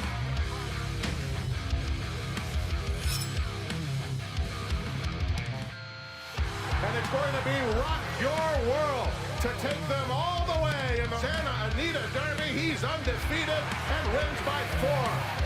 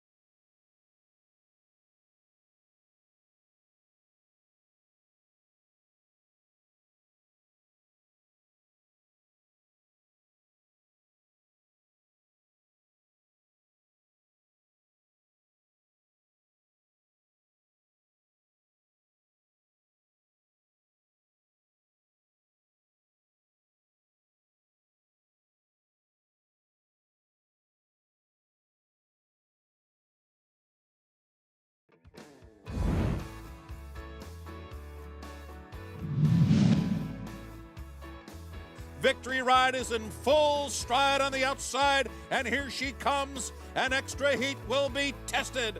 Victory Ride alongside. Nasty Storm appears on the scene late, and Kimberletta 1 furlong to go. And it is Victory Ride who has wrested the lead from Extra Heat, and Victory Ride is beginning to prevail. Extra Heat, Nasty Storm, and Kimberletta on the wire. Victory Ride draws off to win by 3. Victory Ride in the 2001 test at Saratoga. Tom Durkin on the mic, and you can hear in that call some nice horses left in her wake. Yeah, and Victory Ride was a very good horse, ran for Rusty Arnold and G. Watts Humphrey. Extra Heat ran a remarkable race in there, dueled in under 44 for the half, I believe, and 7 furlongs, a little bit of a stretch even for her, and ran second to a very good horse after a grueling pace. I think Dallas Stewart finished third, I want to say, with a filly that got left in there, but Victory Ride got it done. And we have the Victory Ride coming up as we pay tribute to the talented filly. We'll start things off with a horse with plenty of speed, Mystic Lake. She's got to go to the front and try to wire him. I think she's going to. She has plenty of speed, coming off a score in the Miss Preakness. Here is the 3 Emery. I have no knock on Emery. She's been good. She should be in a good stalking spot, and she is obviously the horse to beat. 3 to 5, though, a little short, maybe. Helena's Fort also coming in off a win. Yeah, I feel like she peaked early and has not been as good. And Phil Bauer, we see him win a lot of races, a little colder lately, but I've imagined he'd turn it around one of these days, if not sooner, in Saratoga probably. Autumn Evening, another one who's coming in off back-to-back scores. She's kind of a fuzzy. She hasn't run a couple of months, and she's run fast enough that I can see taking a shot she can improve in here, but she'll have to. Maybe drifting out a little bit late last time, but did correct. Still lightly raced, this filly. Heavy favorite, though, on Emery, who, as we mentioned, has done very little wrong. As we welcome back to the program, Richie Migliore here with us for the Victory Ride. Richie, what are you seeing? I'm seeing a really nice group of fillies here, and this race has always been a harbinger of things to come. So start with the inside horse, Mystic Lake. She could not look any better. She was a dominant winner of the Miss Preakness. She has good speed. Flavian Pratt looking for win number 6. You know, and sometimes you're just in that zone. Your confidence level's sky high. Mystic Lake looks too good to not speak glowingly about. The 3-horse Emery also making a nice impression. Nothing wrong with Emery. Just prefer the way the 1 Mystic Lake looks. And then the 4, Helena's Forte. How are we saying this, guys? Fort. She looks fantastic. I think she's my top selection. I love the fact that she's going to get to sit outside and kind of watch things develop. She's fast enough to put herself in the right position, and she just looks like she has been just thriving right now. What a strong hind end on this filly. And we know Phil Bauer, he doesn't ship here just to come visit New York. He comes in here when his horses are doing well, and Helena's Forte looks fantastic on the racetrack, guys. As we'll see what Helena's Fort, and you confirm with the owners, right? It's Fort? The word is pronounced Fort. Yes. We previously had a horse whose owner wanted the horse pronounced incorrectly, and that's fine. I'm somewhat kidding. The correct pronunciation is Fort, but it's one of those words that, you know, people call Forte, and it's fine. But I'll stick to the one that my dad said was right, and Andy Beyer, who yells at me every time a word gets mispronounced, which I do frequently. Don't we all? This is Helena's Fort winning the Ruthless back in February, so she's already shown she runs well over this track. Coming in, as mentioned, off a win at Churchill after she tried much tougher prior to that in both the Ashland and the 8 Bells. But I don't think she can win this race off her last effort. I think she ran her better race a little bit earlier, and she's kind of plateaued a little bit. Not impossible. I just prefer others in here. She's 7-2 right now as the 1 Mystic Lake. She has plenty of early speed, and I was commenting to you, I saw her when she won the Gasparilla down at Tampa, and she just used that speed to her advantage, but it was a little underwhelming. She has definitely stepped forward as a 3-year-old as the season has progressed. I thought she was very impressive in ear controlling. Now listen, she's meeting a tougher horse in Emery than she was facing in this race, and maybe even arguably in Helena's Fort, and maybe even the horse on the outside. But I like her chances to wire this field. I don't take Emery lightly. She's good, but I'm going to take this horse to wire the field. There is Mystic Lake winning impressively in the Miss Preakness as she will try to make it back-to-back graded stakes victories. That speed, very dangerous. Flavian Pratt also looking for 6 on the card. As far as Emery is concerned, she is still lightly raced. Obviously has shown that she's a sprinter. She didn't run terribly in the Frisette, but by far her worst race when she was beaten by Just FYI and going a mile in just the second start of her 2-year-old season. But here she is last time winning the Leslie's Lady at Churchill. Obviously, like I said, she's shown sprinting is what she wants to do. No, she's been very good. She's run fast races. I have no knock on her. She has a chance to be, a player in what's a very, very competitive 3-year-old filly sprint division. Yes. Head towards the test in Saratoga, the race they all want to win. So I'm not going to be shocked. And, of course, Leslie's Lady, which Acacia knows. If you're wondering who's Leslie's Lady, well, she's the dam into Mischief and quite a few other very good runners, including Beholder. And Mendelssohn. Yeah. I'm going to remember the other two, Into Mischief and Beholder, a little bit better. Mendelssohn was a good horse. He was a good horse. He was, absolutely. Very good horse. Very good but horse. yes, I completely understand. As far as a mark. Yeah, I mean, Into Mischief's mark as a stallion in this industry is substantial, and Beholder was a tremendous, tremendous racehorse. See what Emery can do as she is your current 4-5 favorite. As far as the 5 Autumn Evening, we just haven't mentioned her much, so let's talk about her. She broke her maiden in her first start for Rick Dutrow and then came back with an identical by her speed figure score. As I mentioned, a little bit green in the stretch, but she was corrected and finished pretty well, winning that race by 5 1/4 lengths. I thought she ran well last time. I'm not going to knock her at all. I think she's a player in here and gets good outside stalking position. If there's an upset in here, it's her. I think the underlay, personally, is the 4 Helena's Fort. I may turn out to be wrong. Richie likes her. I respect that. But I think she's a bit of an underlay. I think the Mystic Lake is more likely to wire the field, and Helena's Fort beat Emery playing a very similar game. See what these fillies can do here in the Victory Ride. As mentioned, a prep for the test coming up this summer at Saratoga, a race that I always really enjoy. You get some really fun performances, and you think about, as you mentioned, some of the horses that are kind of pointing in that direction. It looks like a very good group for the girls this year. No, I agree. It is a good group. And the 3-year-old fillies are good this year, obviously headed by Torpedo Anna, who obviously at this point basically has a hammerlock on the division. Something would have to go badly wrong for her not to win the title. It is horse racing, but she's very good. But the sprinters are good too, and we'll see what we have in a race like this, and then they all meet up in the test. A lot of fun to look forward to as far as Torpedo Anna's concerned. We hope that you'll be watching our Fox Saratoga Saturdays this summer. And the first one on the show will be the Coaching Club American Oaks, where Torpedo Anna is pointing, and that'll definitely be a lot of fun for us to get to see her again in Saratoga. No, she's absolutely terrific. And I mean, for the other 3-year-old fillies, I hope they don't run her in the Alabama and run her in the Travers. But I think for her, they should be keeping her against the girls. There's always next year.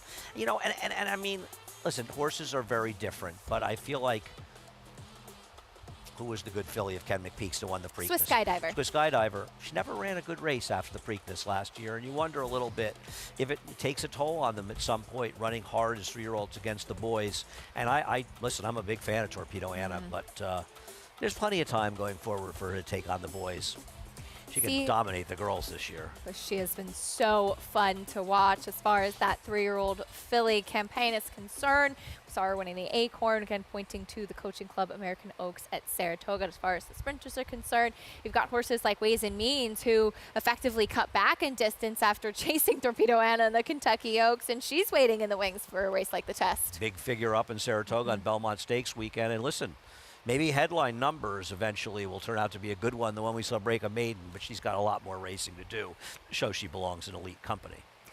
Well, we'll see what the fillies here in the Victory Ride can do as far as a potential stepping stone onto a race like the test. 1-2 on the 3. Emery right now, as she's a very short price, moving towards the starting gate. But maybe it's a small and select field, but you can generally make a case for every single filly. 1-2 or 3-5 now. I think a little overboard in Emery. These horses are pretty good in here, and I don't think her figures are such a substantial edge that she's supposed to be this kind of favorite, but maybe I'll be wrong. Loading in for the Grade 3 Victory Ride, Chris Griffin has the call. More set to load. Helena's Forte and Autumn Evening, last to load.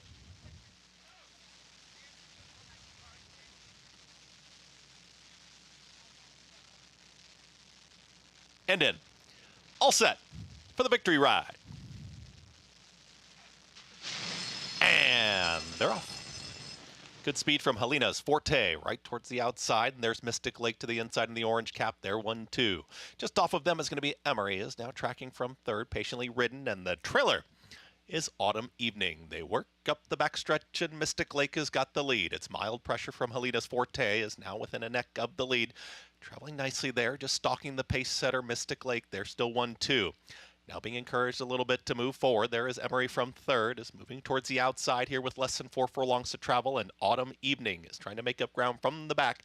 That 21-3, quick opening quarter mile. They're well into the far turn now, and Mystic Lake is still the leader. It's Mystic Lake in front. Helena's Forte is ready to challenge towards the outside, is now challenging head-to-head here as they approach a quarter mile left to go.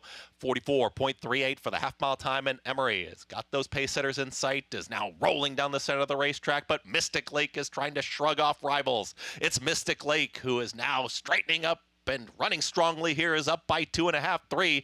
Emery is within range as they are approaching the final 16th, down to these two in the victory ride. It's Mystic Lake to the inside. Emery is trying to push on by. Here comes Emery to the outside of Mystic Lake. Emery will push by and wins the victory ride. It's Emery who wins it over Mystic Lake. Then came Helena's Forte and Autumn Evening in 1 minute 15.44 seconds. Emery runs down Mystic Lake. Looked like she was home, Andy, after setting the pace, but Emery just enough in the stretch to get her. Yeah, 6.5 furlongs proved a little bit far for Mystic Lake, who probably ran the best race, frankly. It's 7-2 here, but Emery able to run her down. And, you know, you think about this pace, and Helena's Forte, who I believe ended up finishing last in this race, and there was significant distance between the first two and the other two in here. This is a very good performance by these two. Emery got it done at 3 to 5 shot, but did not win like a 3 to 5 shot should, as Mystic Lake gave her everything she could handle. Helena's Fort did run third, but beaten probably 6 or 7 lengths, which really I think shows just how well Mystic Lake ran in defeat. Nearly got the job done trying to wire the field, Mystic Lake, but it was Emery with the victory. Was highly touted on debut and has lived up to it. Now picks up the first graded stakes win of her career. Red Cox has another filly, though, who could look very tough moving on to the test. Was oh yeah, that horse. It was a Frank Fletcher filly. I'm blanking on her name now. Me too, she but won I know in you're Saratoga, talking about. but Yes, she won the Jersey Girl in Saratoga. She did. You know, I'll tell you something funny about this horse's debut. She's not the one they were betting. Yes, it was part of an entry. The entry mate, I believe, is the one they were betting. And I remember somebody telling me overseas they got 5-2 on her, where they were separate prices in overseas markets where they allowed them. So I'm not sure she was the one that they were betting in her debut. As she gets the win. Are you looking it up? I am. I'm trying to remember. I think it's a horse that had already run once. Yes. She had. For Stone Street that didn't run well. Oh, the other one on debut. Yeah, who the other half of the entry was in there. I think that horse had already started, but Emery was the one that could run. As the Jersey Girl winner was Almost Gone Rocket, who I'm thinking of, who was very okay, I was wondering the entry mate with Emery. Yes, but. Gotcha. But as far as Emery's concerned, she is a winner today. Back over at Monmouth Park, race 7 coming up next. We'll be on the turf in this claiming race for $40,000. As we take a look at the field, and it's Ice the Kicker currently at 2-1. The number 5 taking most of the attention here for Carlos David. The rest of the field, though, starting off with Adios Buccaneer. Yeah, a friend of mine likes Adios Buccaneer. I'm not sure why, but he has a good opinion. We'll trust that. There is Frizzante, blinkers off. Seems a little bit light in this race on the turf. The one turf race is not good enough. Bit of a drop in class, excuse me, for Pal. Yeah, his run figures that aren't impossible against these horses. Here's Ice the Kicker, first time on turf and is the favorite. Well, why is this horse favored? Don't know. So it's the second dam was pretty good in the turf, but it's not a screaming turf pedigree. Hard Spun Fantasy went by. Here's the 7, Rapture Bay. Hard Spun Fantasy off its claim, and Rapture Bay has run on the turf, and feels like the horse to beat, right? Yeah. What's this? Back as the gelding. These odds are insane. The odds are just wrong in this sport. Facing Stakes Company, just 3 back. Yeah, the odds are wrong in this sport. Arrow Speed went by, and here's the 9, Live High, Live Low. Who draws it? We saw George Weaver win a race here earlier, broke his maiden in a maiden claiming race, but ran against better last time out. The odds are completely ridiculous here. The 7 Ratchet Bay should be favored, in my opinion. Let's see what Paul thinks. Paulie, your thoughts on race 7?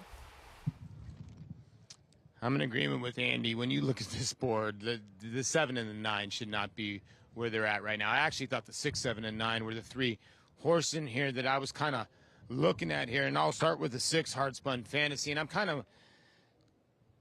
don't know if they iced me because the way my picks have been today, but I don't know why I iced the kicker is 2-1. Maybe they iced my picks. But Hard Spun Fantasy, you know, Mario Cerise having a phenomenal meet. You know, and Dan Ward claimed this horse from Oaklawn with the intentions of going back on the turf from Donnie Von Hemmel. Now, Mario has taken this horse, and he's been monstrous off the claim. So it's 7-1.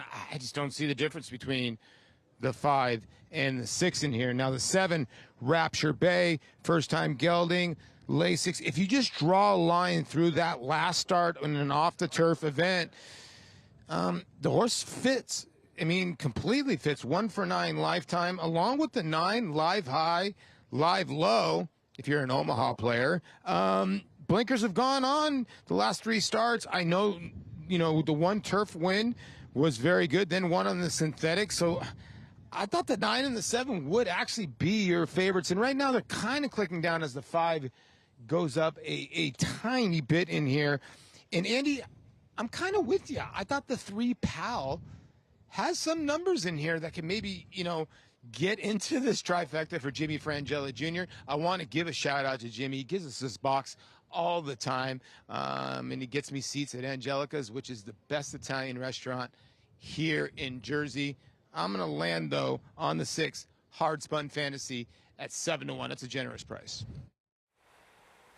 All right, Paulie, thank you. Well, now we know where to find Paul when he's not on air. Number 9, Live High, Live Low. Getting that Paco Lopez warm-up on the track, currently 5-2 now for George Weaver.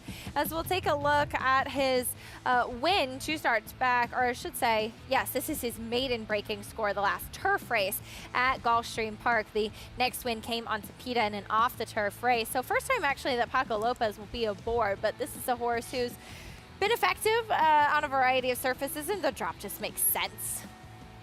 Yeah, no, I took a logical type horse, broke the maiden for 25,000, ran against better horses last time out. A logical horse getting in with outside post. One of the players in this race. I still maintain that the 7, a new gelding, I mean, who cares if it's in a sloppy track, has turf races that are better and is probably supposed to be favored and maybe will be by post time. I don't know. Maybe Ice the Kickers worked great in the turf and nobody knows or something. Is a forwardly placed horse, but the 7's is fast, if not faster. Well, I just want to say about that, too, because he's been down at Palmettos before coming up to Monmouth. So where's he working the turf? You can work on the turf at Palmettos. So maybe. And there are none listed there is what I'm saying. Though. Yeah, so I unless don't know. there's something hidden, I don't quite get it. Don't know. This horse can certainly handle it, but yeah. He could win. Yes. But he's not supposed to be the 5-2 favorite. He's supposed to be the distant 3rd choice at best. I'm not sure he's supposed to be a short price than Pal, who's 14-1. He's a very generous price. It's a crazy price. Yeah. He has no speed, but he's a huge price. He's been running against tougher. And as far as the 7, Rapture Bay, is concerned, has been gelded, dropping in class. The turf race, the last 2 turf races were against Stakes Company at Gulfstream and then against significantly tougher Allowance Company versus what he's facing. You get Jairo Rendon, and he is tactical. He makes a lot of sense in this spot. Yeah, I think he's winner. I thought he'd be favored in this race. Maybe he will be favored by post time. You know, the odds can change a lot at the end, so I guess I won't be surprised. The 3 is a crazy price in here, 15-1. Back over to Belmont at the Big A, the victory ride in the books, and it was Emery who got the job done. The Winner's Circle lead-in is brought to you by Fasig-Tipton's July sales. Don't miss the July selected Horses of Racing Age sale on July 8th and the July selected Yearling sale on July 9th in Lexington, Kentucky. where will you be? Emery getting the victory in the victory ride now makes it back-to-back stakes scores, and she's undefeated as a 3-year-old. Yeah, and she was very determined to get it done. It felt like Mystic Lake got away from them, but that 21-72 first quarter took a toll on Helena's Fort much earlier than her, and it didn't really take a toll until very, very late in here. A very good performance by both of the first two, but I think, as you said, they're still probably going to have to get a little better to beat the other Brad Cox runner, among others. Yeah. That test. The test could be an absolute war this year. The likes of Almost Gone Rocket and Ways and Means waiting in the wings. A lot of excitement and fun to look forward to. $3.20 winner Emery, the favorite, gets it done in the victory ride in race 8. Back over to Monmouth as Andy and I just mystified by the betting for this upcoming turf race here for $40,000. So, I mean, maybe it's a bad sign. Maybe you're just getting some real value on some horses that make a lot of sense. Or maybe the odds will change dramatically in the last flash. I don't know. My PPs, I don't understand the betting here, but yeah. I've been wrong a lot. So, loading in for the 7th Monmouth Park. Here's Matt Dinnerman. 2 back, Ice the Kicker, and Live High, Live Low.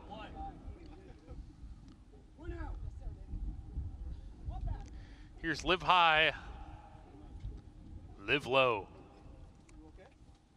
In the Redham Racing colors. We're ready to go. And Lair off. Uneventful start. Adios Buccaneer on the inside and Live High, Live Low from the far outside. They're 1-2. Adios Buccaneer with a narrow lead and Live High, Live Low on a hold taking second. Frizanti third. Rapture Bay to the outside of him. Then another pair. Ice the Kicker, Arrow Speed. They're side by side. Hard Spun Fantasy at the back with Pal as they go around the clubhouse turn where the clear leader is Adios Buccaneer. He's got a line of 3 right behind them. Live High, Live Low takes the second position, about a length off the lead approaching the back stretch. Frizanti third, just a half length in front of Rapture Bay, who's on restraint right now, 4th. He's 2.5 clear of Ice the Kicker and Arrow Speed continuing to run as a team. Another 2 to the last pair, Pal and Hard Spun Fantasy as they head down the back stretch. It's still Adios Buccaneer in charge here, a length and a half in front as he opens up just a little bit. Live High, Live Low, happy where he's at second. Frizanti to the inside. Rapture Bay, 4th, now 3.5 lengths off the lead approaching the turn. Ice the Kicker, a saving ground into that turn. Arrow Speed alongside of him. Pal and Hard Spun Fantasy still have a lot of work to do as they round the far turn. Adios Buccaneer threatening to go wire to wire at 8-1. He's still in front, but the margin's 3/4 of a length. Live High, Live Low, right behind him chasing second. Frizanti all in as he cuts the corner, and then Rapture Bay, who needs to do more in 4th. Furlong to go. Adios Buccaneer as a challenge, a dangerous one from Live High, Live Low in the Redham Racing colors, who soars to the lead, puts this race to bed. Live High, Live Low. Paco Lopez with a big 4th of July. That's 4 wins for him this afternoon. Frizanti out finishing Adios Buccaneer for the 2nd spot, and Rapture Bay checked in 4th. Live High, Live Low, drawing in off the also eligible list. 4 wins on the 4th for Paco. Yeah, just much the best, getting it done quite easily here. The 7 was a little disappointing. Rapture Bay, I think, finishing maybe 4th. We still have no idea why people are betting the 5. We'll never know. Disappointing effort from Ice the Kicker in that turf debut. And I think it's a good chance to remember that synthetic does not always transfer to turf. What I've often seen is that turf horses generally handle it very well. It's not always the opposite.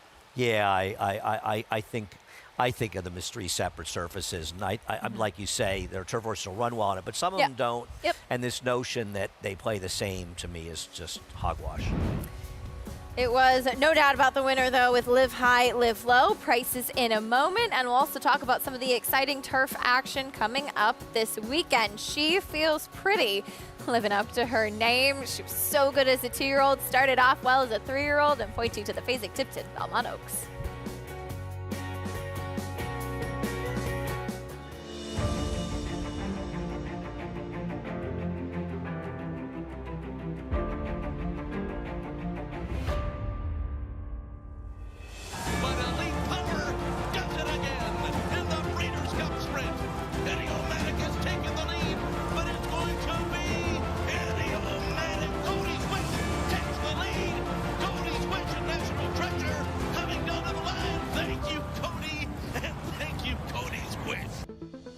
Serving others is our foundation.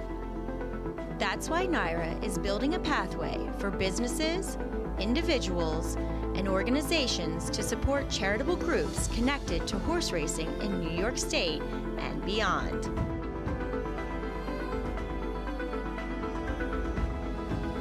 The NYRA Foundation, supporting our community. Quality Road, proving Lane's End's tried and true stallion-making tradition. Quality Road has sired multiple Eclipse Award and Grade 1 winners, including champion 2-year-old colt Corniche, champion 2-year-old filly Caledonia Road, champion 3-year-old filly Abel Tasman, Grade 1 winner Bleecker Street, and classic winner National Treasure. He's a leader of his generation. Quality Road, a stallion that stands above the rest.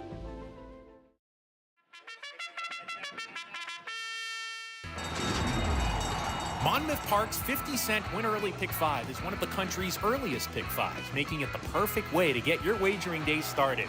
With a $12.50 post on weekends, the Win Early Pick 5 is home to a low 15% takeout and 6-figure pools. Start your day winning early. Play Monmouth Park's Win Early Pick 5. Win early, win often.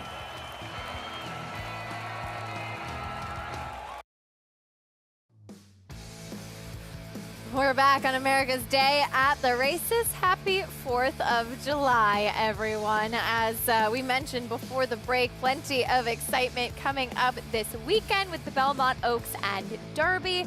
And it's been fun to follow how these races have progressed. And take a look, starting off with the Belmont Derby, Andy, coming up on Saturday. I know you'll be on your way up to Saratoga already, but looking forward to these races as we'll see if Legend of Time can do it again. I'll be honest with you. It's a $750,000 Grade 1 and 5 horses showed up. Where are the horses? A lot of horses stable in our grounds decided to run a $150,000 race down at Delaware. Who is the good horse they're so afraid of? It better not be this horse, because he's not even the favorite in the morning line, and he's just not very good. He might win.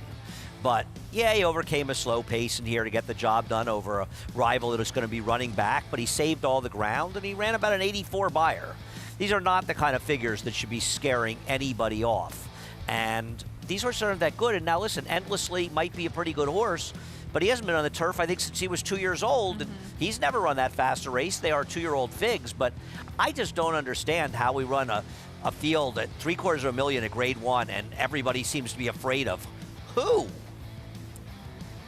We shall see. Legend of Time, it does seem to be the horse to beat off that last race, but not exactly an overwhelming group in this spot. Maybe Endlessly can get back on track, but as you mentioned, his last start on the turf was that try in the Breeders' Cup Juvenile Turf. That was back in November, and 2 wins as a 3-year-old both came on synthetic at Golden Gate and Turfway after that, so he has some things to prove as well. But he's a heavy favorite on the line. Yeah. And keep in mind, his trainer, Michael McCarthy, had wanted to point to this race after winning the race at Turfway Park over the winter. The Connections wanted to take a shot at the Derby. They did. He didn't run terribly there, but he was never going to win the race. It was sort of a clunk up in a race that was falling apart. And he's back on the right surface, this and synthetic apparently.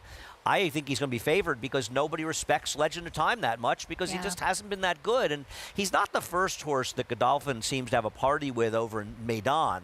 They came over here and wasn't as good over here as they were in Maiden. And while he was very impressive and dominating over there, races here have been just sort of okay. Got a little rank at Churchill Downs and ran a mediocre 5th down there. And he got the job done last time, but just barely. Slow pace didn't help him, but he also saved all the ground. These races are going to have to get tougher as we get up to Saratoga. There are horses that ran in Churchill last week, and we'll see if we get some new players in here. But right now, geez, $750,000, 5 people showed up. There's nobody else that could run in here. I don't know who they're afraid of. Well, Charlie Appleby and Godolphin will also send out a filly in the Belmont Oaks, a Fasig Tipton Belmont Oaks, another one that did well at Maiden, and Cinderella's Dream. She's 9-2 on the morning line, but the favorite is She Feels Pretty, who's done very little wrong in her career. She was probably the best horse in that Breeders' Cup Juvenile Fillies Turf and comes back and dominates an inferior group in the Hilltop. Yeah, now she's going to have to answer whether or not she's effective going longer. From a pedigree standpoint, I believe her second dam, there is a lot of stamina in there, so she may have it, and she was impressed. Now, she was beating up on absolutely nobody in here, but she did beat them impressively. And as you say, I agree with you. She should have won the Breeders' Cup. I don't know that she's going to be as big a favorite of dynamic pricing as she is on the morning line, but these big open-length wins, the Breeders' Cup situation probably gets her there. I guess she's the horse to beat. I think it's close between her and dynamic pricing. Dynamic pricing is 5-1. I know where my money's going. Yeah, she won the Edgewood impressively. Dynamic pricing did. She has plenty of ability. Chad Brown also sending out Sugesta, who won the Wonder again. She's and not then, bad. as mentioned, Cinderella's Dream for Charlie Appleby coming out of a Group 1 over at Newmarket in the Guineas. So we'll see what they all do lining up for that Fasig-Tipton Belmont Oaks part of 4 graded stakes on Saturday. Fun weekend coming up. Yeah, I'm not impressed by Cinderella's Dream. I know she was impressive winning in Maiden, and she lost the irons and looked impressive winning, beating up on 25 claimers essentially in those races over there, and she didn't run well. It is the Guineas, and the horse behind her came back and won the Irish Guineas as well, though she's pretty good. The second place finisher in there, Porta Fortuna. Now, the horse who ran behind her in there came back on the Irish Guineas. Porta Fortuna won the very impressive Coronation. She ran okay in there, but who knows how far she really wants to go.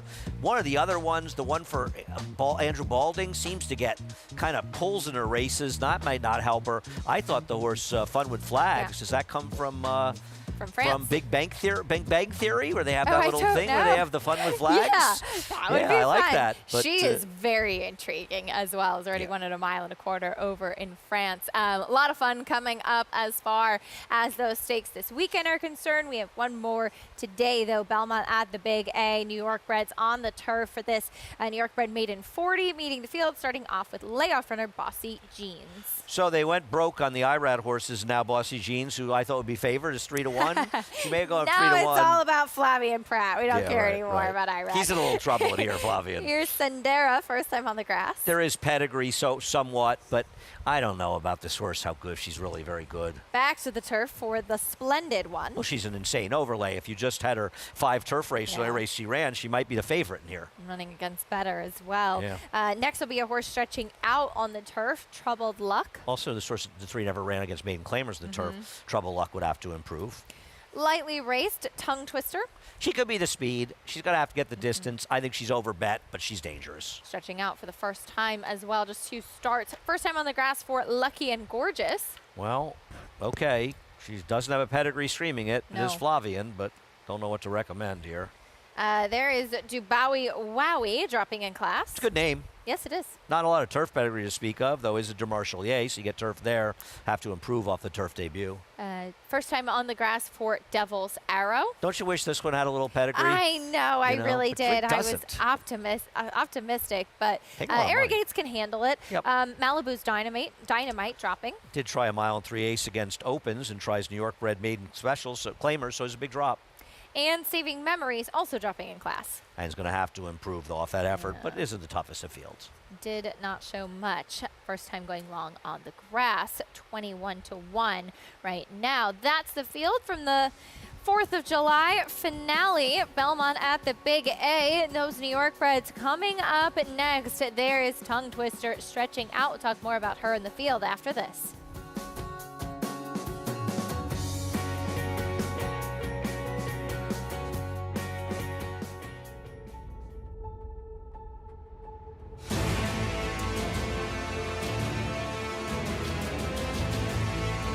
In the Pilgrim Stakes, they come on for the finish. Annapolis by a head. It is Annapolis in front. It is Annapolis to win the Coolmore Turf Mile.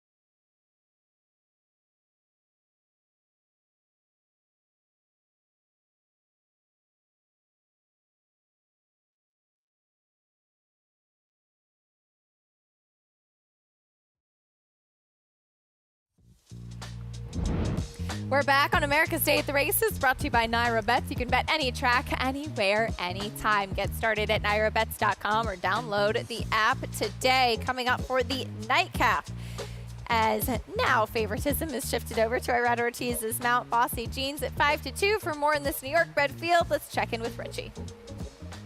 Thanks, Acacia. Yeah, we'll start with the 2, Sandera.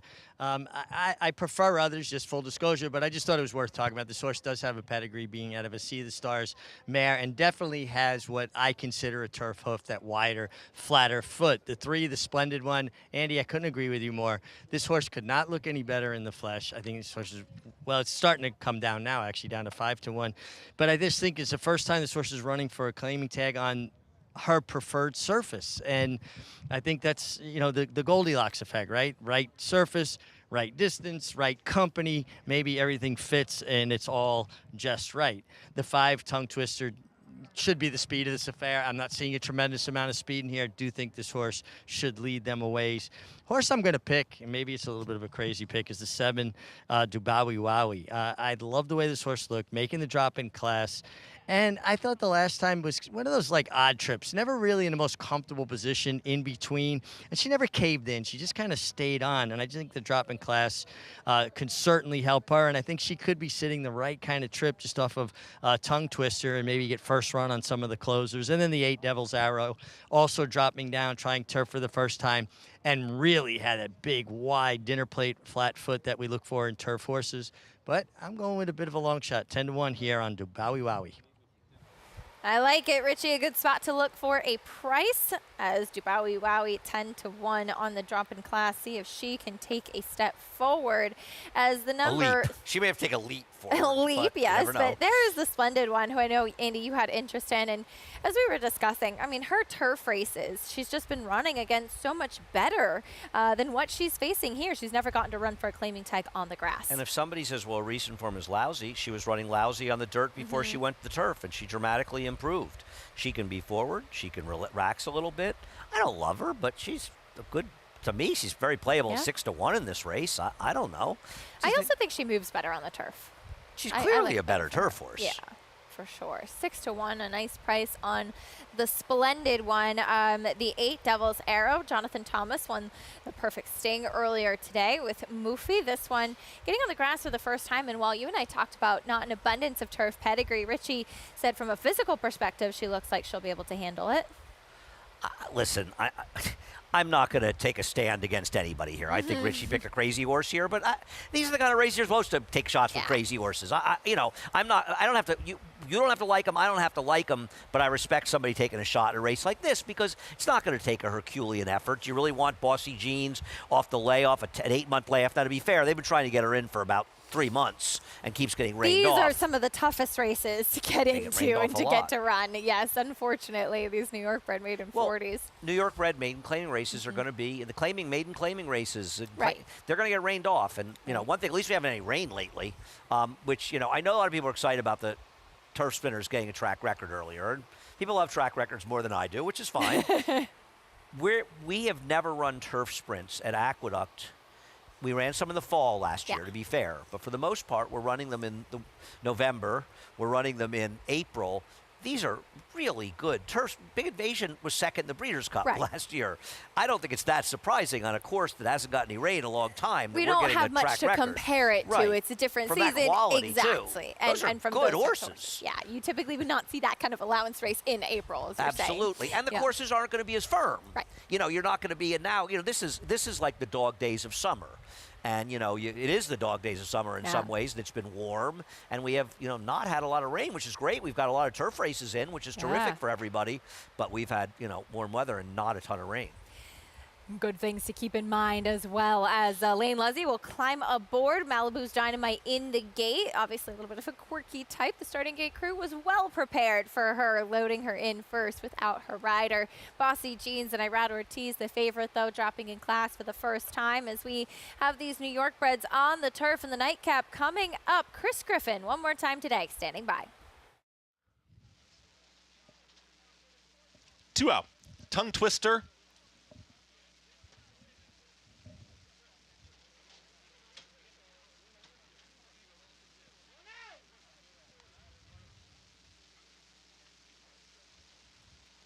Saving Memories is in. All set. And they're off. Bossy Jeans breaks well, so does the Splendid One, and Sendera's in that early mix. Those three towards that first turn together. They're going to be 5 across the course here. Looking for a spot is going to be Tongue Twister, is hung out there 4 wide. 5 wide there is Saving Memories as they're tightly bunched into that turn. Bossy Jeans sees his command. It's Bossy Jeans who's up by a half length. Sendera is tracking right there in second. The Splendid One has worked over to the rail, is saving ground to the inside in third. To the outside is Tongue Twister, who's now a challenging third. From that 4 spot with Saving Memories back to 5th. In behind them, at the rail is Troubled Luck, who's in the 6th position, is followed by Malibu's Dynamite, splitting rivals. Then comes Devil's Arrow. The 2 at the back, Lucky and Gorgeous, and do Bowie Wowie. They work up the back stretch, and they went 23 and 3 for the opening quarter mile. They're chasing Bossy Jeans. Bossy Jeans has the lead. Sendera right there to the outside is ready to pounce, and 3 wide. Here comes a run from Tongue Twisters in the mix. At the rail comes the Splendid One. Trevor McCarthy patiently ridden here from the 4 spot, less than a half mile to go. 48 seconds flat for the half mile time.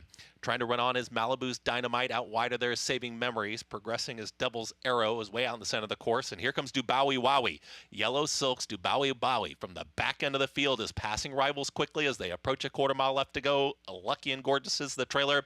They're still chasing Bossy Jeans. Bossy Jeans trying to take them all the way. A host of pursuers. Here comes the run from Tongue Twister is out in the center of the course. Saving Memories is trying to rally on. Do Bowie Wowie is stalling now just a touch as Bossy Jeans is opening up inside the final furlong. Here comes Lucky and Gorgeous from far out of it, but Bossy Jeans has too comfortable of a margin. It's going to be Bossy Jeans to win the finale. Bossy Jeans wins it over Lucky and Gorgeous, who rallied from way out of it to get second. Then came Do Bowie Wowie and Sendera in 1 minute 42 seconds flat. Bossy Jeans gets the job done as she was able to wire the field without any company, any problems, and got very comfortable in the front end. Whoever Einstein that riding plan on the 5 Tongue Twister, who I didn't bet, to rate her in here, you might want to go back to the drawing board. She might not have won, but she had no chance the way she was ridden. And Irad's able to coast on the front end. Don't know if we had some timing issues. There seem not to be, whatever. This horse galloped in here. And this is an Irad Ortiz horse that wasn't overbet. I mean, she was favored at 5-2, but she figured to be around 5-2. She was sort of the horse to beat, coming off a layoff and dropping down. $7 seems good on her. Some big moves behind her, but she won off by a pole.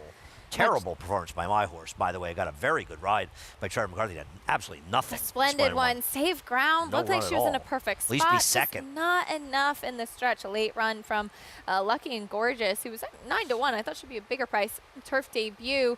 And Do Bowie Wowie, who Richie liked, looked like she was going to be making a menacing move. Have to settle for a distant third. 1-6-7-2 in the 9th. Belmont at the Big A. We still have the nightcap from Monmouth Park coming up, as this one will be a maiden claiming on the main track, going 1 mile and 70 yards. We'll have the finale from Monmouth after this. Stay with us on America's Day at the Races. War Dancer, New York's leading turf sire, is on fire at the Big A with Dancing Buck wire to wire in the elusive quality. Dancing Buck is almost there. Dancing Buck. Power Attack with back-to-back wire to wire wins. It's going to be Power Attack. As well as 26 Black. 26 Black almost there. 26 Black. And Roos. Torigo trying to catch up both. Roos to the inside of the red blinkers. Roos gets the victory. The breeding shed is still open. Breed to a winner. War Dancer, proud to stand in New York. New York breds. Race them. Respect them. Bet them. Respect them. Breed them. Respect them. Buy them. Respect them. Train them for a second career. Respect them. Join us in respecting thoroughbreds at every stage of life. Learn more at nybreds.com. It's America's original sport, and no one covers it better than americasbestracing.net. From the sport to the lifestyle, the best races, horses, and destination venues, cocktails, gambling, fashion, and more. americasbestracing.net is a sport for you.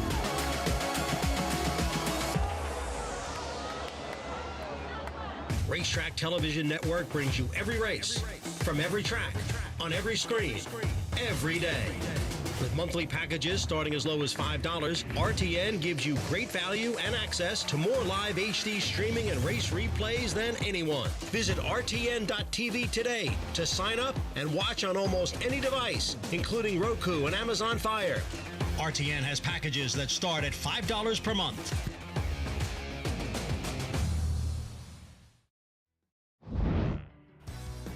We're back on America's Day at the races. One more to go at Monmouth Park down on the Jersey Shore. This maiden claiming. There's the field for the nightcap. Let's check in with Paulie.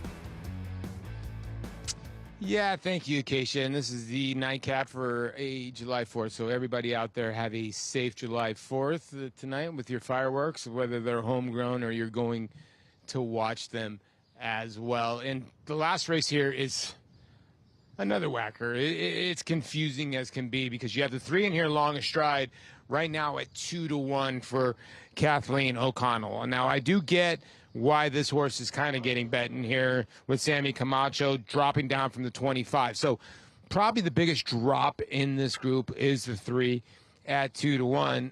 You know, this horse had beaten the Heights, who's on the outside in here, the 8. Now, the Heights has come back since then, has run back-to-back forts.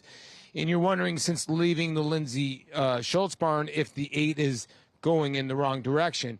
Now, the 2, No Surrender, is your lowest payouts in Will Pays. And I think we'll end up going off as your favorite, a Rudy Rod runner here. And I'm wondering if Jairo Randon will take the bull by the horns in a sense that he goes to the front end in here, or at least tries to control.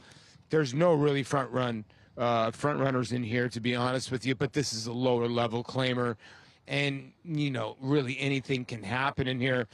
The interesting horse to me, and I landed on him, was the 1 Cajun Vibes. Yeah, I don't think I've ever landed on a horse that ran 9th by 40 lengths last time out, Acacia, but this horse was way back, got bet. I love the way he looked on the racetrack. Carlos Rojas gets aboard for Gregory Sacco. My angle of taking this horse, I don't trust anybody in this race. I think all these horses are very suspect. I'm hoping the 1 can break out of the gate, get to the front end, and just keep on going. I think 6-1 is just a ridiculous price. I thought this horse would be somewhere in the 12 to 10-1 range, but I just have a feeling this horse is going to fire a shot. I just don't like anybody else in the race. Happy 4th, Acacia. Happy 4th, Paulie, as be rooting for you here in the nightcap, and definitely, as Paul said, a very wide open field. This horse is trying to prove themselves in this spot. Back over to the big A in the nightcap. It was a logical result with the 1 Bossy Jeans getting comfortable in the front end and cruising home to victory. Yeah, I mean, absolutely crushing the field. And after Irad was overbet in so many races, Source went off a very square price at 5-2. She was favored, but, or he was favored, excuse me, but I'm sorry, yeah. But just won like she should have been a much, much shorter price in here. And Irad got to the front when Dylan was sort of oddly sort of passive on Tongue Twister, but maybe he was riding to instructions. That Ray Handel guy, you never know. Bossy Jeans, $7.20 winner, a long way back to the 2nd and 3rd place finishers, Lucky and Gorgeous and Dubawi Wowie for a 2,700 in the pick 6. Congratulations if you had it. Official there in race number 9. Back over to Monmouth. 1 more to go on this July 4th. Are you hosting everybody for the big July 4th cookout? I always set off a lot of fireworks. Yeah, you do. You seem like the type of person. I start on the A train. Yeah, I'm big in start on setting the off A train. fireworks. Yeah. You're probably not the only one. Yeah, Who knows what's waiting for us there? I used to, when I lived in Brooklyn in the 80s, when I first moved to the city, it was like a war zone in there during on 4th of July. It was frightening. Well, I think they're on the Upper West Side. Yes, they moved them, right? Yeah. So I'll see people getting ready for them, and you know, I'll probably go back to my apartment and do my laundry. I got a lot of laundry to do before you're heading up Saratoga. Soon. So yes, you're off Saturday, packing Sunday. And going, doing laundry. So I don't think I have a big 4th of July setup, but got all the outfits laid out. Yeah, you know, got to bring some. I left some stuff up there when I went when I went up for the Belmont weekend. It's at my Pretty mom's exciting. house. A lot of fun stuff coming up. I know it's almost like, you know, we had a little taste, a little teaser there with Belmont Stakes at Saratoga, and so it feels like it's come up even faster than usual. either Paulie's one horse is the sort of put over they knew of all time or the most ridiculous underlay in the history of horse racing. This horse is a half to a horse that ran 80 buyers on the dirt, and maybe they just took a shot, but I mean, this horse was basically eased and claimed out of a maiden 16 in the turf, and now, I mean, somebody likes this horse, and we'll see if they're right, because that's as Paulie said, a lot this of could have been 30 to 1 in here, and you wouldn't have been Turf shocked. to dirt, blinkers off, new gelding, new barn. See what they do with Cajun Vibes. The favorite, though, No Surrender, who has been kind of exposed already, but has run some decent races on the main track for Rudy Rodriguez. Coming back on a quick turnaround, too. Just ran on June 28th last week, loading in for the nightcap. Monmouth Park. Belmont concluded. There's No Surrender. He is always very difficult with the gate. They actually, in New York, usually load him with a blindfold. So. Yeah, I mean, the 2 and 3 are the logical horses in here. This is not Belmont at Monmouth. That starts we go to Saratoga. No, it doesn't. we're not doing any of that here. Belmont at the Big A. It's actually it's really it has, yeah. I did hot yoga this morning. I drove from Me too. Saratoga.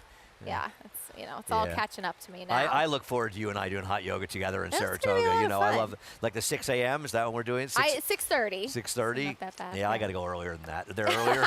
I don't think earlier there's classes than there's that? a like hot bar class at 5:45. I'm going to that. Yeah.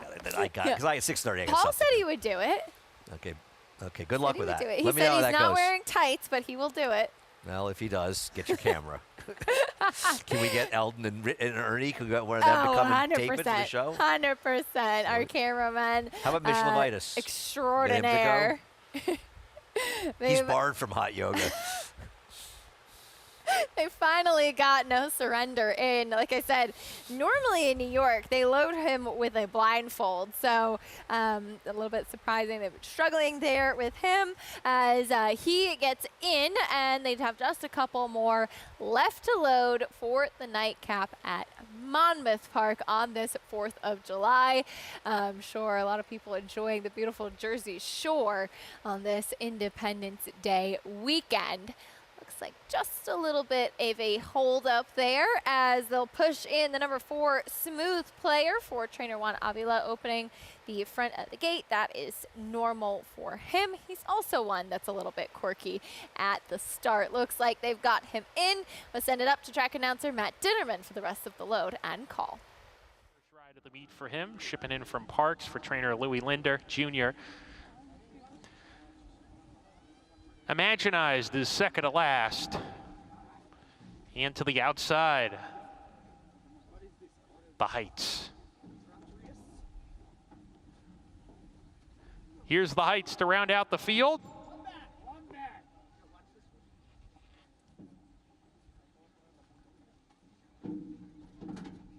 We're ready to go.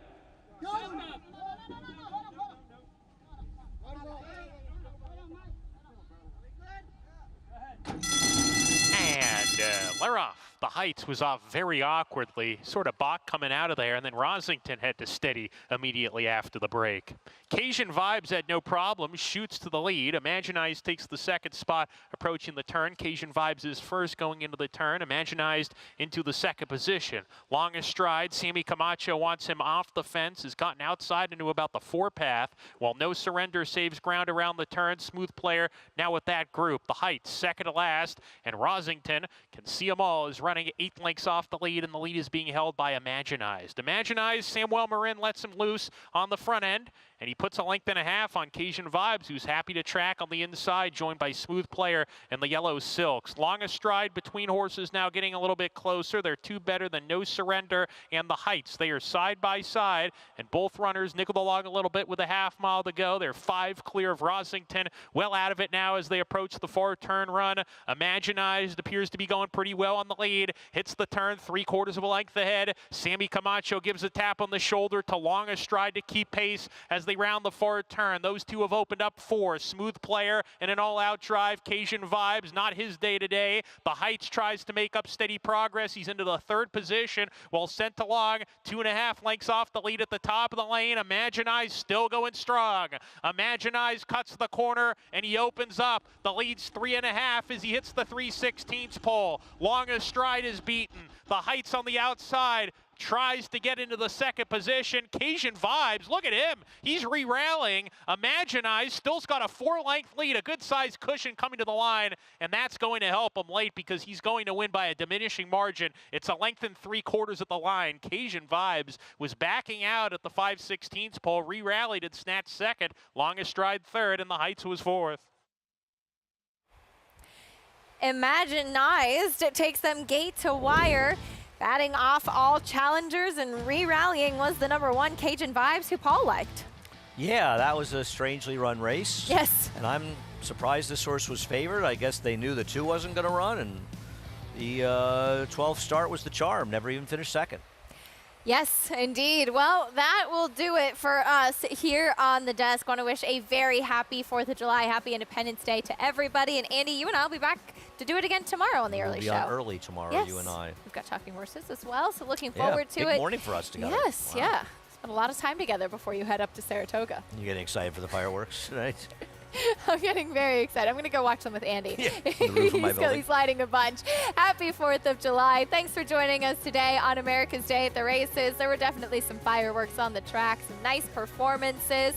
Perfect sting went to Moofy, the favorite. She got the job done, picking up another stakes win to her name for trainer Jonathan Thomas and the legend Frankie Dettori in the saddle. In the victory ride, it was Emery finishing nicely. What will she do? Potentially moving on to deeper waters like the Test this summer. A lot coming up this weekend, including that guy next, waiting for the Brooklyn. We hope you'll join us tomorrow starting at 1 p.m. Good night, everyone.